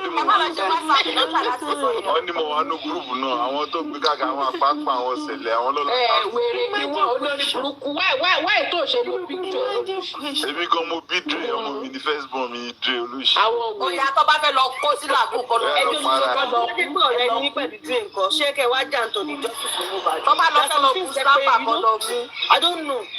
Ṣé bá mọ ẹ tó wà nínú gúrùpù ẹ ní ọ̀dọ̀ wọn? Àwọn wèrè ṣé yẹn ló pa Mohbad àwọn wèrè. Ẹ má wọlé àṣírí wọn máa tún máa fídíò tó wà lólé oníkẹ́kọ̀ọ́ petition. Ẹ ń ṣorí burúkú kiri làgàtà lẹ̀ ń ayé yín bàjẹ́. Àwọn 15 tó wà ní Motorola ní lọ́wọ́ ẹ̀ láwọn wà Motorola làgàtà lọ́wọ́. Ìyẹn wá làgàtà wá. Bàbá ńlá ààrẹ ní blọ́ọ̀kì. Ẹ bá ní blọ́ọ̀kì ní ayé ìwé. Èmi ló fi ń divert attention Ẹjọ́ máa sọ máa ń ṣe lórí. Ẹjọ́ wà ń bẹ̀ ní ọ̀gá no ẹjọ́ wà ń bẹ̀ ni nǹkan tó ń kọ yẹn ìwọ náà wà lára wọn oníṣòwò tuntun ní nǹkan tó type ṣe gbára ẹni òyà ṣe ẹni tó type. ẹyẹ kọ́ ìwà lání eku ni ẹyẹ kọ́ ó ń balagati lọ́wọ́ kò tí ì lọ gba tẹ eku ni ẹyẹ kọ́ ìwọ gbàdìyẹ ìwọ gbàdìyẹ ìwọ gbàdìyẹ kúkúrú ògùn ìwọ náà kúkúrú ògùn ìgbà ní Nàìjíríà ògùn tẹ́ni lagati tó máa mú kú ẹ tó máa mú lagati kú tó máa kú dànù olóṣì wáyé tó ṣe lo profile wáyé tó ṣe tó lo ṣe profile Triple S olóṣì ló ń gba lagati lọ́wọ́. ayé ẹ̀ sì bàjẹ́ bó ṣe rí lágàtà tó ti dé tó ti lọ change profile aláyé. ẹ mọ nǹkan tó ṣẹlẹ̀ result wọn fake ọtọ́tù lọ ṣe àṣírí wọn wà lẹ́bi báyìí lọ́sí wa. àwọn aláyé bàjẹ́ àṣírí ọ̀hún tún máa ké wọ́n máa tó sára. because Iyabo máa tó àṣírí wọn ẹ lọ kẹ́ Iyabo fẹ́ dá tó dá ó máa tó àṣírí wọn. ẹ máa ẹ kà ìwọ náà fi ẹ kó dé gbóná èkó dùn máa bọ̀ ní ìyá bíbí. èkó dùn máa bọ̀. Grandma Gen Z máa bọ̀ ní àti kábọ̀. rí Sanclef tó ní pé òun sì fẹ́ sọ̀rọ̀ pé òun fẹ́ bá àwọn Ratel ṣe pé òun fẹ́ wàhálà pé ẹni tó là káńtẹ mo ti lọ wo ọmọ àlè títí mo ti lọ wo. gbogbo wọn sì ti ń yọra wọn wọ́n ti ń yọra wọn. ọ̀nà àwọn fake account mo ti lọ wo. wọ́n wá lọ sí wèrè yẹn dẹ̀ wá irú dry breaker wo leléyìí náà wọ́n sọ̀rọ̀ gidi lọ́wọ́ kí lè wá lọ ṣe triple s ẹ ti bẹ̀rẹ̀ ìbọn lè máa lọ sílẹ̀ ọlọ́run ẹ máa ní sófo ẹ máa ní sófo ẹ máa ní sófo.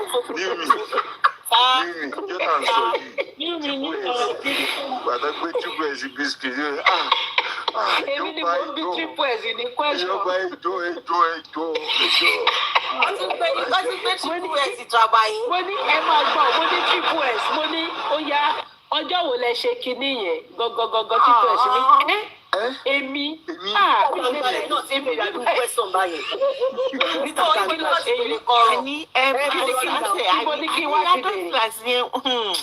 àwọn question tó ń béèrè bíbẹ̀ alẹ́ máa sá wọn bíyàn dàgbẹ́ àwọn tó ń sọ̀rọ̀ níta yẹn wọ́n ti di ọ̀rọ̀ ẹ̀ má jẹ́ ọ̀rọ̀ wọn kò kàn máa jẹ̀yàn láàyè èmi kọ́ kí n máa ṣe inú pàkà máa gba àwọn ọ̀rọ̀ yẹn níbo náà ẹ̀rù ọmọ ìwẹ̀ mo yá sá ẹ bá gbọ́ pé ó jà sá. na some things lẹ́yìn gbọ́dọ̀ sẹ́ńtà yó na some things lẹ́yìn gbọ́dọ̀ sẹ́ńtà. èyí bẹ̀rẹ̀ akọ̀wé justice òótọ́ tí o bá jẹ́ nulẹ̀ pẹ̀lú ọkọ ẹ̀ o lè gbaṣẹ́ wo kò di everything kọ́kọ́ máa sọ́ńtà ẹ̀ mi ò agree. ẹ wo lágbára jù lọ bóyá ya. ṣe rí àwọn kan wà tẹ́ pé ọkọ wọn máa wà lẹ́gbẹ̀ẹ́ wọn máa fi wọn wá dúra wọn ẹ ṣe understand. ó wà kọ́ wá sọ life experience ẹ̀ oníjọ̀kan àwọn ó ti máa rí ọtí bímọ méjì ó ní ọkọ òun pé ó gbọ́dọ̀ pé òun fẹ́ gbọ́ ìyàdọ̀ class wa ó wà lẹ́tọ́ àìpé wà lọ sínú toilet ó wà rà lọ ń gbọ́ adult class yẹn báyé ń sọ ní kìnnì. ọkọ náà bí ti gbọ́. ọkọ náà wà lójú fóònù tí wàá wò nǹkan tó ìyàwó tó wò sí tó ti káwọn náà wọ̀ ó ní kò wàhálà kò wá jáde bathroom ọkọ wa tó wà lọ fi tí gbọ́ nǹkan tó ń gbọ́ ní bathroom ọkọ wa ní pé òun láàyè nǹkan tó ń sọ yẹn pé kọ́yẹ́ káwọn jọ. káwọn jọ máa gbọ́. honestly. ibẹ̀ náà ti ṣe tàtàtà. ọdún ra wọn mọ́jú. Wow. Ọ̀rẹ́ náà. Wow. Nǹkan tá à ń sọ yẹn ó ló gbọ́. Ọlọ́kọ lé iná àwọn ọkọ fún obìnrin fún yẹn. Nǹkan tá à ń sọ yẹn ló gbọ́. Àwọn ọkùnrin àti obìnrin ló ti máa rí ìdúró ti bímọ ọmọ wa rẹpẹtẹ wọn ní jíjà ara wọn mọ wọn ní. Wọ́n ní wà sẹ́ksì ìyàwó máa dàbí kíní kò máa ṣe àkọ̀dára lẹ̀. Ẹ ti understand. Jẹ́kọ̀ nǹkan máa bọ́kọ̀ ẹ̀ máa bá sọ̀sọ́kùsọ kíyàwó náà máa bọ́kọ̀ ẹ̀ sọ̀sọ́kùsọ kẹ́ máa fa pátá ara yín bathroom get my toilet because you just get too complacent and then each one go take my shimo you get bí ìyàwó ẹ wa ní ọkọ òun pé ó yẹ fà ó wọlé báwọn ṣe wọlé báyìí àgọ́ bẹ̀rẹ̀ tí ń dúró wọn náà fi fóun à ń gbọ́ wa wọ́n dẹ̀ ń dúra wọn wọ́n dẹ̀ ń fi fóun sẹ́gbẹ̀ẹ́ ara wọn ọkọ àti ìyàwó you know and they been married for a very long time wọn ò dẹ̀ náwó láti jọ ìṣe lọ́kọ̀ máa ń wòra wọn ìyàwó rẹ̀ orí tiktok ìyàwó máa ń wà ọkọ náà máa dé agbé fóònù orí instagram wọn ọ̀rá yìí fi ẹgbẹ́ pẹ̀gbẹ́ fara kanra. oníkálukú bá rí fóònù ẹ̀. ó ti yé yín sọ láti. fóònù ara wọn. éèjì wọn ti dàgbà wọn kì í communicate. wọn dàgbà náà they are in their early 40s o. náà dàgbà. No dàgbà. Mo dàgbà mo dókó mọ́. Message mi last Friday Mr. Lagata. Àwọn máa ń kà ó di 3 Friday tẹ́ ṣe adult class o. Mo ní mo lọ on holiday ni. Àwọn ọmọ wà lọ́lùdé so. Wọ́n lè fi program yìí ṣe timetable yẹn pẹ́gbà iná máa tú. Bẹ́ẹ̀ni o, táìmù yóò lè da. Àgọ́ta fẹ́ kó máa ṣẹlẹ̀ nìyẹn káwọn ọkọ wa. Lọ́lùdé báyìí ṣẹ́gbà tí opportunity lọ. Káwọn ọkọ sísítà wa kọ́ máa wà live pẹ̀lú wájú Friday kọ́ máa mú ìyàwó wọn sẹ́gbẹ̀ẹ́ kọ́ máa fi ti kọ́ gbogbo nǹkan tá à ń sọ kọ́ máa ní good time together. kíyàwó náà ó máa kẹ́kọ̀ọ́ save some homes ṣá ó máa save àwọn ilé mi ìgbà wọ́n á ṣe pàtàkì ẹni tó wà lórí Facebook ẹ máa bẹ̀ wá wo adult class làgàtà wà ń bẹ̀. èmi tẹ́ máa lọ́wọ́ sọ́dọ̀ àwọn tó ń ṣe tó máa ń ṣe kí nǹkan tó yà di ẹ̀jẹ̀ gidi ní ìjọba ṣe kí nǹkan máa ṣe pé wọ́n máa ti pàwọn èèyàn gidi. owó lẹ́yìn sọ yìí. Wọ́n ṣe yáwó èèyàn kan yáwó ọ̀dọ́ rẹ̀ Facebook ọmọ ìgbàgbọ́. Mọ́mí D nẹ́tíwọ̀kì ń da lálẹ́ yìí. Nípa owó ìnáwó sí for 12 almost 1. Online network wà dà lálẹ́ yìí. Agbára as in people don chase you away. Network yẹn ló máa ń pèsè mi hàn. Kí lè rí mà? Ní Facebook account. Àìtí gbedebẹ̀. Àìgbedebẹ̀.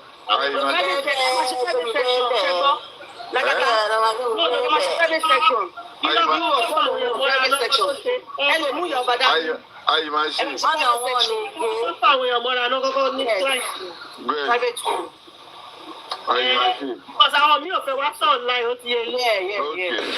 Èmi àti àgbàtà ṣe mi sá kíní ti dé sí ọ̀dọ̀ ó ti yẹ yìí. Ẹ̀kọ́ ṣe máa bí ọ̀dọ̀ Beric ṣọ́ọ̀tì dé ni. Ó dẹ̀ pé wọ́n ṣì wà náà. Mr. Eric wà Naija, ọlọ́jú Ṣàgámù ló ń yìí wà Naija. Àgbàtà oníkẹ́kọ̀ọ́ lọ́kẹ́kọ̀ọ́ ó kù nà kẹ́ máa build ẹ̀ lọ adult class. Ṣé lórí Facebook àbí? Ok. A máa ṣe Facebook yẹn ṣé wọ́n ní ban account kò pa àwọn ìyàwó rẹ̀. Ẹ máa sọ pé tẹ́lẹ̀ fi ṣe ni wọ́n máa bèrè. Méjì ló máa ṣe. Ó ti yẹ yín. Tẹ́lẹ̀ kọ́kọ́ fẹ́ bí wọ́n ní ṣí kí ló gbórúkọ kìíní. Professional dashboard yẹn láti ṣí. Ẹ lọ sílẹ̀, ẹ ṣí méjì, ẹ ṣí ìlú ẹ gbígbà pọ̀. So then it's gonna grow back up here and I'm putting it at the same time. Okay. And then I'm Meta, META. Pé ẹ̀yin lẹni content yẹn jí o new content. Yes. Báwo kí lẹ mí Meta báwo? Facebook. Yeah. Ó ní Meta, mo ní Facebook. Kí ni àyẹn lẹ sọ ẹ? Wọ́n á pẹ́ lọ sí dashboard yóò máa gbé ìwé kan wá fún ìsàlẹ̀. Òun lè máa sọ fún pé nílẹ̀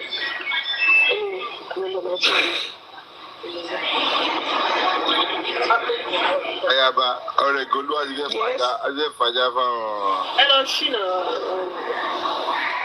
Ẹ bá ṣe àwọn mílíọ̀nù máa jọ. Nàgàtà wọn tí ní full time fún. Ẹ̀gbọ́n wọn fún gbà mí wọ́n ní like 4 Fridays ago. Àwọn òṣì. Mo lọ lọ́lùdẹ̀ yìí. Okay. Ti padà. Ó lọ fọ́lùdẹ̀. Tí wọ́n bá ti ṣe ṣó báyẹn immediately máa download ẹ̀ fún mi. Tí wọ́n bá ti ṣe ṣó àwọn ṣó kan wà máa download ẹ̀ fún mi. Dípò dáa ṣó ojú wọn. Ìjọba ṣojú wọn, àwọn tó fẹ́ bá wọn sọ̀rọ̀ yẹn, ṣé ibi wọn kọ́ dọ̀gba lò wọ́n ní. Tó bá ti ń ṣe lọ, Facebook kò lè gbé wálẹ̀. Tó bá ti ń ṣe lọ, lábẹ́ bóyá ti ń ṣe, ẹ máa sọ pé this is kìnìkan. Ṣé bí Yorùbá náà máa sọ? Ṣé bí Yorùbá náà ń sọ? Yorùbá ló sọ̀nà. Ẹ̀wọ̀n lè gbọ́ náà. Àwọn kan náà máa ń sọ bá àtòkò náà. Àwọn ti jálé tí wọ́n ti jẹun yó. Ọmọdé wa lọ máa sọ. Dẹ́pẹ́ Yorùbá náà sọ. Wọ́n ti jẹun yó kàn ń bọ́ àwọn èèyàn lọ́sìn. Àwọn ẹ̀ ti yó. Àwọn ti yó bọ́m̀bọ́m̀bọ́m̀. Ọ̀rọ̀ ọlọ́run ló ń dá sí wọn ti yó bọ́m̀bọ́m̀. Ṣèbẹ́ rí ìtọ́sẹ̀sì mi tẹ́ni yẹn jẹun òbò lórí láìfù. Kí ló dé? Ó yà wò lórí. Ọlọ́run àti ọ̀rẹ́ mi ìṣeré 2 hours ló fi jẹ́. TikTok ọ̀dà gba péjì ẹ lọ. Kò gbá láwọn. Àlọ́ ń ṣe láìfù. Tó ń dájú àléyìn òde ògbò láì fẹ́ tó fẹ́ àgọ́ sí. Tó ń dá skills sí inú. Tó èèyàn ṣe máa jòbòjòbò tí kò ní sí ni. Tó ń dá mi jáde tó ń dún gẹ̀ yẹn. Wọ́n ti bẹ́ẹ̀ kò sí ní ìṣeré tẹ̀ sí mi ọlọ́ọ̀dẹ ìṣeré tẹ̀. influence bá mi play bàbá ẹ bá mi play bàbá.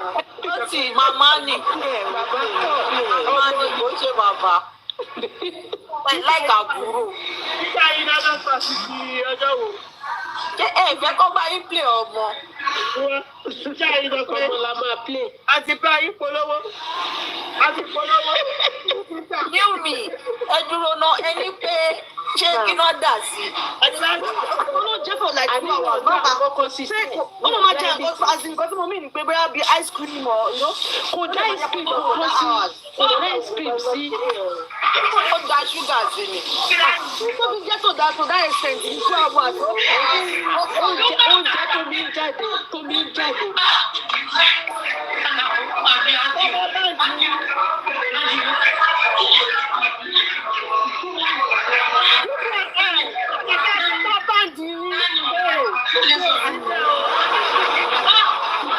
Wọ́n lè mọ kọ́ tó ń sọ. Ọba ló ń sọ náà. Olóhùn ti ṣe yé owó tó àgbèrè. Ojú orí oko jẹ̀jẹ̀. Ó dàgbére.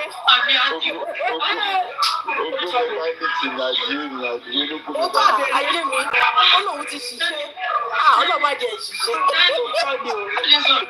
Ìyẹn fún kárakára ni o. Everybody on YouTube and Facebook, they turn my platform to other people. Láì ṣe kápítà ló ń kàn. Ṣé kápítà ló ń kàn? Ẹ mọ sórí bọ̀bọ̀. Ó débi ẹ̀mí ẹ̀ ni. Àdìó ni bọ̀bọ̀ yẹn. Olóhùn ti ṣiṣẹ́. Kápítà ni tí kìí ṣe bá ti wá ń lọ lálẹ́. Ìyẹn tẹ̀ kí mo sọ. Kádìó bá ti ṣíwọ́ mi jẹ́. Ẹ máa lọ bá ọmọ máa gbowó lọ́dọ̀ 5,000, ìjọ 10,000, ìjọ 5,000, ìjọ 10,000. Tó wá jọkọ̀ àti wá sọ pé ọmọ yìí kò ń kú díẹ̀. Ká gbọ́ṣẹ́ wò. Gbọ́ṣẹ́ wò wá ní ẹ̀ẹ́dọ́rẹ́ gbọ́ṣẹ́ mi wò. Mo fẹ́ ra aṣọ pátí kan ẹbí kan. Àdìó bá kó 25,000 fún. Àdìó bá ní pé tó bá ti ń bọ̀ láti ṣọ́ọ̀bù pé kó yà ó kó wà lọ́wọ́ bọ́mọ yẹn ò ṣe ìyá nìyẹn Àdìó wá kú gbàtà Àdìó bínú sọ Àdìó wá fa gidi ó wá fi àkíkọ́ ní pé òun ò fẹ́ bá sọ̀rọ̀ mọ́ tó ń wá fúnra ara ẹ̀ wá fẹsẹ̀ ara ẹ̀rìn lọ́dẹ àdè. ó fúnra ẹ̀ ṣe wá fúnra ẹ̀ Àdìó sọ fún àwọn ará ṣọ́ọ̀bù pé lẹ́nìbọ̀dì bá bèrè owó kọ́sọ́ pé òun sí ní Nàìjíríà. Àdìjá ṣe lọ sí ṣọ́ọ̀bù Àdìó. Ẹjọ́ fún bèrè Àdìó, wọ́n ní Àdìó wà ní ó sì ó ní màlẹ́ríà. Bí Àdìjá ti kú bá lọ sí méjì. Àdìjá kẹsẹ̀ lọ, ẹsẹ̀ wú. Ọjọ́ bá wọlé tẹ̀ ó wọlé tẹ̀ Àdìó. Ẹkùn àti mẹ́rọ. Tó kọlẹ̀kùn. Táníyẹn o. Ìyẹn sí kí lórí bẹ́ẹ̀.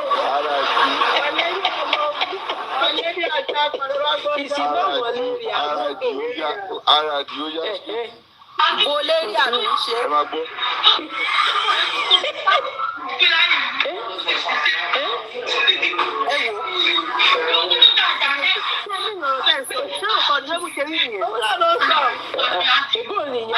Àdìó ẹ gbọ́ Àdìó.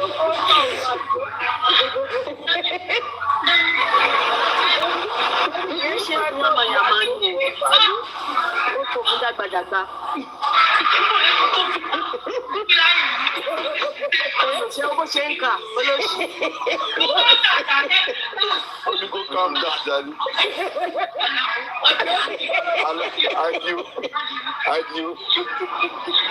Àdìó kọra ṣé ni o.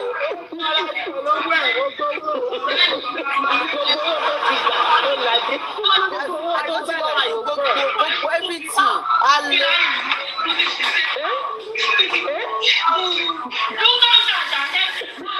Irọ́ ni òṣè airline náà lélẹ̀ 2000 ó bá pọ̀ ẹ̀ ní ògbẹ́lẹ̀ bá yẹn. Ó dà gbọ́ pé àwọn airline ló ń pè àbí kí gbogbo tó pè. Ó bá jàjà rẹ̀.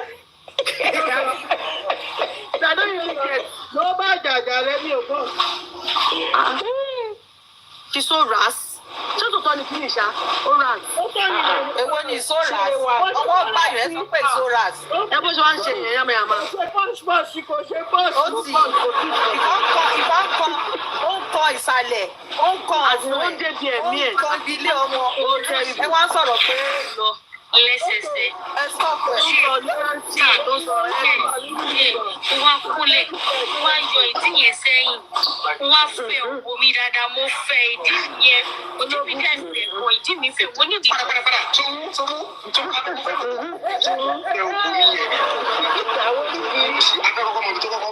Kó tó wá fẹ́ kejì.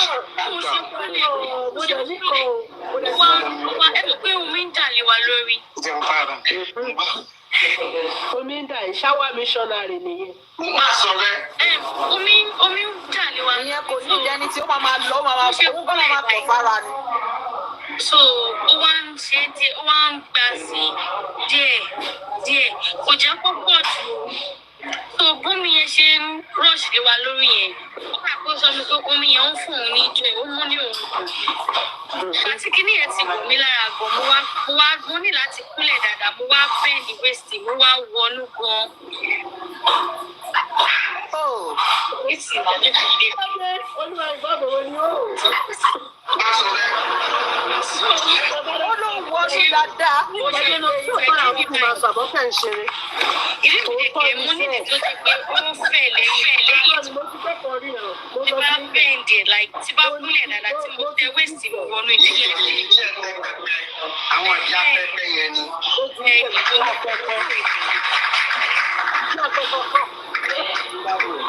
Àwọn ìyá pẹpẹ. Tó fẹ́ bí mo ṣe kúnlẹ̀ báyìí, bó ṣe fi sí mo wá ya itan mi dáadáa, mo wá tẹ wéèsì mi wọnú. Ó wá fi sí díẹ̀. Èmi wá sọ fún mi pé kó máa ṣe dáadáa, kó máa gbà sí lọ. Ó wá sọ fún mi pé no, ṣe yẹn ló ṣe like pé kémi máa ti rẹ̀ àṣebẹ̀rẹ̀ ni pé ṣé mo lẹ́ẹ̀mí ẹ̀ wá sọ fún pé pé lẹ́ẹ̀mí àṣebẹ̀rẹ̀ ni ó wá ń ṣe díẹ̀ ìgbà tó yá báyìí ó wá gbé mi jòkó sórí kí ló máa ń pè kíní ní Yorùbá gbọdọ̀ rẹ̀. Ó gbé mi jòkó sórí ọdún bedroom láwà. Orí WC.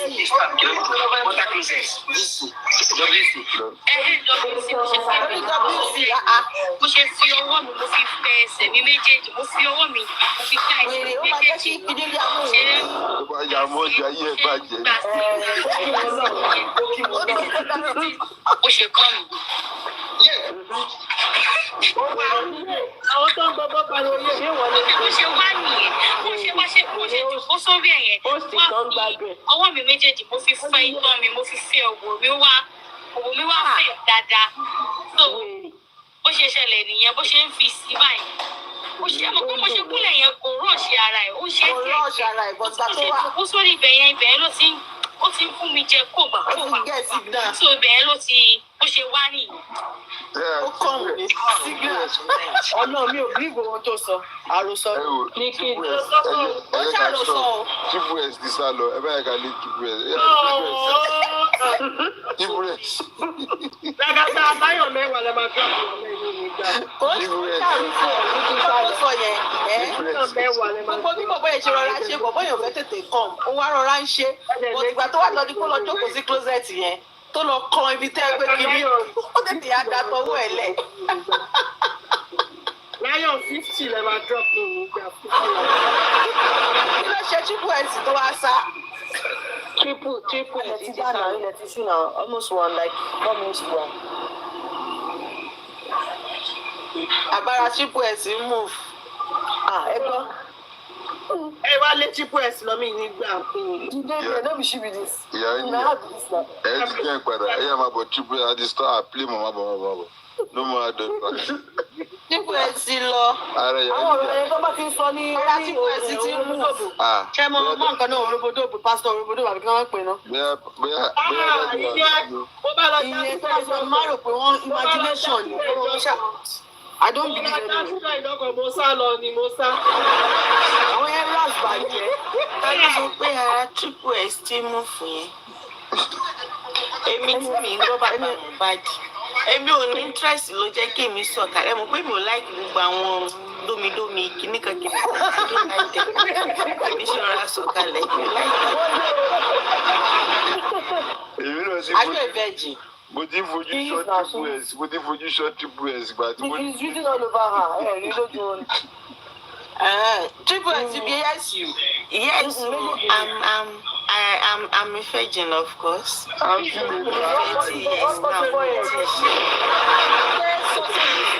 years now. Ọmọ mi ta máa ń gbóhùn ẹ̀ ní bíbí yẹn. Ẹnu ni mo gbà ṣe ẹnu náà mo ti pọ̀. Ẹnu náà ni. Ẹni sùúrù ṣé virgin airline àbí virgin by road?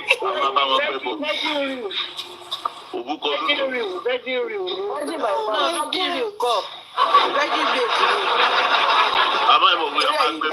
Ẹ̀ẹ́dẹ̀ làgàtà ẹ̀ẹ́dẹ̀ tọ́ mi ẹ̀ẹ́dẹ̀ adult class lágo méjì. Òbúkọ dúdú àgùntàn funfun.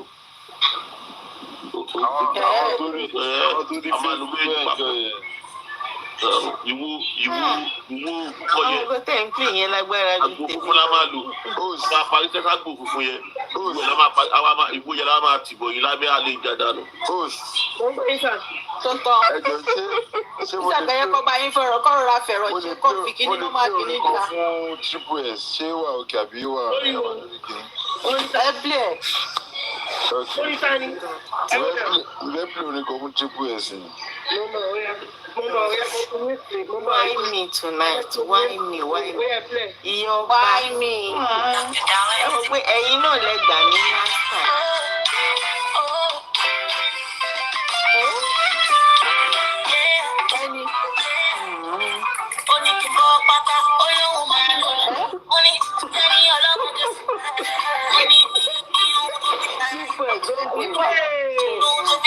I don't know copyright for this.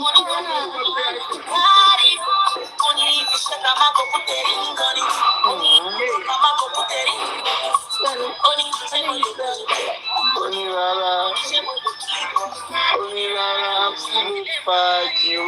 GBS.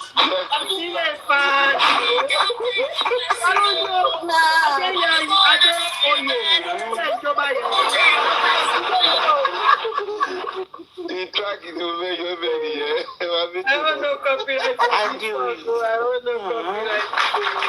Jajiri, don't take it personal. Ẹ kúkú sí ní pé sosoliso ni yín kò sí wàhálà. A máa gbà yín bẹ́ẹ̀. Ṣé àbí mọ́mẹ́lá ìdè ní Lagata tẹ́ bá ti ń ṣe kínní ẹjọ́ máa ṣe platform wọn sí yín. Bí nígbà yìí gan fẹ́ tọmọ mi ti wà fúnra mi. Ẹ̀wọ̀n mo ti lọ. Èmi máa fi wá. I will take you to that club. You hear what? Mo fẹ́ Lagata ìyọba. Mọ́mí dì í sí ẹ̀ òun ló ń jẹ́ olúwa ó ti change orúkọ ẹ̀ fún wa. Mọ́mí dì tẹ́ bá ń bọ̀. A máa ń fa gbogbo ẹlẹ́ máa fa. Ó ti bẹ̀rẹ̀ wá ní òun lábẹ́. Mo ti máa ń fa tẹ́lẹ̀. Gbogbo wọn bá fẹ́ fa jẹ́ torí ni máa fa. A dà fún yín ẹ ní láti fa. Bọ́ọ̀lù kí n fà torí èwo ni àṣẹ. Ṣé wọ́n mú kí dámúlọ́ọ̀dù ẹ̀mú dámúlọ́ọ̀dù ẹ̀mú tó wá sí dámúlọ́ọ̀dù. Àtàbí akíndìkì ṣe. Ṣé mo dámúlọ́ọ̀gù ẹ̀? Àlàlàlà. Dálé díẹ̀ wọ́n ti yàmà tí mo sọ pé sọ. Wọ́n ti yàmà. Mo gbọ́ ọkọ̀ tó ń ṣe lọ́dọ̀. Ṣé mo pé ìsọkúsọ ẹ̀jẹ̀ sọ̀kọ̀kọ̀ fún yín? When I was in secondary school, wọ́n máa ń sọ kọ̀kọ̀, wọ́n máa ní ìsọkúsọ ó dáa ju ìṣekúṣe lọ. Ṣé ẹ get? Ìsọkúsọ dà. And what of èèyàn tí ò lè sọ tí ò lè ṣe ẹ bá ń ṣá wọn látẹ̀wọ́ host ẹ bá ń ṣá wọn. What of èèyàn tí ò lè sọ tí ò lè ṣe. Kò lè sọ náà nìyẹn, but ìsọkúsọ dáa ju ìṣekúṣe lọ. Mi I like pé kí n máa sọ pé kí n bọ̀. Ẹ̀yin tẹ̀ lè sọ yẹn yíyí yẹn tẹ́ bá gbá kí nínú báyìí. Mi ò tẹ̀ láyé kí n máa gbogbo. Ẹ̀yin tẹ̀ àní ẹ̀yin tẹ̀ lè sọ yìí tẹ́ bá gbá nǹkan mú ẹ bá fi kọrin. Wàhálà ẹ máa kọ pàṣọ ẹ máa kọ hip hop ẹ máa kọ anything. Rígì tòyìn gan máa ń bad. Ẹrù pé backup sí ìjà bàbá Mohbad. Ó máa yàtọ̀ sí irú eléyìí tó máa ń sọ tó lọ sọ pé òun ti ṣorí burúkú. Bọ́ títí. Rígì tòyìn máa ń bad. Olórí burúkú dàdí o. Ìyọba ẹ bá wa fọ́lù olúwa ní ẹjọ́ ẹ bá àwọn nílé àwọn náà máa fún wa ní ẹjọ́. Ó máa wà lẹ́yìn wọn. Ẹ bá wa fọ́lù ẹjọ́ ìyọba. Ìyọba ẹ gbọ́dọ̀ yín bá tiwọn o. Wọ́n lẹ́yìn lẹ burú jù ẹ̀yin tẹ̀ kí fẹ́ gbọ́ ìsọkúsọ. Wọ́n lẹ́yìn lẹ gbọ́dọ̀ jù. Wọ́n máa ń gbàdò àwọn tó ń fẹ́ sọ fún bọ́ọ̀sì. Wọ́n ń tijú ní ara. Wọ́n jẹ́ tó máa ń tijú. No, ẹ tó máa ń tijú yóò mí pé ẹni ò lè ṣe ọ̀. Ẹ tó máa ń tijú kọ̀ ṣé yóò máa ń tijú dóko ni? Ẹ jẹ́ kí gbọ́dọ̀ jọ mọ̀ bàdàn. Àní kí ọmọ sọ́ńtà ni ẹlòmíì máa ń tijú. Ó ní mo sọ pé wọ́n máa ṣe ìgbà. Ó lè sọ mí lé tijú àní tijú lóhùn. Ìtìjú ni náà ló fẹ́ wọ ìtìjú. I will follow her now. Ìjọ tẹ bá fẹ́ open, màá wá kọ́ ẹ wọ́ wọn. Like máa wọ́ wọn wá sọ́dọ̀ yín. Ẹ mọ̀ pé tẹ́tàkù èsì Ìyọba máa ṣe ẹ̀sìn wọn. olúwa tẹ́tàkù èsì wọn máa jí ẹ̀ fi ṣe Ọtí ní pé wọn ní láti wá wọn wá. Jẹ́ ìgbọ́ especially triple H is our voice. Wọ́n ní yọrí sí triple H. Ó ló máa bá àtẹ. Mọ́mí ebi ò máa lẹ́kọ̀ọ́ lójú. Mo máa block mo Liberian yẹn. Mo fẹ́ play kí ni tí wọ́n fi gbóyún gbọ́. Ṣẹ́gbọ́n. Mọ́mí mo fẹ́ I will block you. Ẹgbọ́n mi, mo fẹ́ play ọ̀yà. Ẹjọ́, mo fẹ́ play kí ni bẹ́ẹ̀ kí gbóyún gbọ́. Ẹjọ́ máa lọ play nǹkan tó bá lágbára. No, mo ti sọ́lẹ̀ kan, mo fẹ́ play. Ẹ máa Kí ló dé? Ṣẹ́ni triple S yìí ẹ̀ wọ́n begin láti máa funra sí. Ó yẹ máa gbọ́. Ẹ gbọ́. On the brother who ran away with the meant for the youth hall. I am talking about the youth president. This morning, we received a message from him. In his message, he thanked the church for sponsoring his travel abroad. He said he prayed for a destiny helper, and God finally used the church to sponsor his travel. Can you imagine? He even told us not to panic about the money, that he would pay back with interest in 1 year. From the message we discovered, he traveled to Hungary. Yes, Hungary. Brethren, it was never God who used the church to sponsor that travel. No, he stole from the house of God. How can he run away with the money meant for the construction of the youth hall and still say it was God? Since he traveled to Hungary, this church will fast and pray for him. Immense hunger. That hungry. We are all happy staying in this country.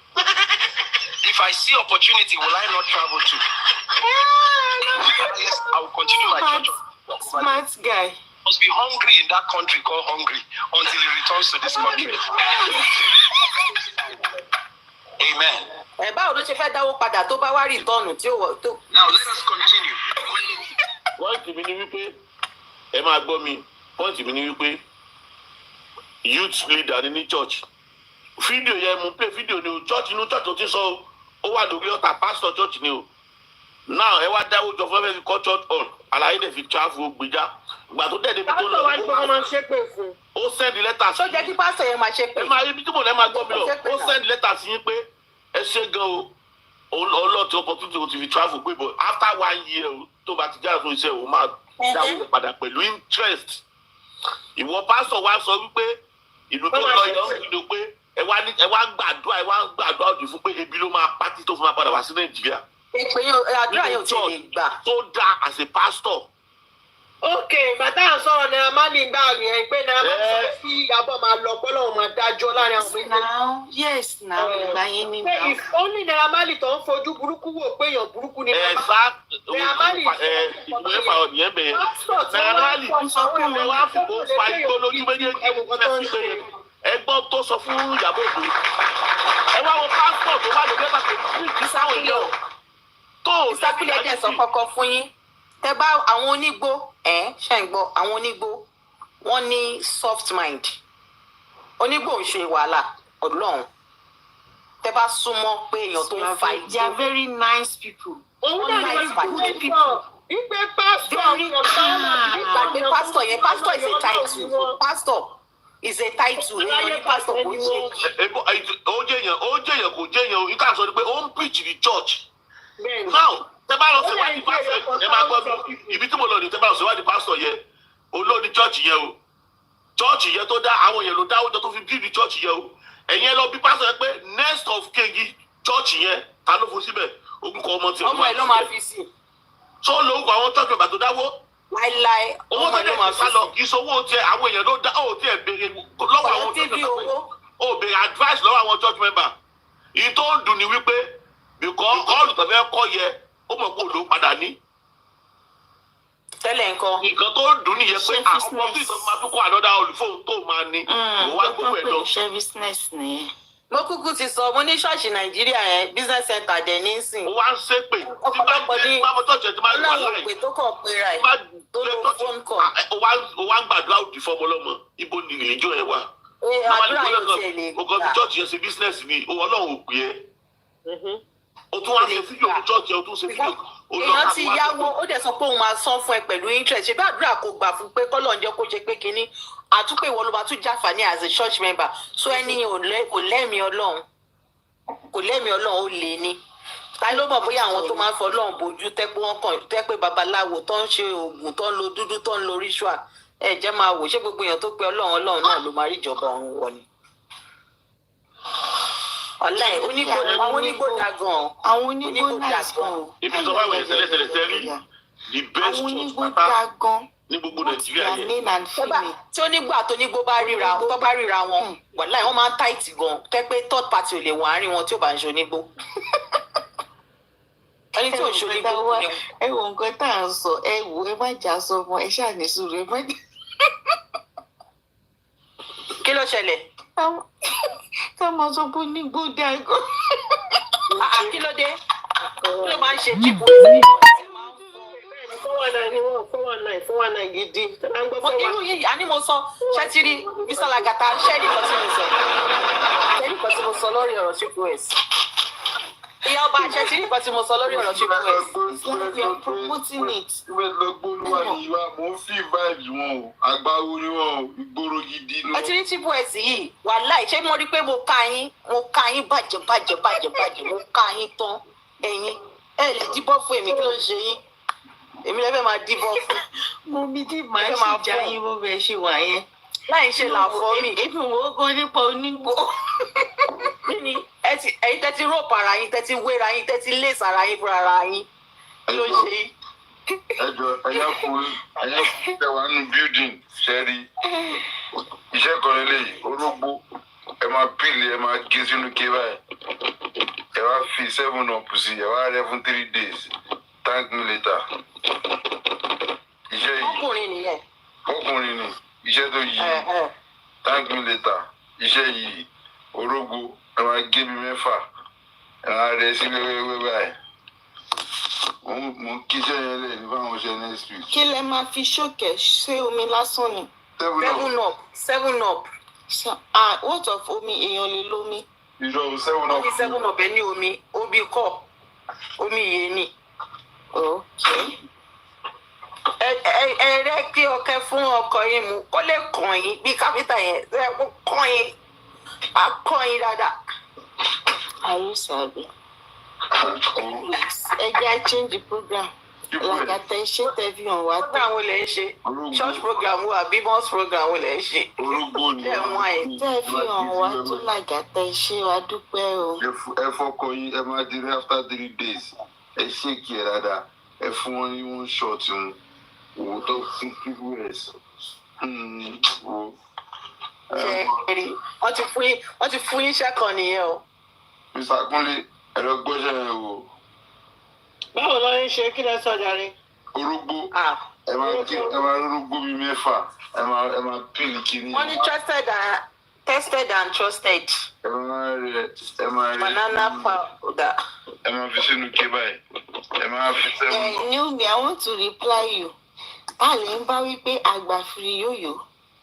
no kí ni mo sọ. Lagata ètò ìta ní àbí small bottle. àtikẹ́mi máa ń pa mí náà. ìgbà tí wọ́n sọ pé ó ṣe wà ẹ́ máa gùn wọ́n ní àgbàfiri yọ̀yọ̀. then ẹjọ́ sáà Lagata nǹkan tẹ́ ṣọ́ azigan lókè is there ẹjọ́ kí ni yẹn kí ló ṣiṣẹ́ fún. iná ọmọ rárá Do you know too much of anything orógbó ó da fọkùnrin kan máa jẹ́ kó máa lò. This kíní tẹ máa ń gun orí ibìrin yẹn pé kí n ṣe sí ló máa tẹ̀. It's like ẹ ń fi force fa àwọn kíní yẹn jáde kò ṣe natural thing, you know.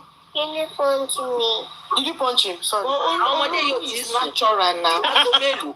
Ọlọ́run. Ṣé kí ló ń ṣe láìfù ni? No, láìpẹ́ àwọn mọ́mí dì kí ló dé?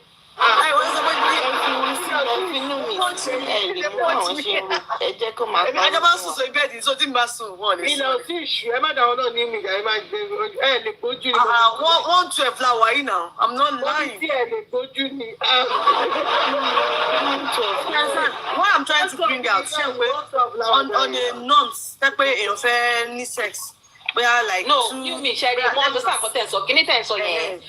Naturally, because we should take less. Even at that, yes, when you future, to buy the future, you only need side effect, you know. No, too much of any effect. You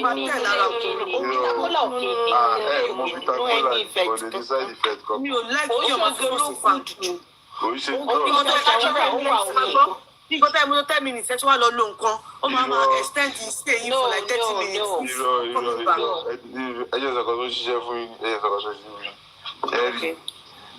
Irú ẹyin sì yẹnu lẹ́ni ọ̀lẹ́ ní ọwọ́ kan báyìí máa lọ sùn. Èmi tó fò ó. Ọwọ́ kan báyìí máa lọ sùn ni. Sẹ́rílì. Mo ń dó pìrìkìtì ní oko. Ṣé màmá tì mí ni? Ọmọ Ìbàdàn tiẹ̀ máa ń mọ kódó náà wọ́n láì kí. Gbẹ́nu lọ.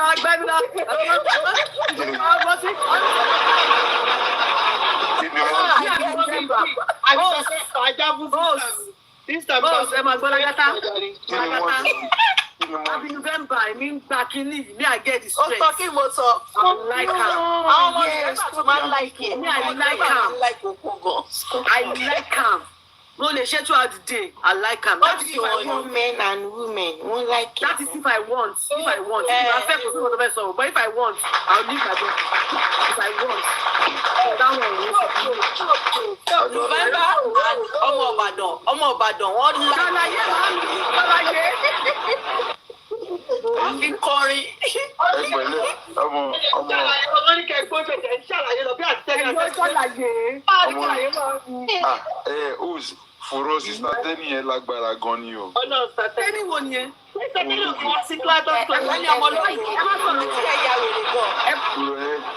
Ẹ má sọ̀rọ̀ wọn rárá. Please don't bring her matter. She's our good auntie. She's everything about her is okay. She's okay. Everything was okay.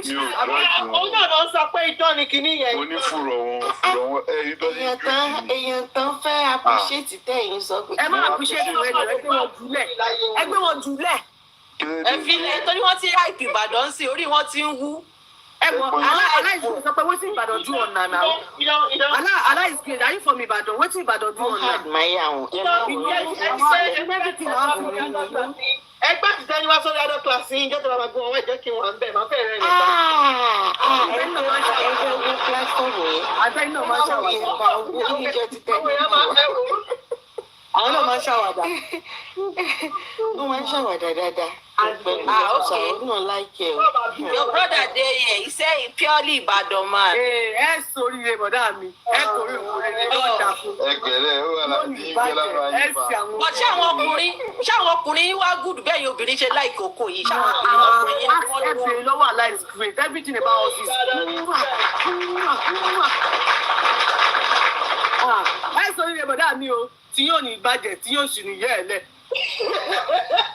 Ó bá yẹ̀ lẹ̀ ẹ ṣọ́ọ̀kì ó bá yẹ̀ lẹ̀. Bẹ́ẹ̀ni kò lè jẹ́ tí wọ́n lè yẹ̀ lẹ̀ tí wọ́n mọ̀ dáa ni. Àbíkí ẹ̀ ń sọ yìí.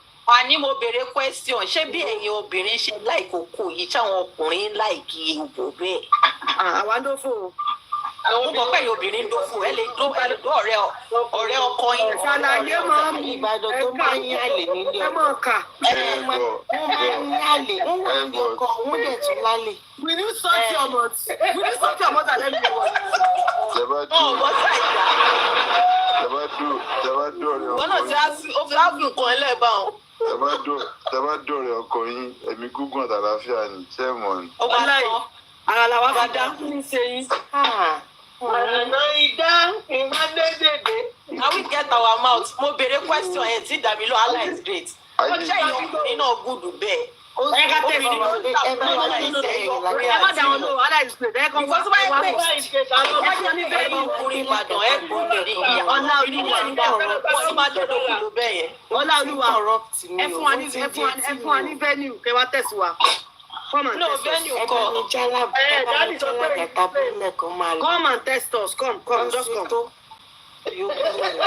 We are blessed. Eke ìdìgbògbò dèdè ni. Play kí ló ṣe yín? Ọ̀rẹ́ eke ìdìgbògbò. Mo fẹ́ lọ ṣe tata. Ọkọ̀ ìdílé wà ní UK. Mo fẹ́ lọ ṣe tata. Ní place tí a fẹ́ yà láti. Ẹ lọ kí ló porúkọ ẹ̀? Ẹ lọ sí Nottingham. Wọ́n láwọn fẹ́ lọ ṣe tàtàtà. Sọ pé lọ sí. Tẹ bá bọ̀ mo lè wá mo lè ṣe. Láti àdúgbò mi. Ẹ̀kọ́ máa ń sọ láti àdúgbò yìí mélòó lára àdúgbò yìí kò sádùúgbò yìí jì tó yẹn. Ẹ máa ṣe tí ń gbẹ. Kọ́nà máa káwọn ọmọ tì.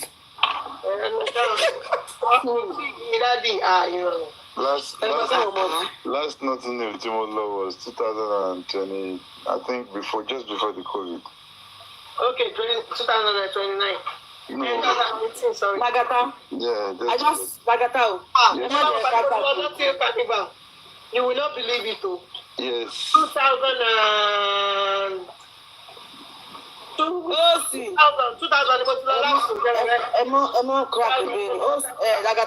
Yes. That thing, please, minimize it. I don't like anything about any measurement. No, sister, me any suru no. Anything about any measurement, I don't like. Not because of this thing or Lani. Let me tell you. Èèyàn máa kẹ́ẹ̀dì gbogbo èèyàn tí wọ́n pẹ́ǹdì lára gbogbo. Àlọ́rọ̀kọ this one is natural kò dàbí àwọn kìíní measurement. Ẹ jẹ́ ìṣàlàyé gbogbo fún yín ṣe rí normal 40 minutes 45 minutes for one round ló dá ló It's too much. It's too much. Ẹ ti fi blọọkì sí. Blọọkì tí wọ́n bẹ̀rẹ̀ yìí go ẹ rí pé ẹ mọ kódó ẹ kàn jẹ́ internet. Ìdí àti gbẹ náà ìdí obìnrin àti gbẹ náà wá ti jà. Kọ́ọ̀dẹ̀ tó bá gbẹ kí ló dé tó bá ṣe gbẹ. Ẹdúró báwo ló ṣe máa gbẹ ṣe rí ẹ jẹ́ ìṣàlàyé fún yín ṣe rí. Ẹ rí pé àwọn go. Sherry reason, Sherry Rubo, what Orubo does in the body it's not just for tata. It's good for arthritis. It's good for the body system. Also, Orubo is very natural. Even your voice is good for so many things. Check it, sister me. Ṣé wá iṣẹ́ tó Orubo máa ń ṣe? Yumi, ẹ jẹ́ kó sọ̀rọ̀ tán náà. Iṣẹ́ tó Orubo máa ń ṣe.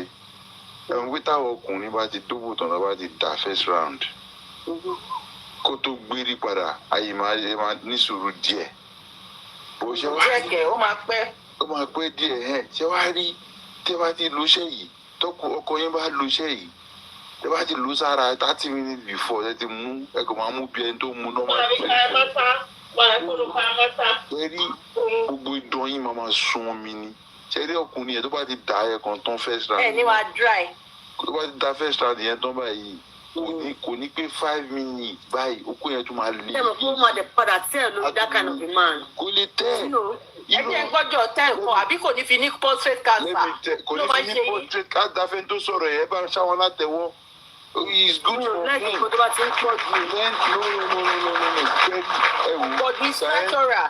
Scientifically ó dà kọkùnrin máa dúró lẹ́ẹ̀mẹrin ní ọ̀sẹ̀. Ṣé mọ̀ pé nǹkan tó dà lára yẹn kó tó recover padà ní tó kọ́kọ́ dà. Ọjọ́ oúnjẹ gidi ni ó máa fi recover padà. Òbòdì náà sí fún ọkùnrin tí ò bá yẹ oúnjẹ gidi tí ò jẹ gidi. Sísá mi torí kí n dájú ṣàwàdà yìí I educate ara wa ni o. That's why you need to eat your balanced diet. Ṣẹ́rí spam láti gba spam padà. Ẹ̀yin ará Nàìjíríà máa ń gbọ́ sí wọn lẹ́nu kò sí balanced diet nílé o. Ṣáwó ẹ̀yọkọ̀ ìṣòwò ó wà. Ẹ̀yọkọ̀ ìṣòwò tá a sàn o. Ìlàjì ló wà. Balanced diet fẹ́ wà dáadáa ni. Ó gbèrò. Ẹ máa jẹ salad. Ẹ máa jẹ salad. Ẹ má máa jẹ́ kí. Ẹ má máa jẹ́ kí ẹ wò. Mo ní sáwá wọn ni o, kò sí balanced diet ní Nàìjíríà o. Avocado, ẹ má yẹ kó máa wọ́n. Ẹ mọ ìtọ́ ń tà wọ́n. Ẹ̀fọ́ tó máa àwọn ẹ̀fọ́ tó máa ń ṣe nílẹ̀ yẹn. Ẹ jẹ́ wà, ẹ jẹ́ máa gbé, ẹ jẹ́ fruit. Ìbẹ́pẹ, What am I done things? Watermelon. So, tẹ bá mọ iye tí wọ́n ń ta pọ́pọ̀ kékeré bíbí tí mo fẹ́ rà last time almost 25 euro kò ń ṣe just big one o very small pọ́pọ̀ like this ní supermarket. kò ń ṣe àwọn Viagra àtàwọn natural it's very good o. Honestly speaking. Of course, you know why? I'm not saying it's not good. I mean, special soil, but just be whatever. See about him first. No, èmi ni àwọn bíi alẹ́ iná ti pè àwọn èròjà yẹn àwọn yẹn ni ọ̀dà àtàwọn oògùn tó bá ń lò yẹn. Kò affect normal ṣe but ṣẹ́rí nǹkan tó wà fún kò kí n jẹ́ pé ó máa ń jẹ́ kí èèyàn ṣe kiri láti lórí obìnrin náà. Kò dàbí pé máa kò ń ṣe bíi bratashi àwọn táwọn bá máa ń ṣe yẹn. Wá tiẹ̀ wá gbọ́dọ̀ bọ̀dá mi wá máa gbọ́ná kí n tó bá ti mú ẹ tán ti fún ẹ ní 45 minutes sí òtò ni kí lábọ̀ tún nu ẹlẹ́ẹ̀kejì nígbà tí ìṣẹ́ ẹni lẹ́kọ̀ọ́ ní ẹ̀rọ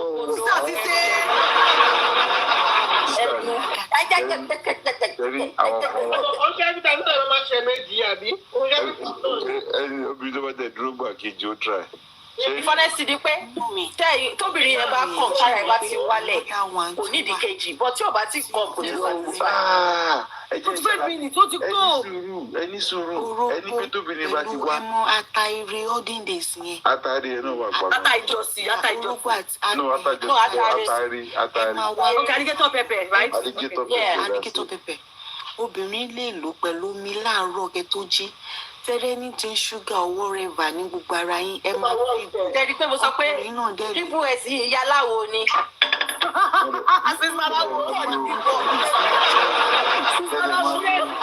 Ẹbí sísítà mi kan ló kọ́ wọn òun náà wá ń lò bí bẹ́ẹ̀dì ni wọn. No, tell me about it. Ìyá mú ẹyọ kan ṣé ìyá máa gbé kan ìyá kan lọ pẹpẹ. Kọ̀nọ́fù ká máa ń lè lè.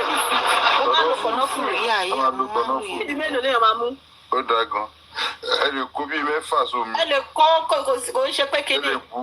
Èèyàn wà lò overnight, right? Èèyàn lò overnight. Ẹ mú Early in the morning. Ẹ mú lára kẹ́ tó sùkẹ̀rẹ̀ ẹ mú láàárọ̀ kẹ́ tó jẹ́ nìsín. Ṣé èèyàn máa pù ni? Èèyàn máa pù. Irú ẹni pù ẹ máa tọ́ dànù. Ó máa detoxify ni. Ó ẹ máa tọ̀. Ẹ máa lọ tomi ara tán. Ẹ wò sísá mi olúwa ni ṣẹ́ni tóbìnrin bá ti dà tán ẹ sọ pé ẹ mọ̀ ó máa rẹ̀ yín lóòótọ́ bó ṣe rí àwọn ọkùnrin táìmù tẹ dà tán yẹn tẹ ti da gbogbo dára yín. Lára máa ṣẹ̀ṣẹ̀ jí. Wọ́n á tún wá gbẹnu sí i wọ́n á máa fi tẹ́rẹ́tẹ́rẹ́ yẹn ṣeré ní láàsì 2 minutes ẹ máa fi dìde ẹ máa àárò. Ìyẹn ṣèbí tó bá fi ṣeré ni tó bá fi ṣeré ó máa relax. Èwo ló fẹ́ fi ṣeré ṣé ti tóbi àbí tọkùnrin? Ẹ mọ̀ pé ṣé ẹnu ló máa fi ṣeré ẹnu àbí? You know it's medically not. Kí ni ká fi ṣe igi náà máa fi ṣeré? No. Ṣé orí yóò bacteria tó wà lẹ́nu wa? Ó lè wọ nínú private part obìnrin. Ẹ pé it's not that kódà. Do you know it's not good medically? Kí ni o dá? Kí ni? Ẹ fi ẹnu láì bí obìnrin yẹn. Omi ẹ̀dà gan. Ṣé obìnrin yẹn lárùn ni? No. Ọkùnrin tó wá lọ fi ẹnu láì bí obìnrin. Ìyẹn tó wà ní inú ọkùnrin bacteria tó wà lẹ́nu ọkùnrin ló máa gbà sí ara obìnrin yẹn. Ibẹ̀ la ṣe ń gbà ibẹ̀ la ṣe ń gbà. Wọ́n lẹ́ medically bá ibẹ̀ lọ́dọ̀ anti-medically. Omi yẹn ó máa ń cure cancer of throat. Níbo? Oh my God.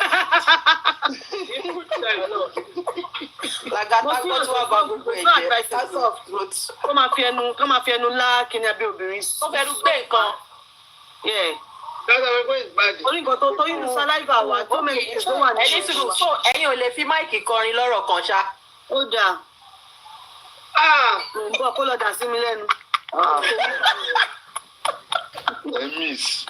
Èmi ta. So kẹ́kọ̀ọ́ wọlé kọ́kọ̀ já. Bẹ́ẹ̀ ni kí ló tún kù? Lẹ́yìn rábà náà ni. Mi ìráyè jókòó sóbòsù. Ẹ̀jẹ̀ wá sọ pé ẹ ṣe kiri. Àní mi ìráyè jókòó sóbòsù bí mo ṣe tó máa ṣe pọ̀ jù. Mo ti rí àkọsẹ̀jáyé dídó kókó yín pé kò fi bẹ́ẹ̀ lóko lọ́fà. Kò pẹ́lẹ́ títí. Ẹnu náà máa fi ń lo ẹnu náà lò.